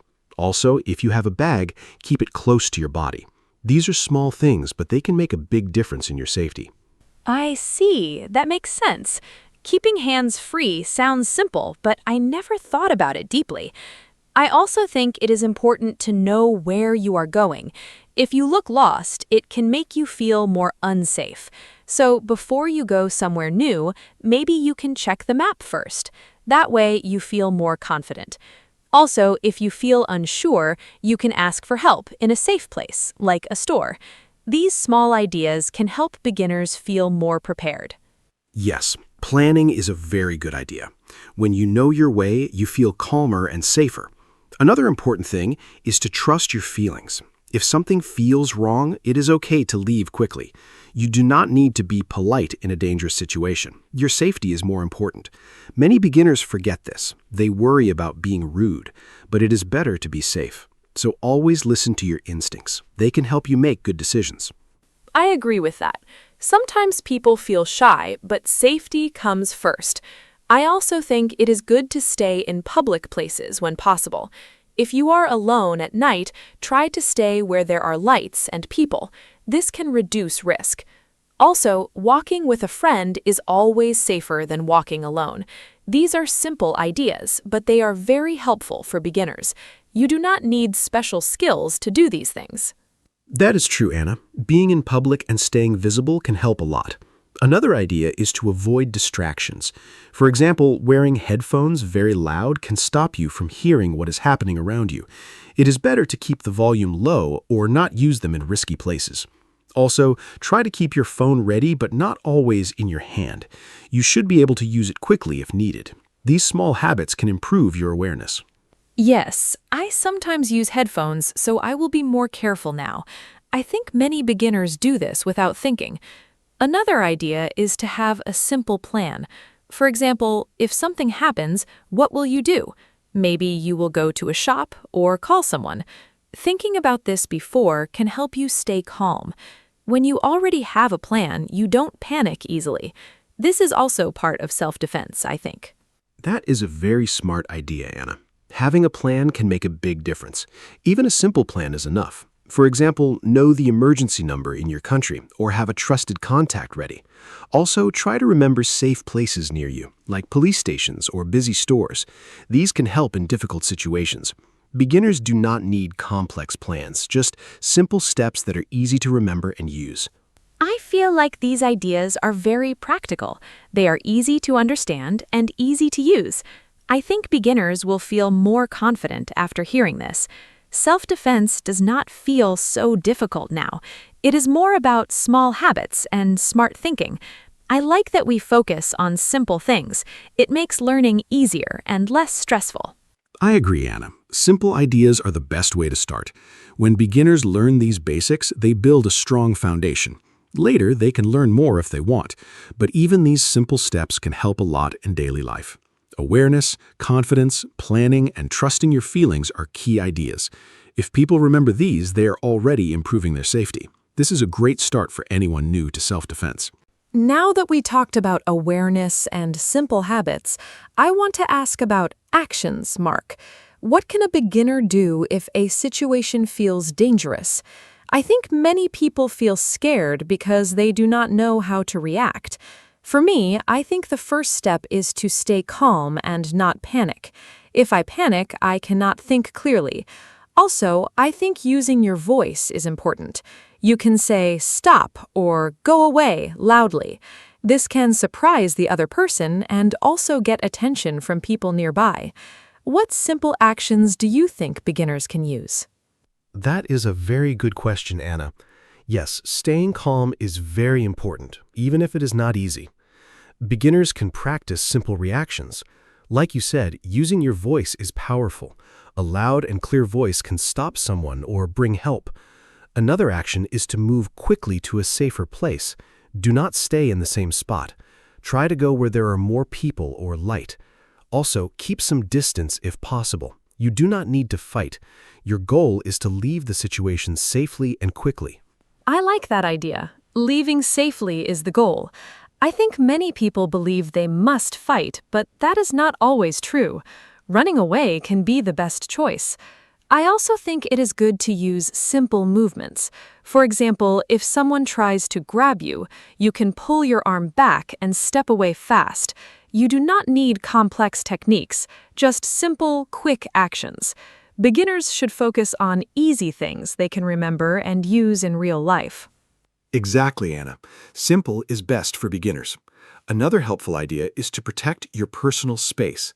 If someone comes too close, you can step back and raise your hands a little, like you are ready. This is not fighting, but it shows you are alert. Also, your hands are ready to move if needed. If the situation becomes more serious, you can push away and run. The goal is always to create space and escape, not to stay and fight. That makes sense. Creating space sounds very important. I also think it is helpful to use objects around you. For example, if you have a bag, you can use it to keep distance, or you can move behind something like a table or a car. This can give you time to think and move away. These are simple ideas, but they can be very useful. Beginners can look around and use what they see. Yes, using your environment is a smart idea. You do not need special tools. Just use what is around you. Another important point is to keep your balance. Try to stand in a stable way so you do not fall easily. If you fall, it is harder to move quickly, so keep your feet strong and ready. Also, if you need to run, run in a clear direction, not randomly. Know where you are going, even if it is just a safe place nearby. I understand. Balance and direction are very important. I think beginners can practice this by thinking about it in daily life. For example, when walking, they can notice where they can go if something happens. This is like mental practice. It helps you react faster. Also, I think breathing is important. If you breathe slowly, you can stay calmer. This can help you think better in a stressful moment. That is a great point, Anna. Breathing can help control fear. Even one deep breath can make a difference. Another idea is to keep things simple in your mind. Do not try to remember many steps. Just think, make space, move away, find help. These 3 ideas are enough for beginners. If you keep it simple, you can act faster. Too many ideas can make you confused in a real situation. Yes, simple steps are easier to remember. I also think it is important to practice saying words like stop or help. Sometimes people feel shy, but practice can make it easier. You can even try it at home. It may feel funny, but it helps. When you need it, your voice will come out more naturally. This is a small but useful practice for beginners. I agree, Anna. Practice is very helpful, even for simple things like speaking loudly. Another idea is to stay focused on your goal. Your goal is safety, not winning. so do not stay longer than needed. As soon as you have a chance, leave. Also, after you reach a safe place, you can call for help or talk to someone. This is also part of self-defense, knowing what to do after the situation. That is very important. Many people only think about the moment, but after is also important. Talking to someone or calling for help can make you feel safer and supported. I think beginners should remember they are not alone. There are always people who can help. Knowing this can give more confidence. Yes, Anna, that is a very good message. Self-defense is not only about your body, but also about your actions before and after a situation. Simple actions like speaking loudly, moving away, using space, and finding help are very powerful. Beginners do not need advanced skills. These basic ideas are already very useful. If people remember and practice them, they can feel more prepared and safer in their daily life. Now I want to talk about learning more over time. Mark, what can beginners do if they want to improve their self-defense skills? I think after learning basic ideas, some people may want to practice more. For example, they can join a simple class or watch lessons online. But it can feel confusing because there are many options. I think it is important to choose something easy and not too fast. Beginners should feel comfortable and not scared. Also, learning with other people can be fun and helpful. What do you think is a good way to continue learning? That is a great question, Anna. Yes, after basics, beginners can slowly learn more. I think joining a class is a very good idea. In a class, you can practice with the teacher and other students. This helps you understand movements better. But it is important to choose a beginner-friendly class. The teacher should explain slowly and clearly. Also, you should feel safe and respected there. Another way is to practice simple movements at home. Even small practice can help your body remember what to do in a real situation. I like the idea of practicing at home. It feels easy and not stressful. You can repeat simple actions like stepping back or using your voice. I also think watching videos can help, but beginners should be careful. Some videos are too advanced or too fast. It is better to choose simple lessons for beginners. Also, I think it is important to not compare yourself to others. Everyone learns at a different speed. It is okay to be slow and take your time. Yes, that is very important, Anna.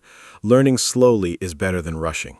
Another idea is to stay consistent. You do not need to practice every day, but try to practice regularly. For example, once or twice a week is enough for beginners. This helps you remember what you learn. Also, try to focus on a few skills, not many. Too many skills can be confusing. Simple and clear practice is more effective. Consistency sounds like a good plan. I also think it is important to stay positive. Sometimes learning new things can feel difficult, but that is normal. Beginners should not feel bad if they forget something. They can just try again. Also, I think talking with others can help. If you have friends in the same class, you can practice together and share ideas. This makes learning more enjoyable. I agree, Anna. Learning with others can give you motivation. Another important point is to understand your limits. Do not push yourself too hard. If something feels uncomfortable or unsafe, it is okay to stop. Self-defense is about safety, so your training should also be safe. Listen to your body and take breaks when needed. This will help you learn in a healthy way. Yes, safety in training is very important. I also think it is good to review what you learn. For example, after a class or practice, you can think about what you did. This helps you remember better. You can even write simple notes like use voice or step back fast. These small notes can help you keep the ideas in your mind. That is a very good idea, Anna. Writing notes can make learning stronger. Another tip is to ask questions. If you don't understand something, you can ask your teacher or look for simple answers. There's no problem in asking. It shows you want to learn. Beginners should feel free to ask and explore. This will help them grow more confident. I feel like confidence is a big part of this. The more you learn and practice, the more confident you feel. And this confidence can help you in real situations. Even your body language can change. You walk more straight and look more aware. I think this is a very positive result of learning self-defense. Yes, confidence is one of the best results. It helps not only in safety, but also in daily life. Another thing to remember is to keep learning simple and realistic. Do not try to learn everything at once. Focus on what you can use in real life. This makes your learning more practical and useful. That makes sense. I think beginners should always remember why they started. The goal is to feel safe and prepared, not to become perfect. If they keep this in mind, learning can stay simple and enjoyable. It is not a race, it is a personal journey. Exactly, Anna. Self-defense is a journey, not a quick result. Step by step, beginners can improve and feel stronger. With simple practice, good habits, and a calm mind, anyone can learn. The most important thing is to keep going and not give up. Even small progress is very valuable in the long run. We are now at the end of our conversation, and I feel very happy about what we shared today. We talked about simple ideas, basic actions, and ways to keep learning self-defense. I hope our listeners feel more relaxed and a little more confident now. Remember, self-defense is not about being perfect or strong all the time. It's about being aware, making good choices, and staying calm. Even small steps can help a lot. Thank you for listening and spending your time with us. I hope you can take some of these ideas and use them in your daily life. Yes, Anna, I feel the same. This was a very helpful and friendly conversation. We started with simple ideas and moved step by step. I hope beginners now understand that self-defense can be easy to learn. You do not need to be afraid of this topic. Just start small and keep practicing. Awareness, confidence, and simple actions can make a big difference.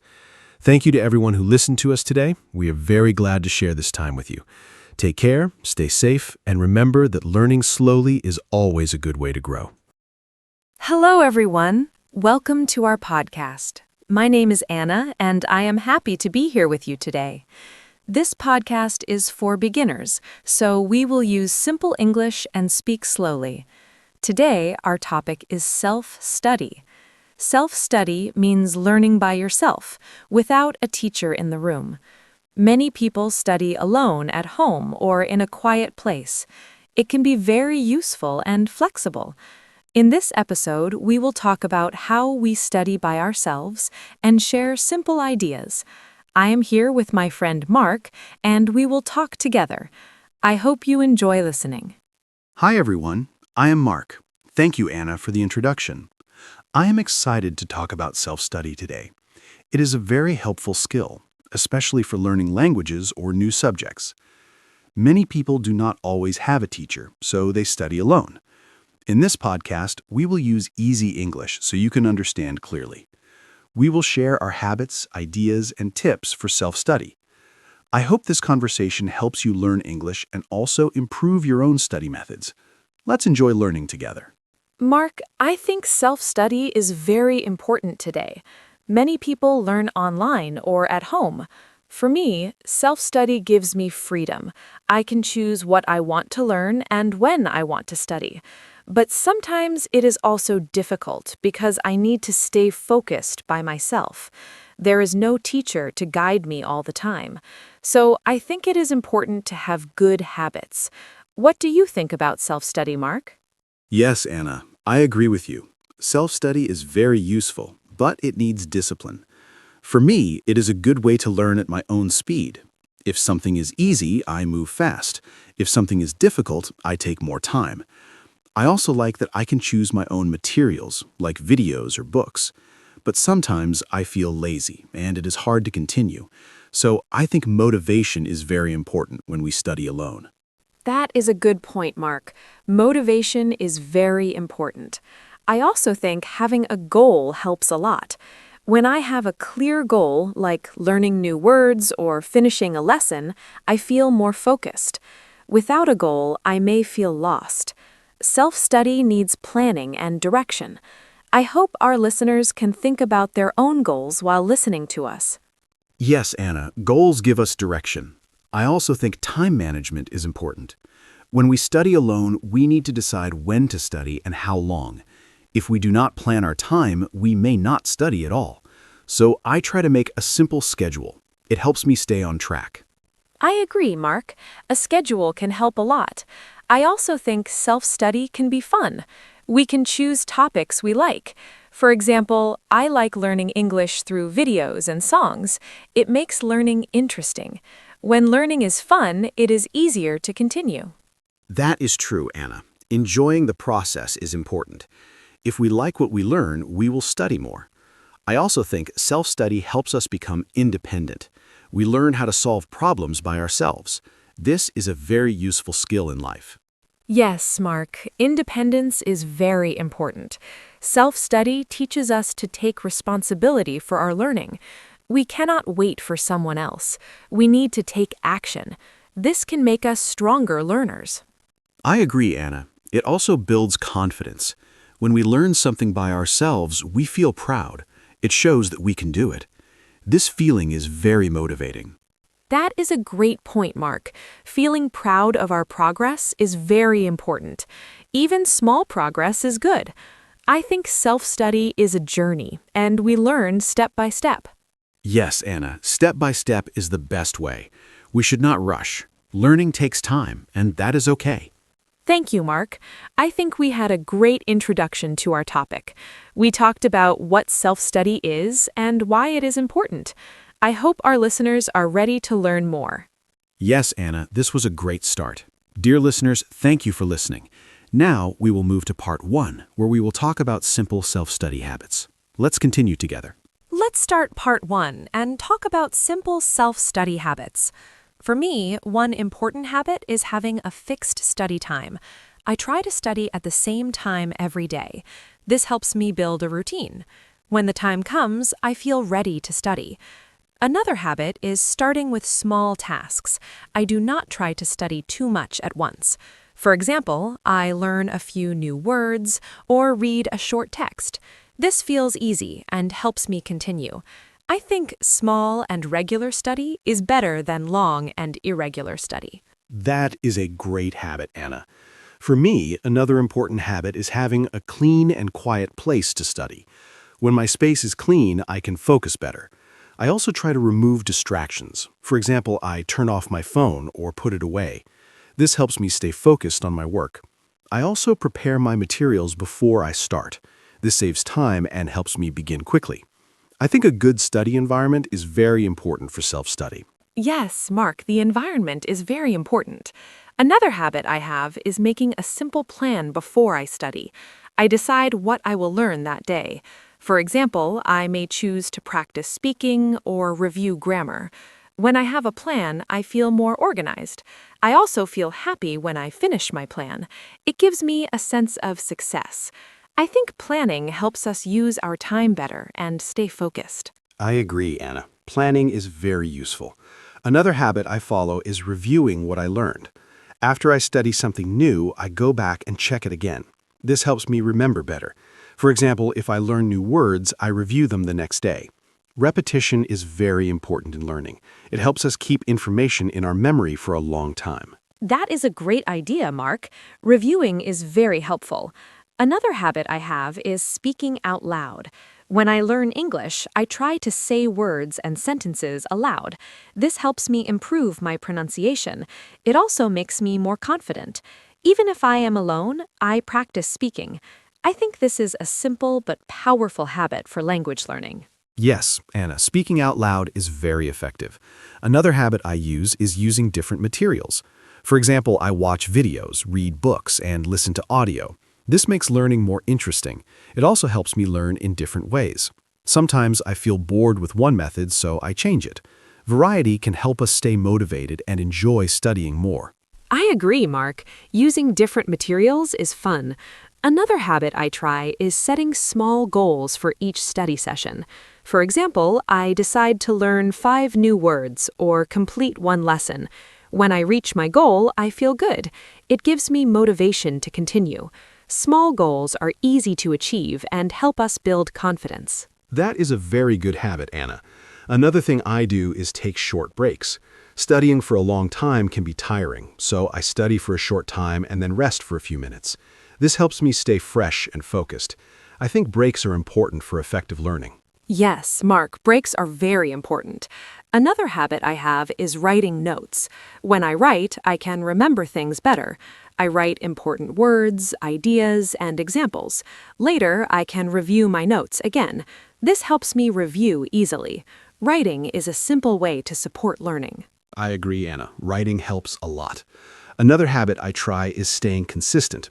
I study a little every day, even if I am busy.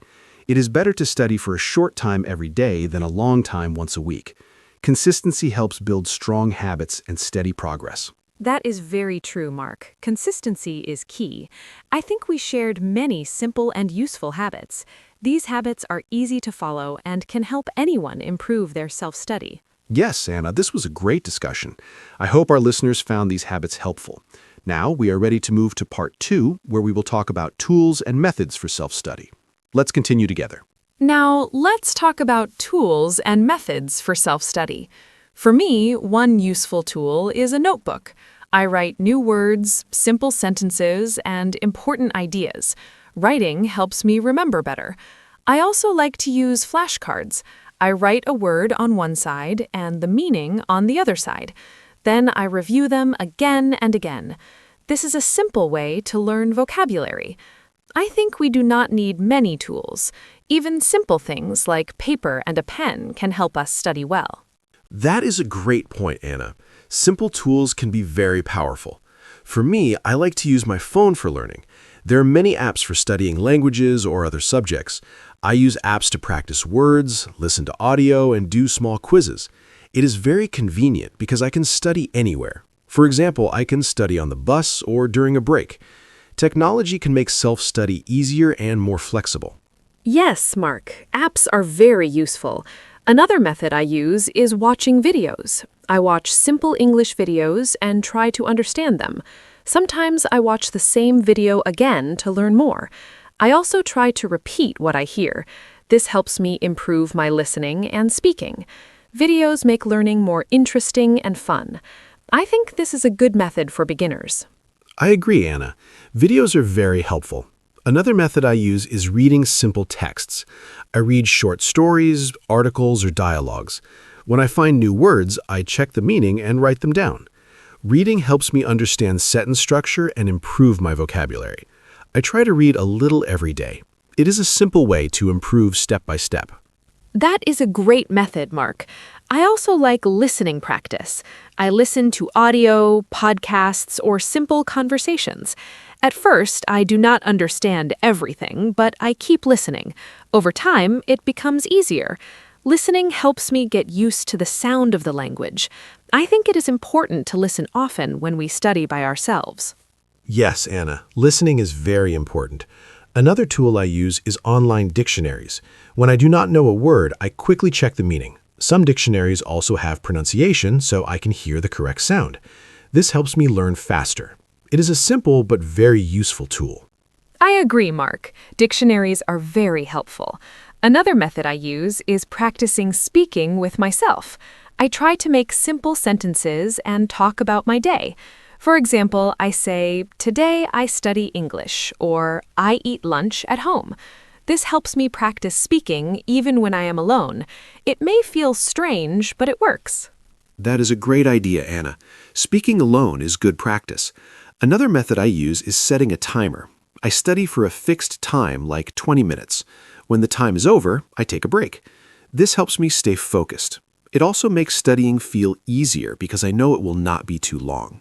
Yes, Mark. Using a timer is very helpful. Another tool I use is simple online courses. There are many free lessons on the internet. I follow the lessons step by step. It feels like having a teacher. This helps me stay organized and learn in a clear way. I agree, Anna. Online courses are very useful. Another method I use is repeating and practicing again. Learning once is not enough. I try to review and practice many times. This helps me remember better. Repetition is a key part of learning. That is very true, Mark. Repetition helps us remember. I think we shared many useful tools and methods. They are simple and easy to use for beginners.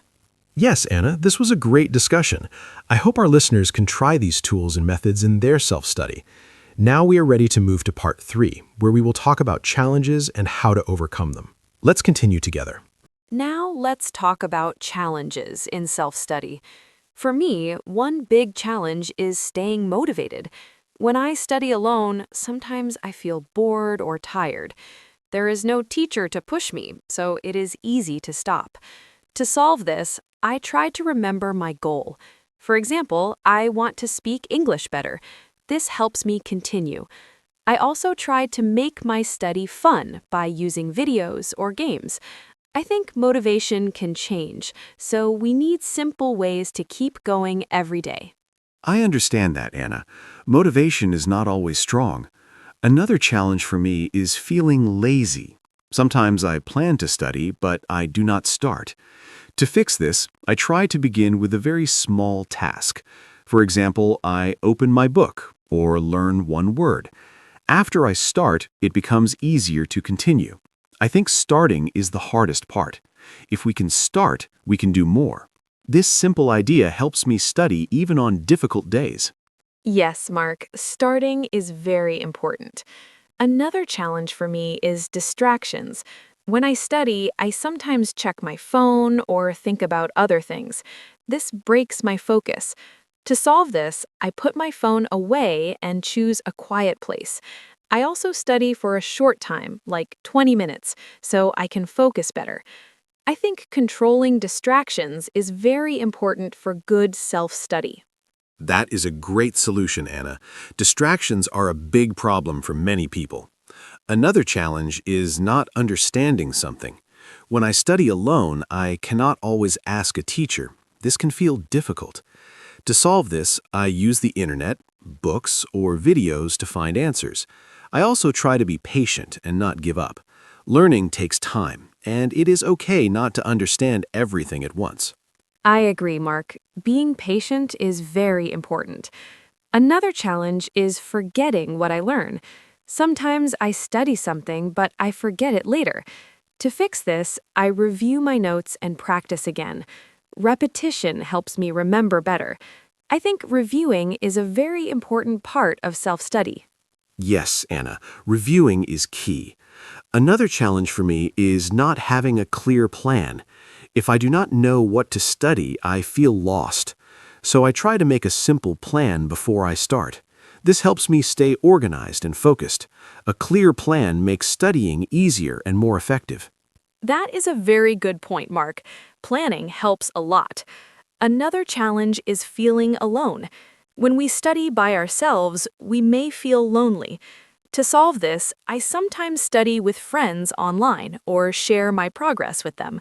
This makes me feel supported. I think it is good to connect with others, even in self-study. I agree, Anna. Support is important. Another challenge is giving up too quickly.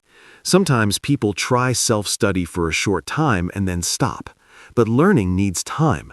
I try to remind myself to be patient and continue. Even small progress is good. Consistency is more important than speed. Yes, Mark, consistency is very important. Another challenge is feeling stressed. When I think I must learn a lot, I feel pressure. So I try to keep my goals small and simple. This helps me feel relaxed and enjoy learning more. That is a great idea, Anna. Keeping things simple is helpful. Another challenge is not believing in yourself. If we think we cannot learn, it is hard to continue. So I try to believe that I can improve step by step. Confidence grows with practice. Another problem for me is feeling bored. Sometimes I study the same thing again and again, and it is not interesting. When I feel bored, I lose focus. To solve this, I try to change my study method. For example, I watch a video instead of reading, or I play a simple learning game. This makes study more fun. I think it is important to keep learning interesting so we can continue for a long time. I understand that, Anna. Boredom is very common. Another challenge for me is not seeing progress. Sometimes I study a lot, but I feel like I am not improving. This can make me feel sad. To fix this, I try to look at small progress. For example, I can understand more words than before. I can make simple sentences now. These small changes are important. I think we should notice our progress even if it is slow. It helps us stay motivated. Yes, Mark, noticing progress is very important. Another challenge is studying too much at once. Sometimes I feel I must study for many hours, but then I get tired and stop. Now I try to study for a short time and take breaks. This helps me keep my energy. I think balance is very important. We should not push too hard. Learning should be steady and comfortable. That is a great point, Anna. Balance is very important. Another challenge for me is not forgetting to review. Sometimes I learn new things, but I do not go back to them. Then I forget. To solve this, I make time for review every week. I check my notes and practice again. This helps me remember better. I think review is just as important as learning new things. I agree, Mark. Review is very helpful. Another challenge is feeling shy to speak. Even when I study alone, I feel shy to speak English, but I try to practice anyway. I speak slowly and do not worry about mistakes. This helps me improve. I think we should not be afraid of mistakes. They are part of learning. Yes, Anna, that is very true. Another challenge is not having a clear reason to study. If we do not know why we study, it is hard to continue. So I try to remind myself of my goal. For example, I want to travel and speak English. This gives me a reason to study. Having a clear reason helps us stay focused. That is a very good idea, Mark. Having a reason is important. Another challenge is comparing with others. Sometimes I see other learners doing very well, and I feel not good enough. But now I try to focus on my own journey. Everyone learns at a different speed. I just try to improve step by step. This helps me stay positive. I agree, Anna. Comparing can make us feel bad.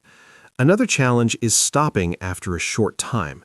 Some people start self-study with energy, but then they stop. I try to continue even if I study only a little. Doing something small is better than doing nothing. This helps me build a strong habit. Yes, Mark, small steps are very important. I think we talked about many challenges and solutions now. Self-study can be difficult, but we can find simple ways to continue. I hope our listeners feel more confident and ready to try. Yes, Anna, this was a great continuation. We shared many real problems and easy solutions. I hope our listeners learned something useful. Now we are ready to move to the ending and finish our podcast. Thank you for staying with us. Thank you, everyone, for listening to our podcast today. We talked about self-study and shared many simple ideas, tools, and challenges.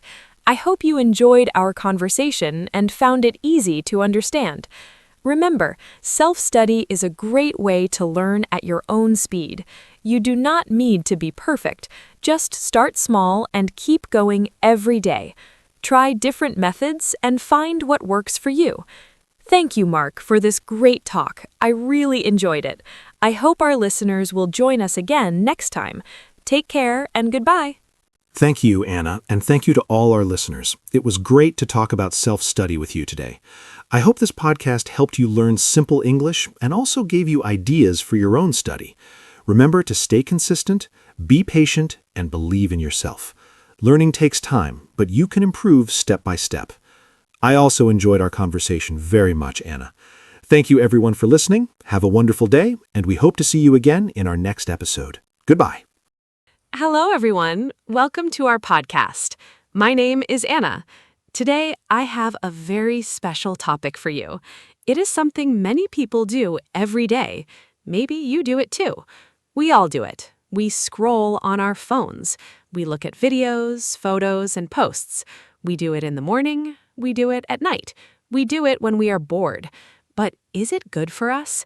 Today, Mark and I want to talk about this. We want to help you understand why it is a problem, and we want to give you some simple tips. I am so happy you are here with us today. Hi, everyone. I'm Mark. Thank you for listening to our podcast today. I am very happy to be here with Anna. This topic is very important. I think every person with a phone knows this problem. You pick up your phone for 1 minute, then suddenly 30 minutes are gone. It happens to me too. I'm not perfect, but I learned some things that really helped me.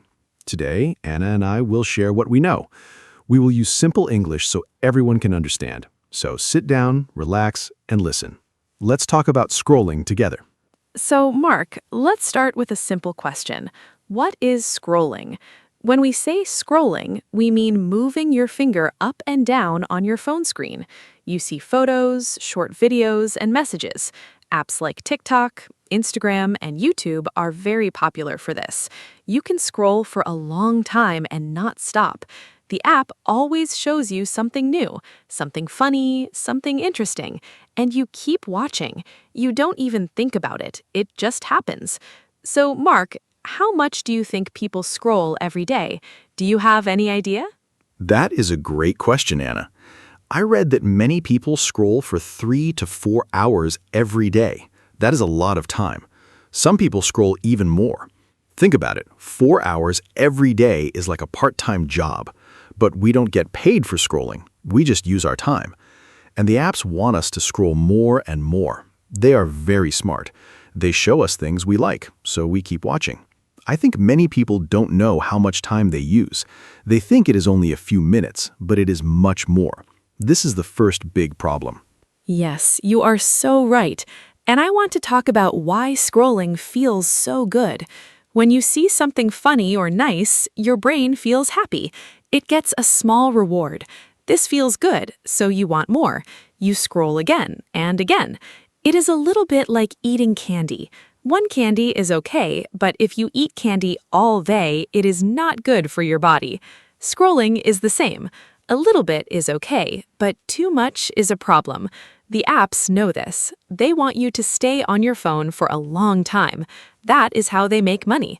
So they make scrolling feel very good.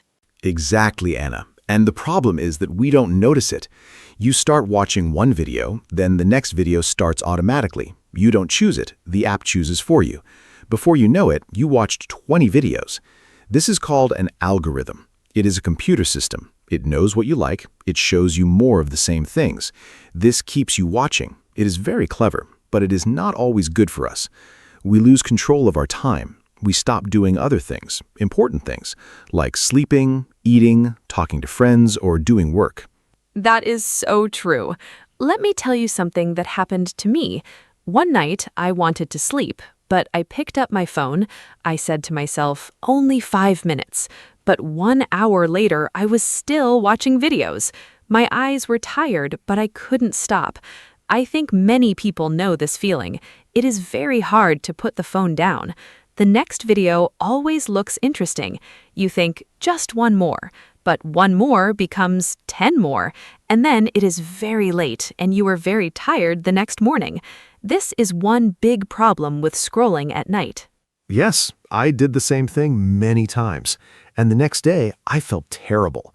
I was tired at work, I couldn't think clearly, my head was heavy. And why? Because of scrolling. I didn't get enough sleep.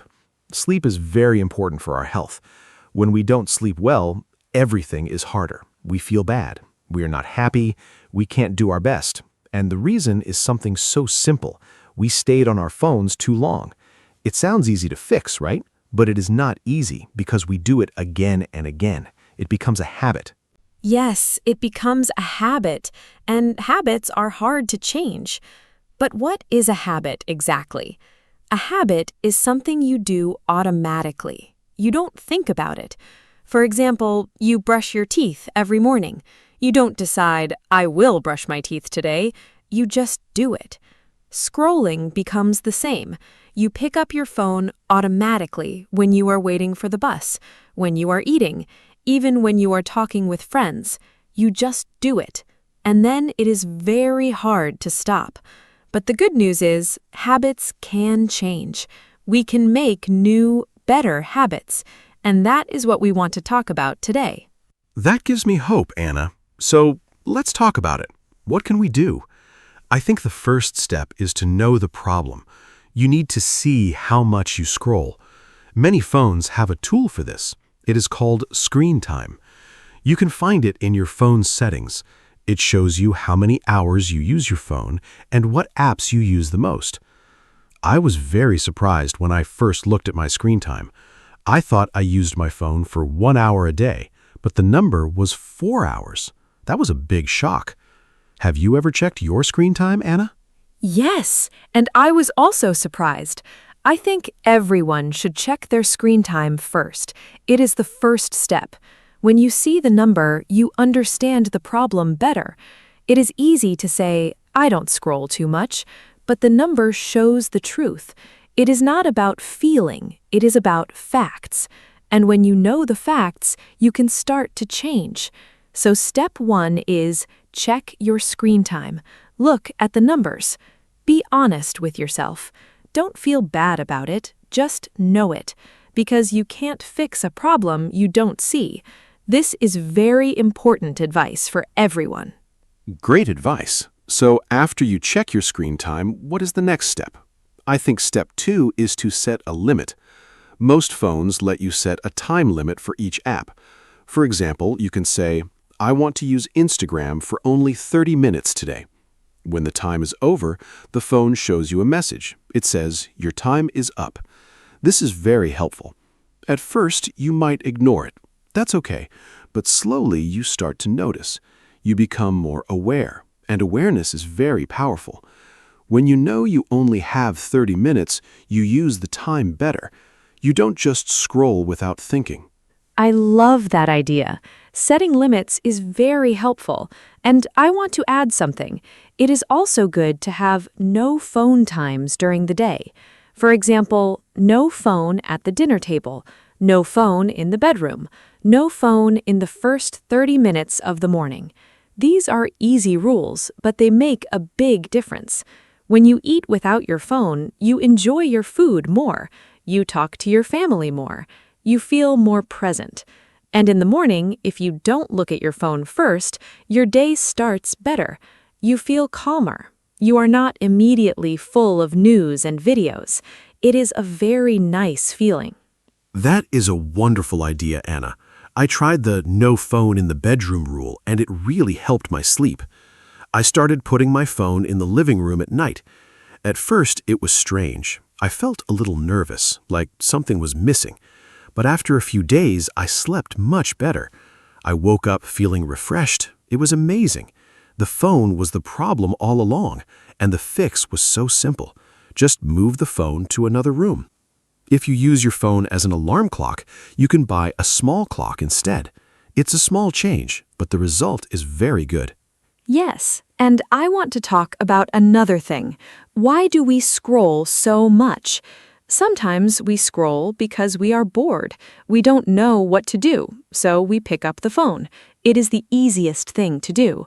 But what if we had other things to do? Fun things like reading a book, drawing, cooking, going for a walk, or calling a friend. These things are also fun, and they are better for us. So one good tip is to find a hobby, something you enjoy, something that keeps your hands and mind busy. When you have something fun to do, you don't need your phone as much.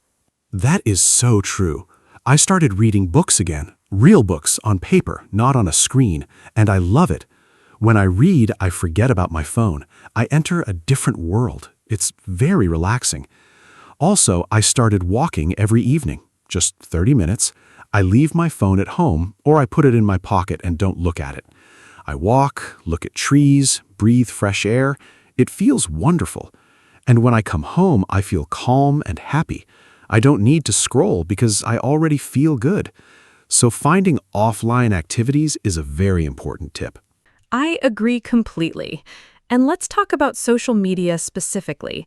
Instagram, TikTok, Facebook, these apps are designed to make you scroll. They show you beautiful photos, funny videos, interesting stories. It is very hard to stop. But here is a tip. You can unfollow accounts that you don't need. If an account makes you feel bad about yourself, unfollow it. If it shows you things that make you angry, unfollow it. Keep only the accounts that make you happy or teach you something useful. When your feed is better, you enjoy it more, and you spend less time trying to find good content. That is excellent advice. I did this too. I unfollowed many accounts. My feed became much smaller, but it became much better. Now when I open Instagram, I only see things I really like. So I spend less time looking for good content. I find it quickly, and then I close the app. Simple. Also, I turned off notifications. This was a big help. Before, every few minutes my phone made a sound. Ding, a new like. Ding, a new comment. Every time I heard the sound, I picked up the phone. Now, there is no sound, and I check the app only when I choose to, not because the phone called me. Turning off notifications is such a good idea. I did this too, and my phone is now much quieter. I feel less stressed. Before, I was always reacting to my phone. The phone was in control. Now I am in control. I decide when to check my apps, not the other way around, and it feels really good. It is a small change, but it changes how you feel a lot. You feel more free, more relaxed, like you are the boss of your phone, not the phone being the boss of you. This is a very important mindset shift. Your phone is a tool. You control it. It doesn't control you. Yes, the phone is your tool, not your master. I love that, Anna. And I want to mention something about children, too. Many parents give phones to their children at a young age. Children also scroll a lot. They watch videos for hours. This is a big concern. Children need to play outside. They need to talk, run, read, and use their imagination. Too much screen time is not good for their development. So parents should set clear rules, like no phone before homework, no phone during meals, 1 hour of screen time per day. These simple rules help children grow in a healthy way. That is very important. Children learn from what they see. If parents are always on their phones, children think it is normal. So parents need to be good examples. Put the phone down when you are with your family. Show your children that life is more than a screen. Go outside together, play games, cook together, tell stories. These moments are precious. You can't get them back. And your children will remember these moments forever, not the videos you watched, but the time you spent together. Real time, real connection. This is what makes life beautiful and meaningful. Beautifully said, Anna. Real connection is so important. And I think scrolling can sometimes make us feel lonely. You look at other people's lives on social media, their holidays, their food, their perfect photos, and you think, my life is not as good. But those photos are not always real. People only show the best moments, not the bad days, not the hard times. So you compare your real life with other people's best moments and you feel sad. This is called a comparison trap. It is very common, and it is not good for our mental health. We need to remember, social media is not real life. That is so important to remember.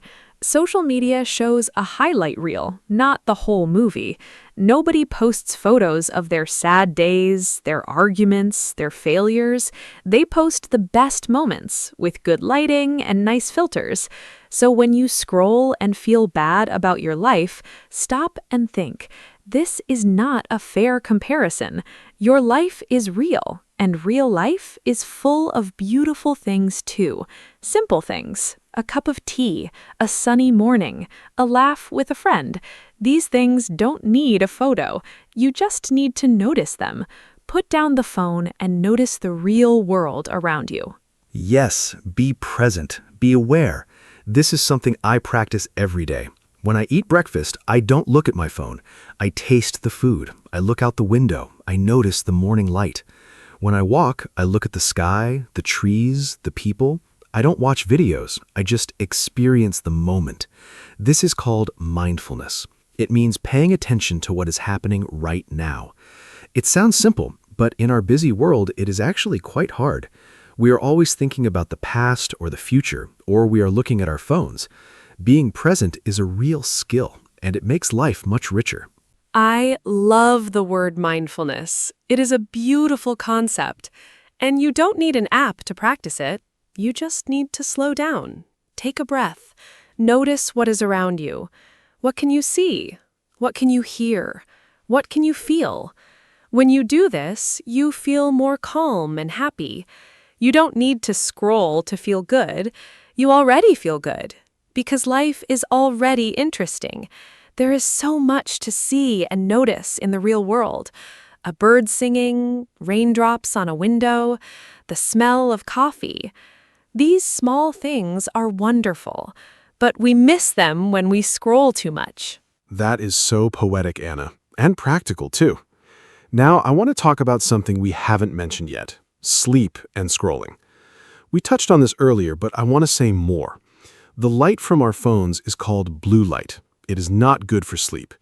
When you look at the screen at night, your brain thinks it is still daytime, so it doesn't produce the sleep hormone. This hormone is called melatonin. Without melatonin, you don't feel sleepy. You lie in bed, but you can't sleep. This is why many people feel tired all the time. They sleep late because they scroll, and the phone light makes the problem worse. Yes, I read about this too. And the fix is simple. Stop using your phone 1 hour before bed. I know it sounds hard, but it really works. Instead, you can read a book, listen to calm music, or just sit quietly. Your body will start to relax. Your brain will know it is time to sleep, and you will fall asleep faster, and sleep better, and wake up feeling refreshed. When I started doing this, I felt like a different person. More energy, better mood, better concentration. All because I stopped scrolling before bed. Sleep is so important, and our phones steal our sleep. Phones steal our sleep. I love that phrase, Anna, because it is so true. And they steal other things too. They steal our attention, our creativity, our time with family, our peace of mind. We give so much to our phones, and what do we get back? Sometimes nothing, or sometimes we feel worse than before. We feel anxious, tired, or sad. That is not a good trade. I'm not saying phones are bad. Phones are wonderful tools, but we need to use them wisely. We need to be in control, and that requires practice and effort and small steps every day. Small steps every day. I really believe in this. You don't need to change everything at once. That is too hard. Start with one small thing. Maybe tonight, put your phone in another room when you sleep. Just one night. See how it feels. Or tomorrow morning, don't look at your phone for the first 30 minutes. Just try it once. See what happens. Small steps lead to big changes over time. And every time you choose real life over scrolling, you get a little stronger. You build a new habit, a better habit. And slowly, your relationship with your phone changes for the better. I completely agree. And don't be too hard on yourself. If you scroll a lot one day, it's okay. Don't give up. Just try again tomorrow. Change is not a straight line. There are good days and bad days. What matters is that you keep trying. You keep choosing to be more mindful, more present, more in control. Every small choice counts, and over time, those small choices add up. You become someone who uses the phone, not someone the phone uses. And that is a wonderful feeling. I'm proud of every step I take, and you should be proud too. That is such a kind and encouraging message, Mark. And I want to add, talk to people about this. Tell your friends and family that you want to scroll less. Ask them to support you.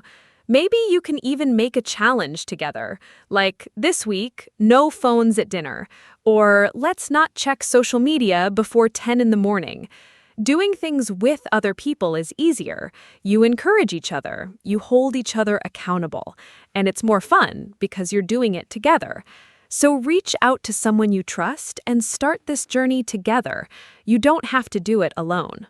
Great idea. Community and support are very powerful. And I think there's also an important question we should ask ourselves. Why do I scroll? What am I looking for?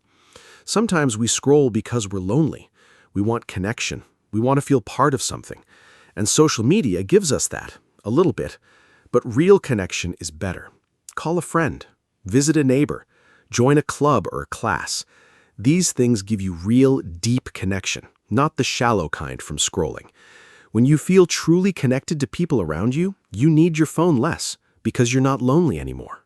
That is so beautifully said. Real connection versus virtual connection. Both have value, but they are different. Virtual connection is fast and easy, but it can feel empty sometimes. Real connection takes more effort, but it is much more fulfilling. When you hug a friend, when you have a long conversation over coffee, when you laugh together in person, these moments fill your heart in a way that scrolling never can. So invest in real relationships. Make time for them. They are the most important thing in life. Not the number of likes on your post, but the real love and friendship in your life. Absolutely. And I want to say one more thing before we move toward the end. Be kind to yourself. We live in a world full of phones and screens. It is very hard to avoid them. Companies spend millions of dollars to make apps addictive. They hire very smart people to keep you scrolling. So if you struggle, it is not your fault. You are fighting against a very powerful system, but you are stronger. Your mind is powerful. Your choices are powerful. And every time you put the phone down and choose real life, you win a little battle. Be proud of those moments. Celebrate small victories. Yes, celebrate small victories. I love that. And also, enjoy life. That is the whole point. When you scroll less, you have more time. Use that time for things that make you happy. Dance, cook, garden, read, exercise, learn something new. Life is so rich and full of wonderful experiences. Don't miss them because you were looking at a screen. The world outside your phone is beautiful, and it is waiting for you. Every day is a new chance to live more fully, to be more present, to love more deeply, to enjoy more completely. All you have to do is put down the phone. Wow, Anna, this has been such a wonderful conversation. I feel inspired. Let me quickly share the main tips we talked about today. First, check your screen time and know the facts. Second, set limits on your apps. Third, have no phone times during the day. Fourth, turn off notifications. Fifth, find a hobby you enjoy offline. Sixth, unfollow accounts that make you feel bad. Seventh, stop using your phone 1 hour before bed. Eighth, be present and practice mindfulness. And ninth, talk to others about this and do it together. These are all simple steps, but they can really change your life. Start with just one today. Thank you so much, Mark, and thank you to all of you who listened today. I hope this podcast was helpful and easy to understand. Remember, you are not alone in this. Millions of people struggle with scrolling, but you can make a change, one small step at a time. Be patient with yourself, be kind to yourself, and keep trying. If you want to share your story or your tips, we would love to hear from you. And if this podcast helped you, please share it with a friend. Together, we can all scroll a little less and live a little more. See you next time. Goodbye, everyone. Hello, everyone. Welcome to our podcast. My name is Anna, and I am very happy to be here with you today. This podcast is for beginners, so we will speak slowly and use simple English. Today, our topic is success. Success can mean different things to different people. For some, it is about work or study. For others, it is about happiness and a good life. In this episode, we will talk about what success means to us and how we can reach our goals. I am here with my friend Mark, and we will share our ideas together. I hope you enjoy listening. Hi, everyone. I'm Mark. Thank you, Anna, for the introduction. I'm excited to talk about success today. It's a very interesting topic because everyone wants to be successful. But success is not the same for everyone. Some people think success is money or a good job. Others think it is about family, health, or happiness. In this podcast, we will talk in simple English so you can understand easily. We will share our thoughts and experiences. I hope this conversation helps you learn English and think about your own idea of success. Mark, I really like this topic. Success is something we all think about. For me, success is not only about money or a job, it is also about feeling happy and proud of what I do. Sometimes small things can feel like success, like finishing a task or learning something new. I think success can be different at different times in our life.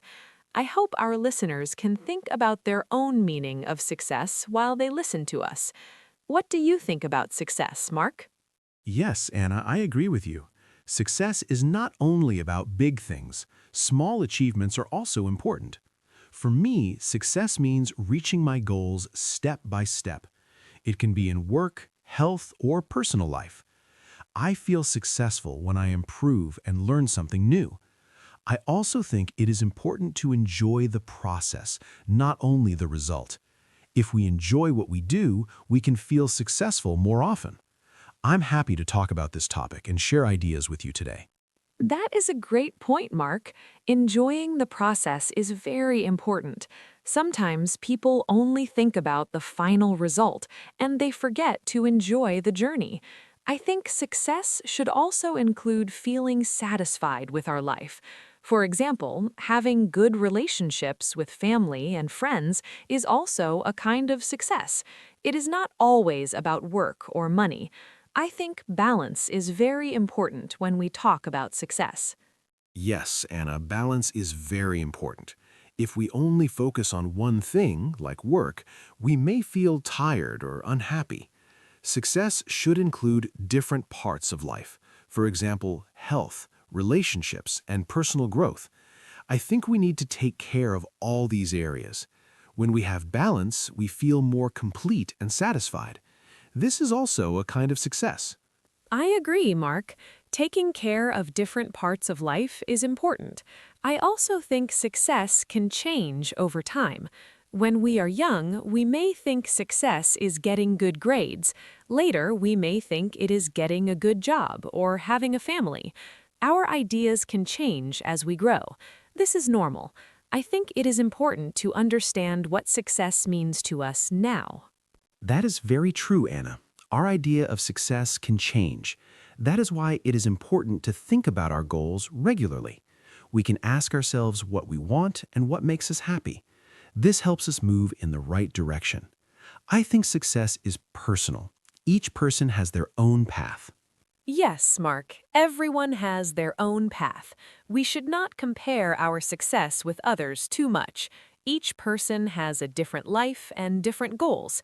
I think it is better to focus on our own progress. Even small steps can lead to big success in the future. I agree, Anna. Comparing with others can make us feel bad sometimes. It is better to focus on ourselves. If we improve little by little, we are moving forward. That is already success. I think this is a very important idea for our listeners. Thank you, Mark. I think we had a very nice introduction to our topic.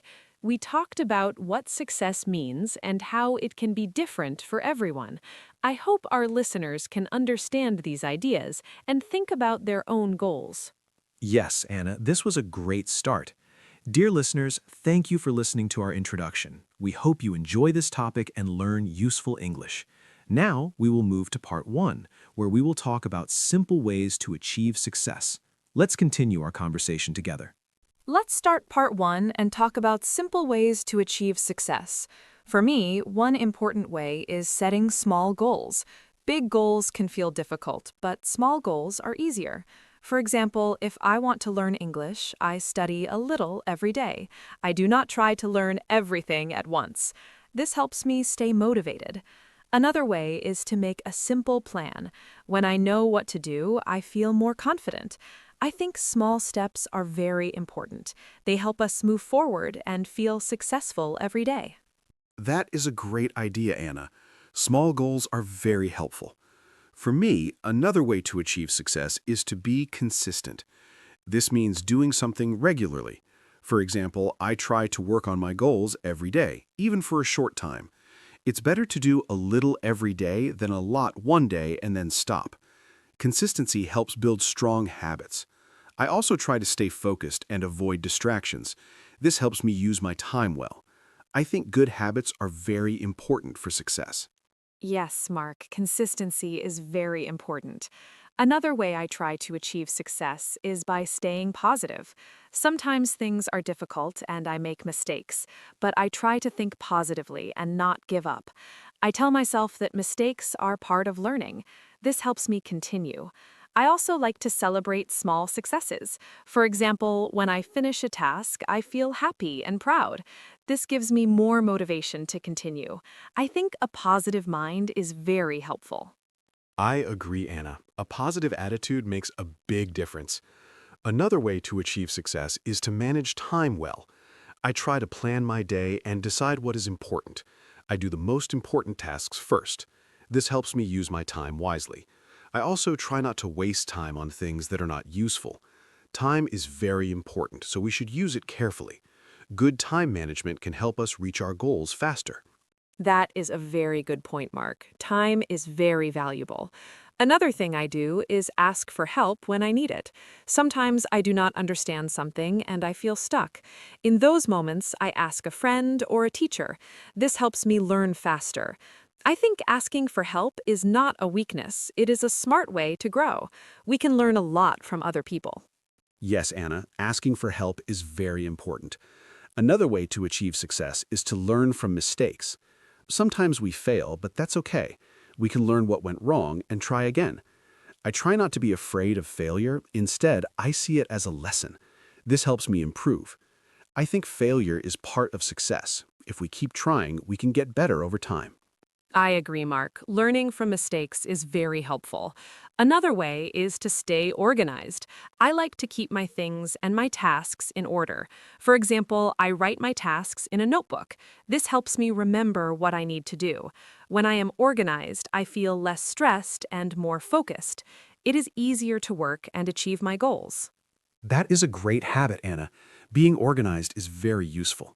Another important thing is taking care of our health. If we are tired or sick, it's hard to work well.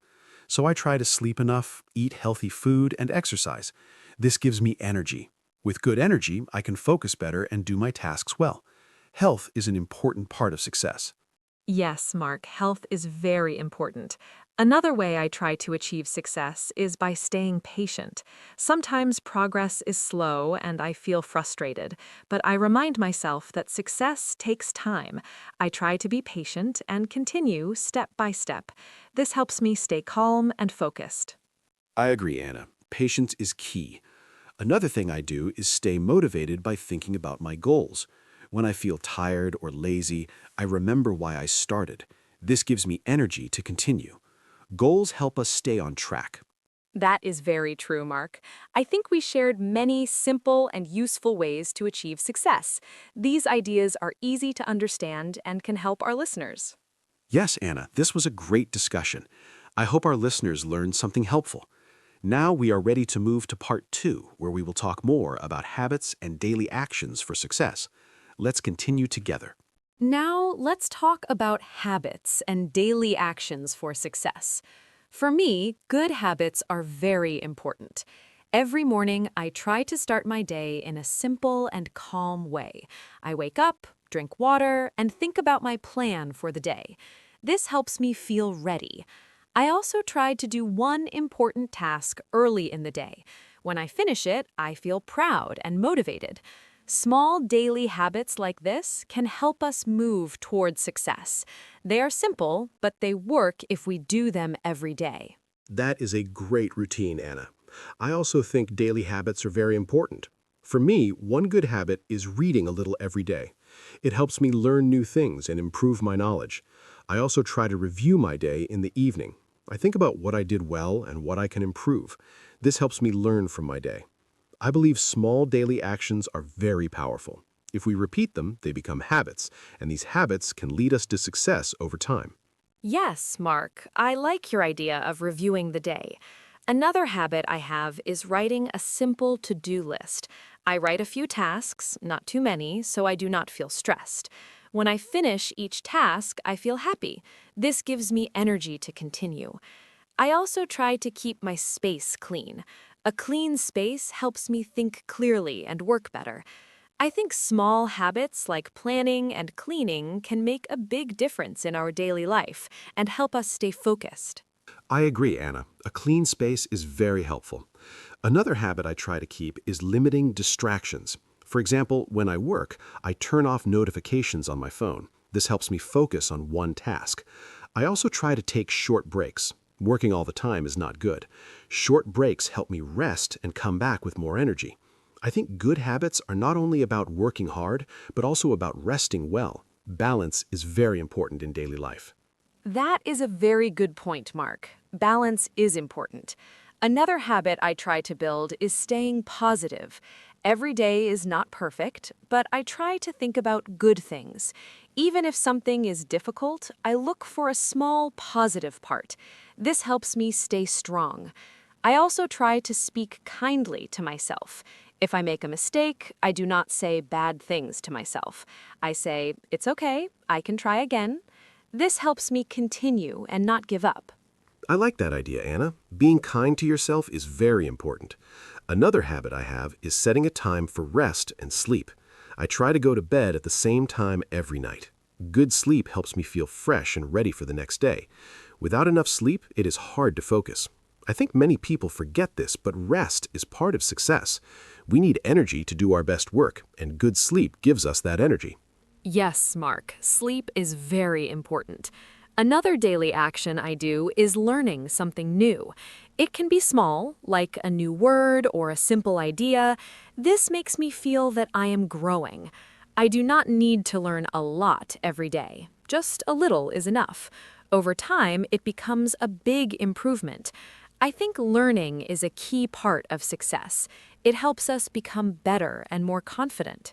I agree, Anna. Learning every day is very powerful.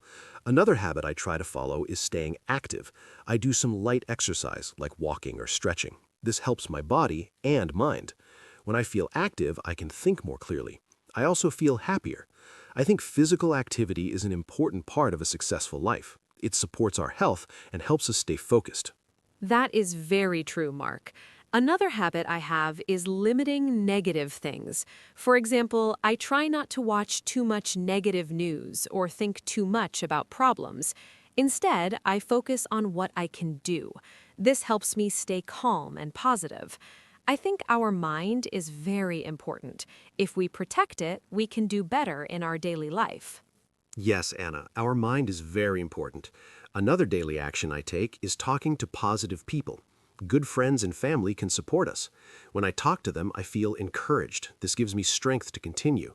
I think the people around us can affect our success, so it is good to stay close to positive and supportive people. I agree, Mark. Good people can help us a lot. I think we shared many useful habits and daily actions. These ideas are simple, but they can help anyone. I hope our listeners can try some of these habits in their daily life. Yes, Anna, this was a great discussion. I hope our listeners learned something useful and easy to follow. Daily habits are very important for success. Now we're ready to move to part 3, where we will talk about challenges and how to overcome them. Let's continue together. Now, let's talk about challenges on the way to success. For me, one big challenge is feeling tired or lazy. Sometimes I do not want to do my tasks, even if they are important. On those days, it is very hard to start, but I try to do one small thing first. For example, I open my book or write one sentence. After I start, it becomes easier to continue. I think the beginning is the hardest part. If we can start, we can move forward. This is my way to deal with lazy feelings. I understand that, Anna. I also feel lazy sometimes. Another challenge for me is fear of failure. Sometimes I worry that I will not do well, so I feel afraid to try. But I try to change my thinking. I tell myself that failure is normal and part of learning. If I do not try, I cannot improve. So I try to take small steps and not think too much about the result. This helps me feel more confident. I think courage is very important when we want to succeed. Yes, Mark, fear can stop us. Another challenge for me is distractions. For example, I want to work, but I check my phone or watch videos. This takes my time and energy. To solve this, I try to remove distractions. I put my phone away or turn it off. I also choose a quiet place to work. This helps me focus better. I think controlling our environment is very helpful when we want to stay on track and reach our goals. That is a great solution, Anna. Distractions are a big problem for many people. Another challenge is losing motivation. At the beginning, we feel excited, but later we feel tired or bored. When this happens, I try to remember my goal. I think about why I started. I also try to change my routine a little, like working in a different place. This helps me feel fresh again. I think it is normal to lose motivation sometimes, but we should find ways to continue. I agree, Mark. Motivation can change. Another challenge is being too strict with myself. Sometimes I want everything to be perfect. If I make a mistake, I feel bad. So now I try to be more kind to myself. I accept that mistakes are normal. I try again without feeling too much pressure. I think success is not about being perfect. It's about learning and improving step by step. This helps me feel more relaxed and continue my work. That is a very important idea, Anna. Being too strict can make us tired. Another challenge for me is time pressure.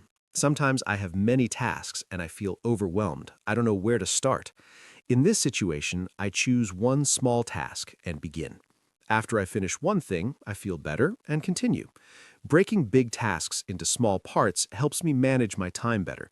It makes everything feel easier and more possible.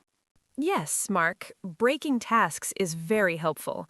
Another challenge is comparing ourselves with others. Sometimes I see other people doing very well and I feel not good enough. But now I try to focus on my own progress. Everyone has a different path. I do not need to be like others. I just need to improve a little every day. This helps me stay positive and continue my journey. I agree, Anna. Comparing with others can make us feel bad. Another challenge is giving up too quickly.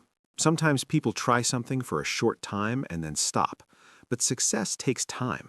I try to remind myself to be patient and continue. Even small progress is good. I think consistency is more important than speed. If we keep going, we will see results. That is very true, Mark. Another challenge is feeling stressed. When I feel too much stress, I cannot think clearly. So I try to relax. I take a short break, go for a walk, or listen to music. This helps me feel calm. After that, I can focus again. I think managing stress is very important for success. Yes, Anna, managing stress is important. Another challenge is not having clear goals. If we do not know what we want, it is hard to move forward. So I try to set clear and simple goals. This helps me stay focused. Goals give direction to our actions. Let's talk more about challenges on the way to success. Another challenge for me is staying focused for a long time. Sometimes I start a task, but after a short time I feel bored and want to do something else. This makes it hard to finish my work. To solve this, I try to work in short time periods, like 20 or 30 minutes. Then I take a short break. This helps me stay focused and not feel too tired. I think managing focus is very important for success. I understand that, Anna. Staying focused is not easy. Another challenge for me is dealing with negative thoughts. Sometimes I think, I cannot do this, or this is too hard. These thoughts make me feel weak, but I try to change them. I tell myself, I can try, or I can learn. This small change in thinking helps me feel stronger. I think our thoughts are very powerful. If we think in a positive way, we can do better and continue moving toward success. Yes, Mark, positive thinking is very helpful.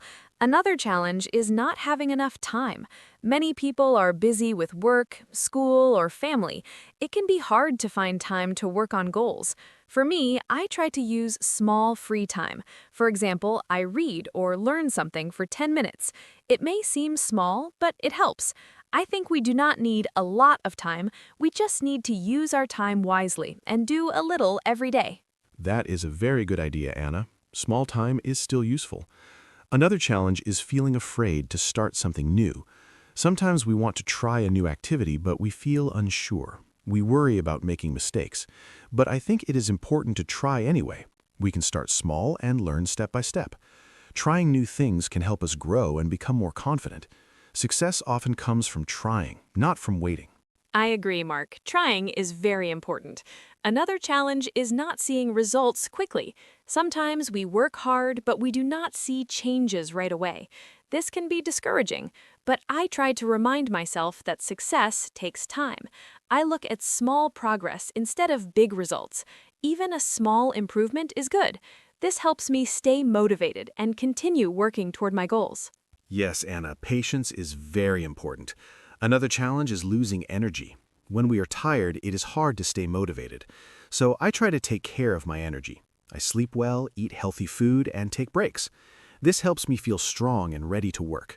I think energy is very important for success. Without energy, it is hard to do anything well. That is very true, Mark. Taking care of our body is very important. Another challenge is doing too many things at once. Sometimes I try to do many tasks and I feel confused. So now I try to focus on one thing at a time. When I finish one task, I move to the next. This helps me stay calm and do better work. I think simple steps are the best way to move forward. I agree, Anna. Doing one thing at a time is very helpful. Another challenge is not having support. Sometimes people feel alone when they try to reach their goals. But I think it is good to talk to others. Friends, family, or teachers can give support and advice. This can make the journey easier. Success does not have to be a lonely process. Yes, Mark, support is very important. Another challenge is giving up after a bad day. Sometimes we have a difficult day and feel like stopping, but I try to remember that one bad day is not the end. I can start again the next day. This helps me stay strong and continue my journey. That is a great way to think, Anna. Another challenge is not believing in yourself. If we do not believe we can succeed, it is hard to try. So I try to believe in myself, even if it is difficult. Confidence grows with practice. The more we try, the more we believe in ourselves. I agree, Mark. Believing in yourself is very important. We talked about many challenges and ways to deal with them. I hope our listeners feel encouraged and ready to try. Yes, Anna, this was a very helpful discussion. Challenges are normal, but we can overcome them step by step. Thank you everyone for listening, and now we are ready to move to the ending. Thank you, everyone, for listening to our podcast today. We talked about success and shared many simple ideas, habits, and challenges. I hope you enjoyed our conversation and found it easy to understand. Remember, success is different for everyone. You do not need to be perfect. Just take small steps and keep going. Try to build good habits and stay positive. Thank you, Mark, for this great talk. I really enjoyed it. I hope our listeners can join us again next time and continue learning English with us. Take care and goodbye. Thank you, Anna, and thank you to all our listeners. It was great to talk about success with you today. I hope this podcast helped you learn simple English and also think about your own goals. Remember, success takes time, so be patient and keep trying. Small actions every day can lead to big results. I also enjoyed our conversation very much, Anna. Thank you everyone for listening. Have a wonderful day, and we hope to see you again in our next episode. Goodbye. Hi, everyone, and welcome to our podcast. My name is Anna. Today, we are going to talk about time management. This is a very important topic. Many people feel they do not have enough time. They feel busy every day. But maybe the problem is not the time. Maybe the problem is how we use the time. I think it is possible to learn good habits. We can all get better at this. I am happy to talk about it today with my friend Mark. Mark, hello. How are you? Hello, Anna. I am very happy to be here. Thank you for that introduction. Yes, time management is a great topic. I think about it a lot. Every morning I wake up and I think, what do I need to do today? Sometimes I have a long list, and sometimes I do not do everything on the list. I feel bad about that, but I am learning. I think small changes can help a lot. I want to share some simple ideas today. I hope our listeners find them useful. Let us begin. Great. So, Mark, let us start with a basic question. What is time management? Can you explain it in simple words? I think some people hear this phrase and they feel confused. It sounds very professional, but I think it is not so difficult to understand. Time management means we plan how to use our time. We decide what to do first and what to do later. We try to use our time well. Does that sound right to you, Mark? I think it is a simple idea, but it is not always easy to do in real life. Yes, Anna, I agree completely. Time management is simple to understand, but not always simple to do. It means you are the boss of your time. You decide what is important. You decide what to do now and what to do tomorrow. For example, if I have a big project at work, I plan my time for it. I do not wait until the last minute. I start early. This helps me feel less stressed. I think the key word is plan. If you have a plan, you feel more in control of your day, and that feels really good. I love that, being the boss of your time. That is a great way to say it. So, Mark, why do you think time management is important? I think many people know they should manage their time better, but they do not start. They say, I will do it tomorrow. And then tomorrow comes and they say the same thing again. It's a cycle. I think we need a reason to change. For me, the reason is stress. When I do not manage my time, I feel very stressed, and stress is not good for health. What about you, Mark? Why is it important to you? That's a really good point, Anna. Stress is a big reason for me too. When I do not plan my time, everything feels urgent. I feel like I am always running. I never have time to rest. And then I feel tired and unhappy. But when I manage my time well, I finish my work and I still have free time. Free time is so important. I can read a book, go for a walk, or spend time with my family. Good time management gives you more life outside of work. It's not just about being productive, it's about being happy too. Yes, I totally agree. Happy and productive. Let's talk about some common problems now. I think one big problem is that people do not know where their time goes. Have you ever had a busy day and then thought, what did I actually do today? I have that feeling sometimes. I'm busy all day, but I feel like I didn't finish anything important. I think the first step is to look at how we spend our time. We need to see our habits. Sometimes we are surprised. We spend a lot of time on things that are not important. Do you agree, Mark? Oh, yes, absolutely. I did an exercise once. I wrote down everything I did for one whole day. Every hour, I wrote a short note. And at the end of the day, I looked at the list. I was surprised. I spent a lot of time checking my phone, maybe 2 or 3 hours total. That's a long time. And I didn't even feel like I was wasting time. It just happened little by little. So I think awareness is the first step. You need to know your habits before you can change them. Try this exercise. It's very eye-opening and helpful. That is a fantastic exercise, Mark. Writing down your activities. I think many people will be surprised when they try it. Okay, so now we know the problem. We do not always use our time well. What can we do about it? Let's talk about some simple strategies. One thing I do is make a to-do list every morning. I write down 3 things I want to do that day. Only 3, not 20 things, just 3 important things. This helps me focus. I don't feel overwhelmed. And when I finish all 3, I feel great. It's a small habit, but it makes a big difference. 3 things. I like that idea, Anna. It's simple and realistic. I also make lists, but sometimes my list is too long. Then I feel stressed looking at it. So 3 things is a good limit. I also try to do the most important thing first in the morning. I call this eating the frog. It sounds strange, I know, but it means you do the hardest or most important task first, before email, before social media, before everything. Then the rest of the day feels easier. You already did the big thing. The other tasks seem smaller after that. Have you tried this, Anna? Eating the frog. I love that expression. Yes, I have heard it before, and I think it is true. When I do a hard task first, I feel so relieved. The whole day is better after that. But sometimes it is hard to start with the hard thing. Our brain does not like hard things. We want to do easy things first. It's natural. So we need to be a little strict with ourselves. Maybe we say, no email until I finish my first task, or no coffee until I start the big project. We use small rewards to help us. Does that work for you, Mark? Yes, rewards really help. I use them all the time. For example, I tell myself, after I write this report, I can have a cup of coffee and a short break. The coffee becomes my reward. It sounds small, but it really works for me. Our brain likes rewards. It makes work feel more like a game. You finish a task, you get a reward.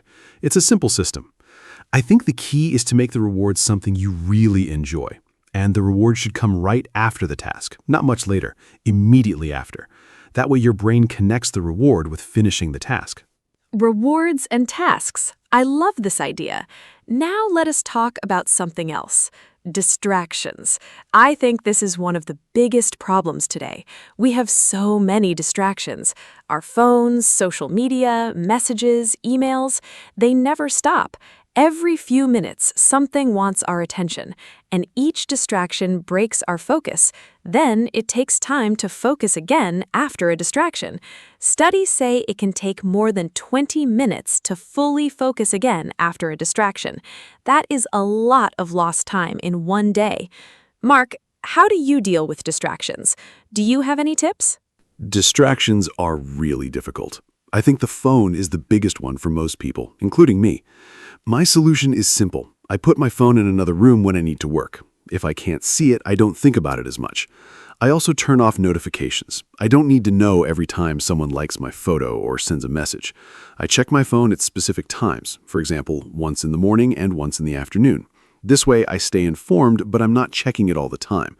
It was hard at first, but now I feel much better and more focused during work time. Okay, let us now talk about planning. I think planning is the heart of time management. If you have a good plan, you know what to do and when.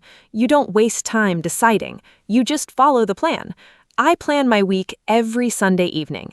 I sit down with a cup of tea and I look at the next week. I write important things in my calendar, appointments, meetings, deadlines. Then I also think about personal goals. Maybe I want to exercise 3 times this week or finish a book. I put these in the calendar too. Then Monday morning, I already know my week. It feels good. Weekly planning is a great habit, Anna. I do something similar. On Sunday or Monday morning, I look at my week. I ask myself, what are the 3 most important things I need to do this week? Not for work only, but for life also. Maybe one thing is work, one thing is health, and one thing is family.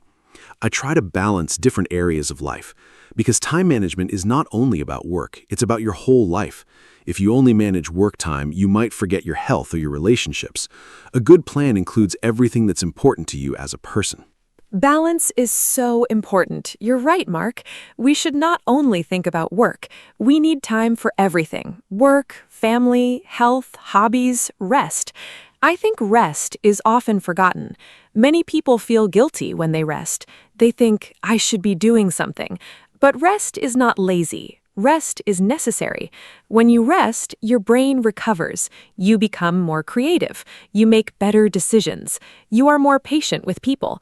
Without rest, everything gets harder. So I tell people, plan your rest time too. Put it in your calendar. Protect it like you protect a work meeting. Rest is a meeting with yourself. A meeting with yourself. I love that, Anna. That is a beautiful way to think about it. I used to feel guilty about taking breaks. I thought working all the time meant I was productive, but actually working without breaks makes you less productive over time. You make more mistakes, you feel tired, your ideas stop coming. Now I take short breaks every hour or so. I stand up, walk a little, drink some water, just 5 or 10 minutes, and then I come back to work feeling more fresh. These small breaks actually help me do more work, not less. So breaks are an investment in productivity.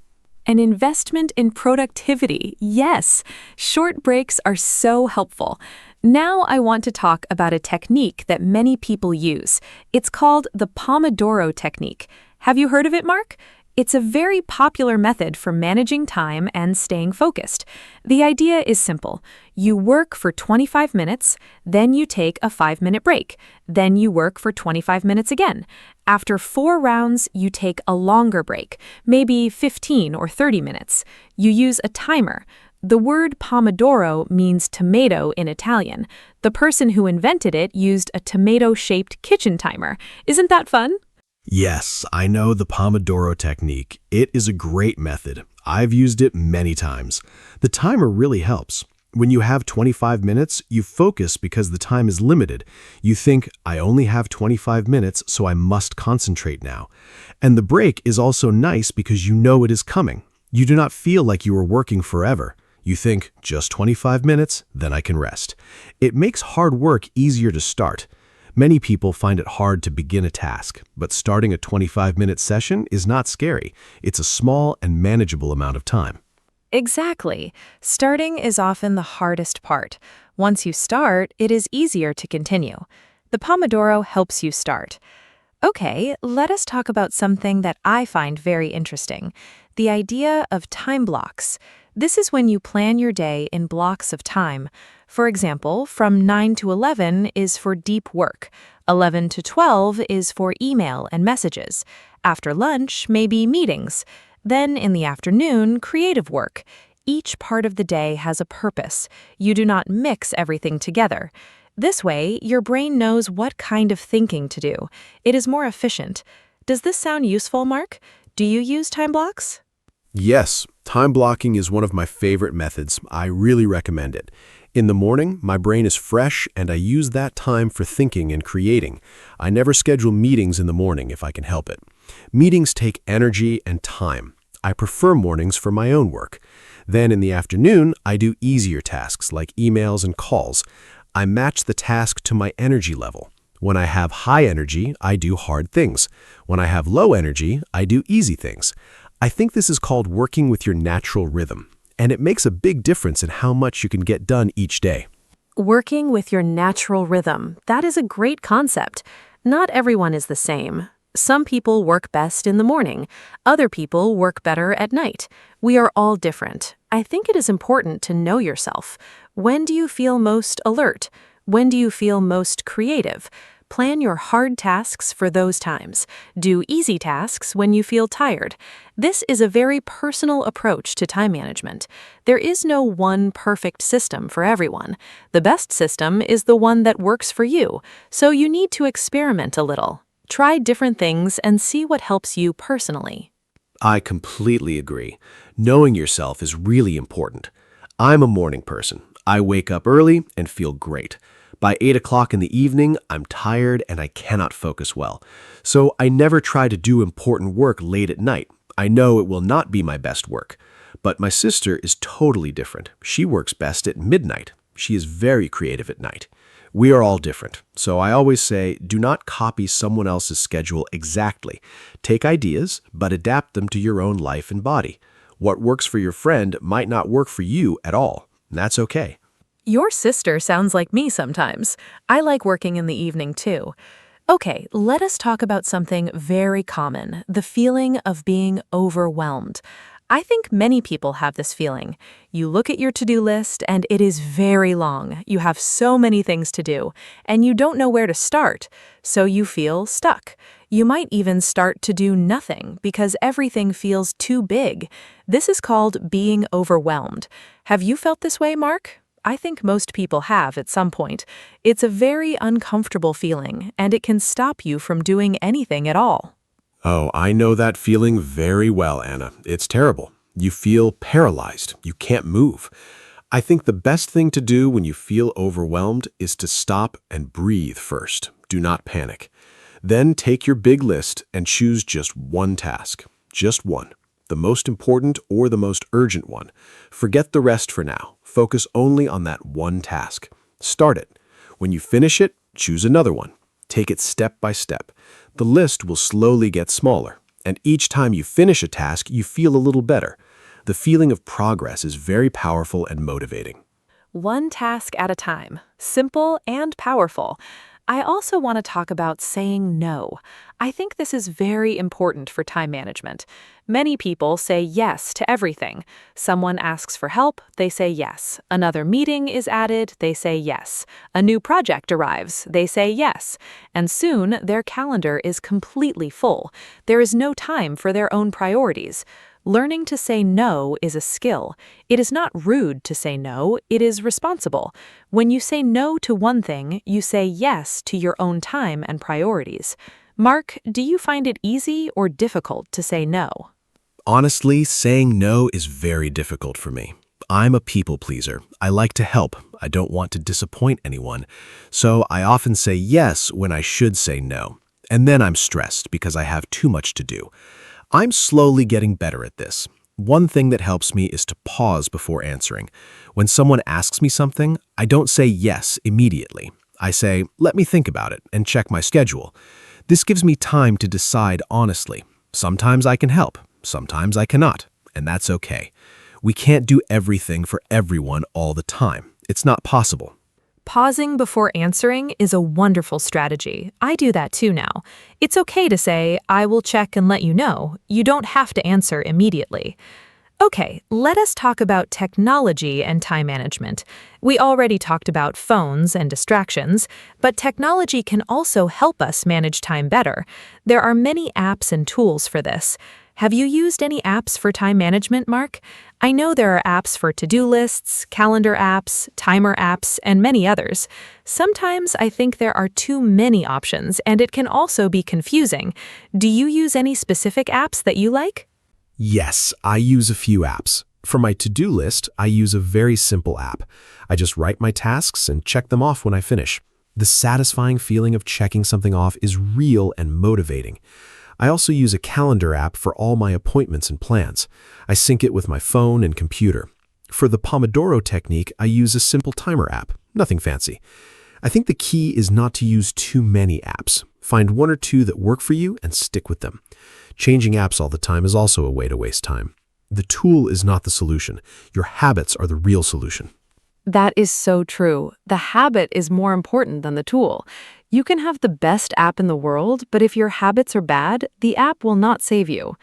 Okay, I want to ask you something personal, Mark. What was your biggest time management mistake? Something you did before that you do not do now? I will share mine too. I think it is helpful to learn from mistakes. We all make them. My biggest mistake was trying to do many things at the same time, what people call multitasking. I thought I was saving time, but actually I was doing everything poorly and slowly. What about you? Multitasking. Yes, that was my mistake too.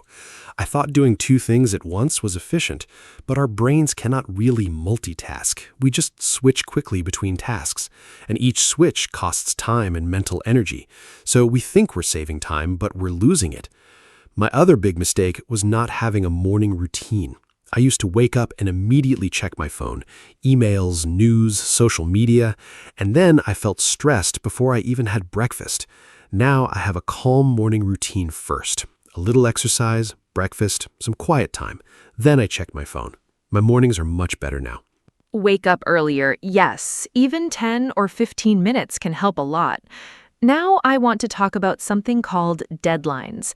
I think deadlines are very important in time management. A deadline is a date or time when something must be finished. Without a deadline, tasks can go on forever. We keep working on something without finishing it, or we keep postponing it. But with a clear deadline, we work with more focus. We know by Friday this must be done, so we manage our time better during the week. Mark, how do you use deadlines? And what do you do if a deadline feels scary or too close? Deadlines are very useful. They create a little pressure, and sometimes that pressure is good. It helps us focus. I always set deadlines for my tasks, even if no one gives me one. For example, if I need to write a report and my boss says, do it when you can, I still set a deadline for myself. Maybe I say, I will finish this by Wednesday. Without that, I might wait and wait. If a deadline feels scary, I break the big task into small steps. Each step has its own small deadline. Then the big deadline is not so scary. It's just a collection of small steps, and small steps are easy to take. Breaking a big task into small steps, I love this strategy. It's called chunking, I think. You take a large task and divide it into many small parts. Each small part is easy to do, so you never feel overwhelmed. You just do one small part, then another, and before you know it, the big task is done. I use this method for big projects at work. I look at the whole project and I think, what are all the steps to finish this? Then I put each step on my calendar with a deadline. The big project becomes a simple plan. It's a really effective way to deal with large tasks. Yes, chunking is a fantastic strategy, and it also helps with procrastination. Procrastination means you delay doing things. You keep saying, I will do it later, I'll start tomorrow. But tomorrow never comes. Often we procrastinate because the task seems too big or too hard. But if you break it into very small parts, it's not so hard. You can start with just 5 minutes, just 5 minutes on the task. Often you will continue after 5 minutes because you already started. Starting is the hardest part. Once you're working, the momentum carries you forward. So make the first step very, very small and easy to take. Procrastination, such a common problem. I think almost everyone does it sometimes. I certainly do. One thing that helps me is to think about how I will feel after I finish the task. I imagine that feeling of relief and pride, and then I want that feeling. So I start working to get that feeling. It's a way to motivate yourself with your imagination. Another thing that helps me is to make my workspace nice. If my desk is clean and comfortable, I feel more motivated to sit down and work. A messy desk makes me feel tired and unmotivated. So I tidy my desk before I start working. It makes a real difference. A clean workspace is so important, I agree. When everything around you is messy, your mind feels messy too. And when your workspace is clean and organized, your mind is clearer. This is not just a feeling. Some research shows that a clean environment helps with focus. I also like to have good lighting. Natural light is the best. I sit near a window when I can. And I like to have a glass of water on my desk. Small things make a difference. Creating a good environment for work is part of time management. You're setting yourself up for success before you even start the first task. Setting yourself up for success. I really like that phrase. Okay, we're getting close to the end of our conversation today. I want to talk about one more thing, the balance between being productive and enjoying life. I think some people take time management too seriously. They plan every minute. They feel guilty if they are not doing something useful. But life is not only about being productive. We need to laugh. We need to enjoy small moments. We need to be present with people we love. Good time management should give you more time for joy, not make your life feel like a strict schedule. What do you think, Mark? I completely agree, Anna. Time management is a tool, not a prison. The goal is more freedom, not more stress. If your time management system makes you feel anxious, something is wrong. Adjust it. Make it work for your life, not against it. I also think rest and play are productive in their own way. When you rest, you come back stronger. When you play, you get new ideas. When you spend time with loved ones, you feel happier and healthier. And happy, healthy people are more productive. So enjoying life is not a waste of time. It is actually one of the most important things you can do. Beautifully said, Mark. Time management is about living better, not just working more. Now, I would love to know, what is the one piece of advice you would give to a total beginner? Someone who wants to start managing their time better but does not know where to begin. There's so much information available, it can be confusing. If someone listens to this podcast and wants to change just one thing, what would you tell them? What is the most important first step? I have my answer ready, but I want to hear yours first. What is the single best advice you can give? My number one advice is this: start simple. Do not try to change everything at once. Just do one thing. My suggestion is to write 3 important tasks every morning before you start your day. Just 3, not 20, not 10, 3. Do those 3 things first before you get distracted. At the end of the day, look at your list. Did you do all 3? If yes, wonderful. If not, that's okay. Try again tomorrow. Do this every day for 1 month. It will become a habit. And from this one small habit, other good habits will grow naturally. Simple is always better when you are starting something new. I love your advice, Mark. 3 tasks per morning, simple and powerful. My advice is very similar. I would tell a beginner to just start. Do not wait for the perfect system or the perfect moment. Start now with something very small. Maybe just write a to-do list today. Maybe just turn off notifications for 1 hour. Pick one small thing and try it today. Progress, not perfection. Even a tiny change is better than no change. And celebrate your small wins. If you finish your 3 tasks today, feel proud. Tell yourself, I did well today. Positive feelings help you continue. Be kind to yourself on this journey. Yes, be kind to yourself. That is so important. We sometimes talk to ourselves very harshly. We say, I am lazy, I have no discipline, I never finish anything. These thoughts are not helpful. They make us feel bad and unmotivated. Instead, try to be your own coach, not your own critic. Say, okay, today was not perfect, but I did something. Tomorrow I will try again. Progress is not always a straight line. Some days are better than others. That is normal and human. The key is to keep going, to try again. Each small step forward counts, and over time, small steps add up to big changes in your life. Be your own coach, not your own critic. What a beautiful message. I think that's a perfect way to end our conversation today. We talked about so many things: what time management is, why it is important, common problems like distractions and procrastination, useful strategies like to-do lists, time blocks, morning routines, and the Pomodoro technique. We talked about saying no, deadlines, and the importance of rest and balance. I hope our listeners found all of this helpful. Remember, you do not need to do everything at once. Just start with one small step. Mark, any final words before we say goodbye today?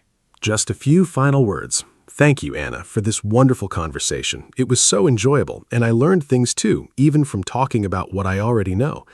I want to say to everyone listening, your time is valuable. It is the most precious thing you have. You cannot get it back, so use it with care and intention. Plan your days. Focus on what matters to you. Rest and enjoy life. Manage your time so that you can live a life you are happy with. Start small, be consistent, and be patient. You can do this. Thank you for listening to our podcast today. We hope to see you again very soon. Thank you so much, Mark, and thank you to everyone who listened today. We hope this conversation gave you some good ideas and maybe some inspiration to start making changes.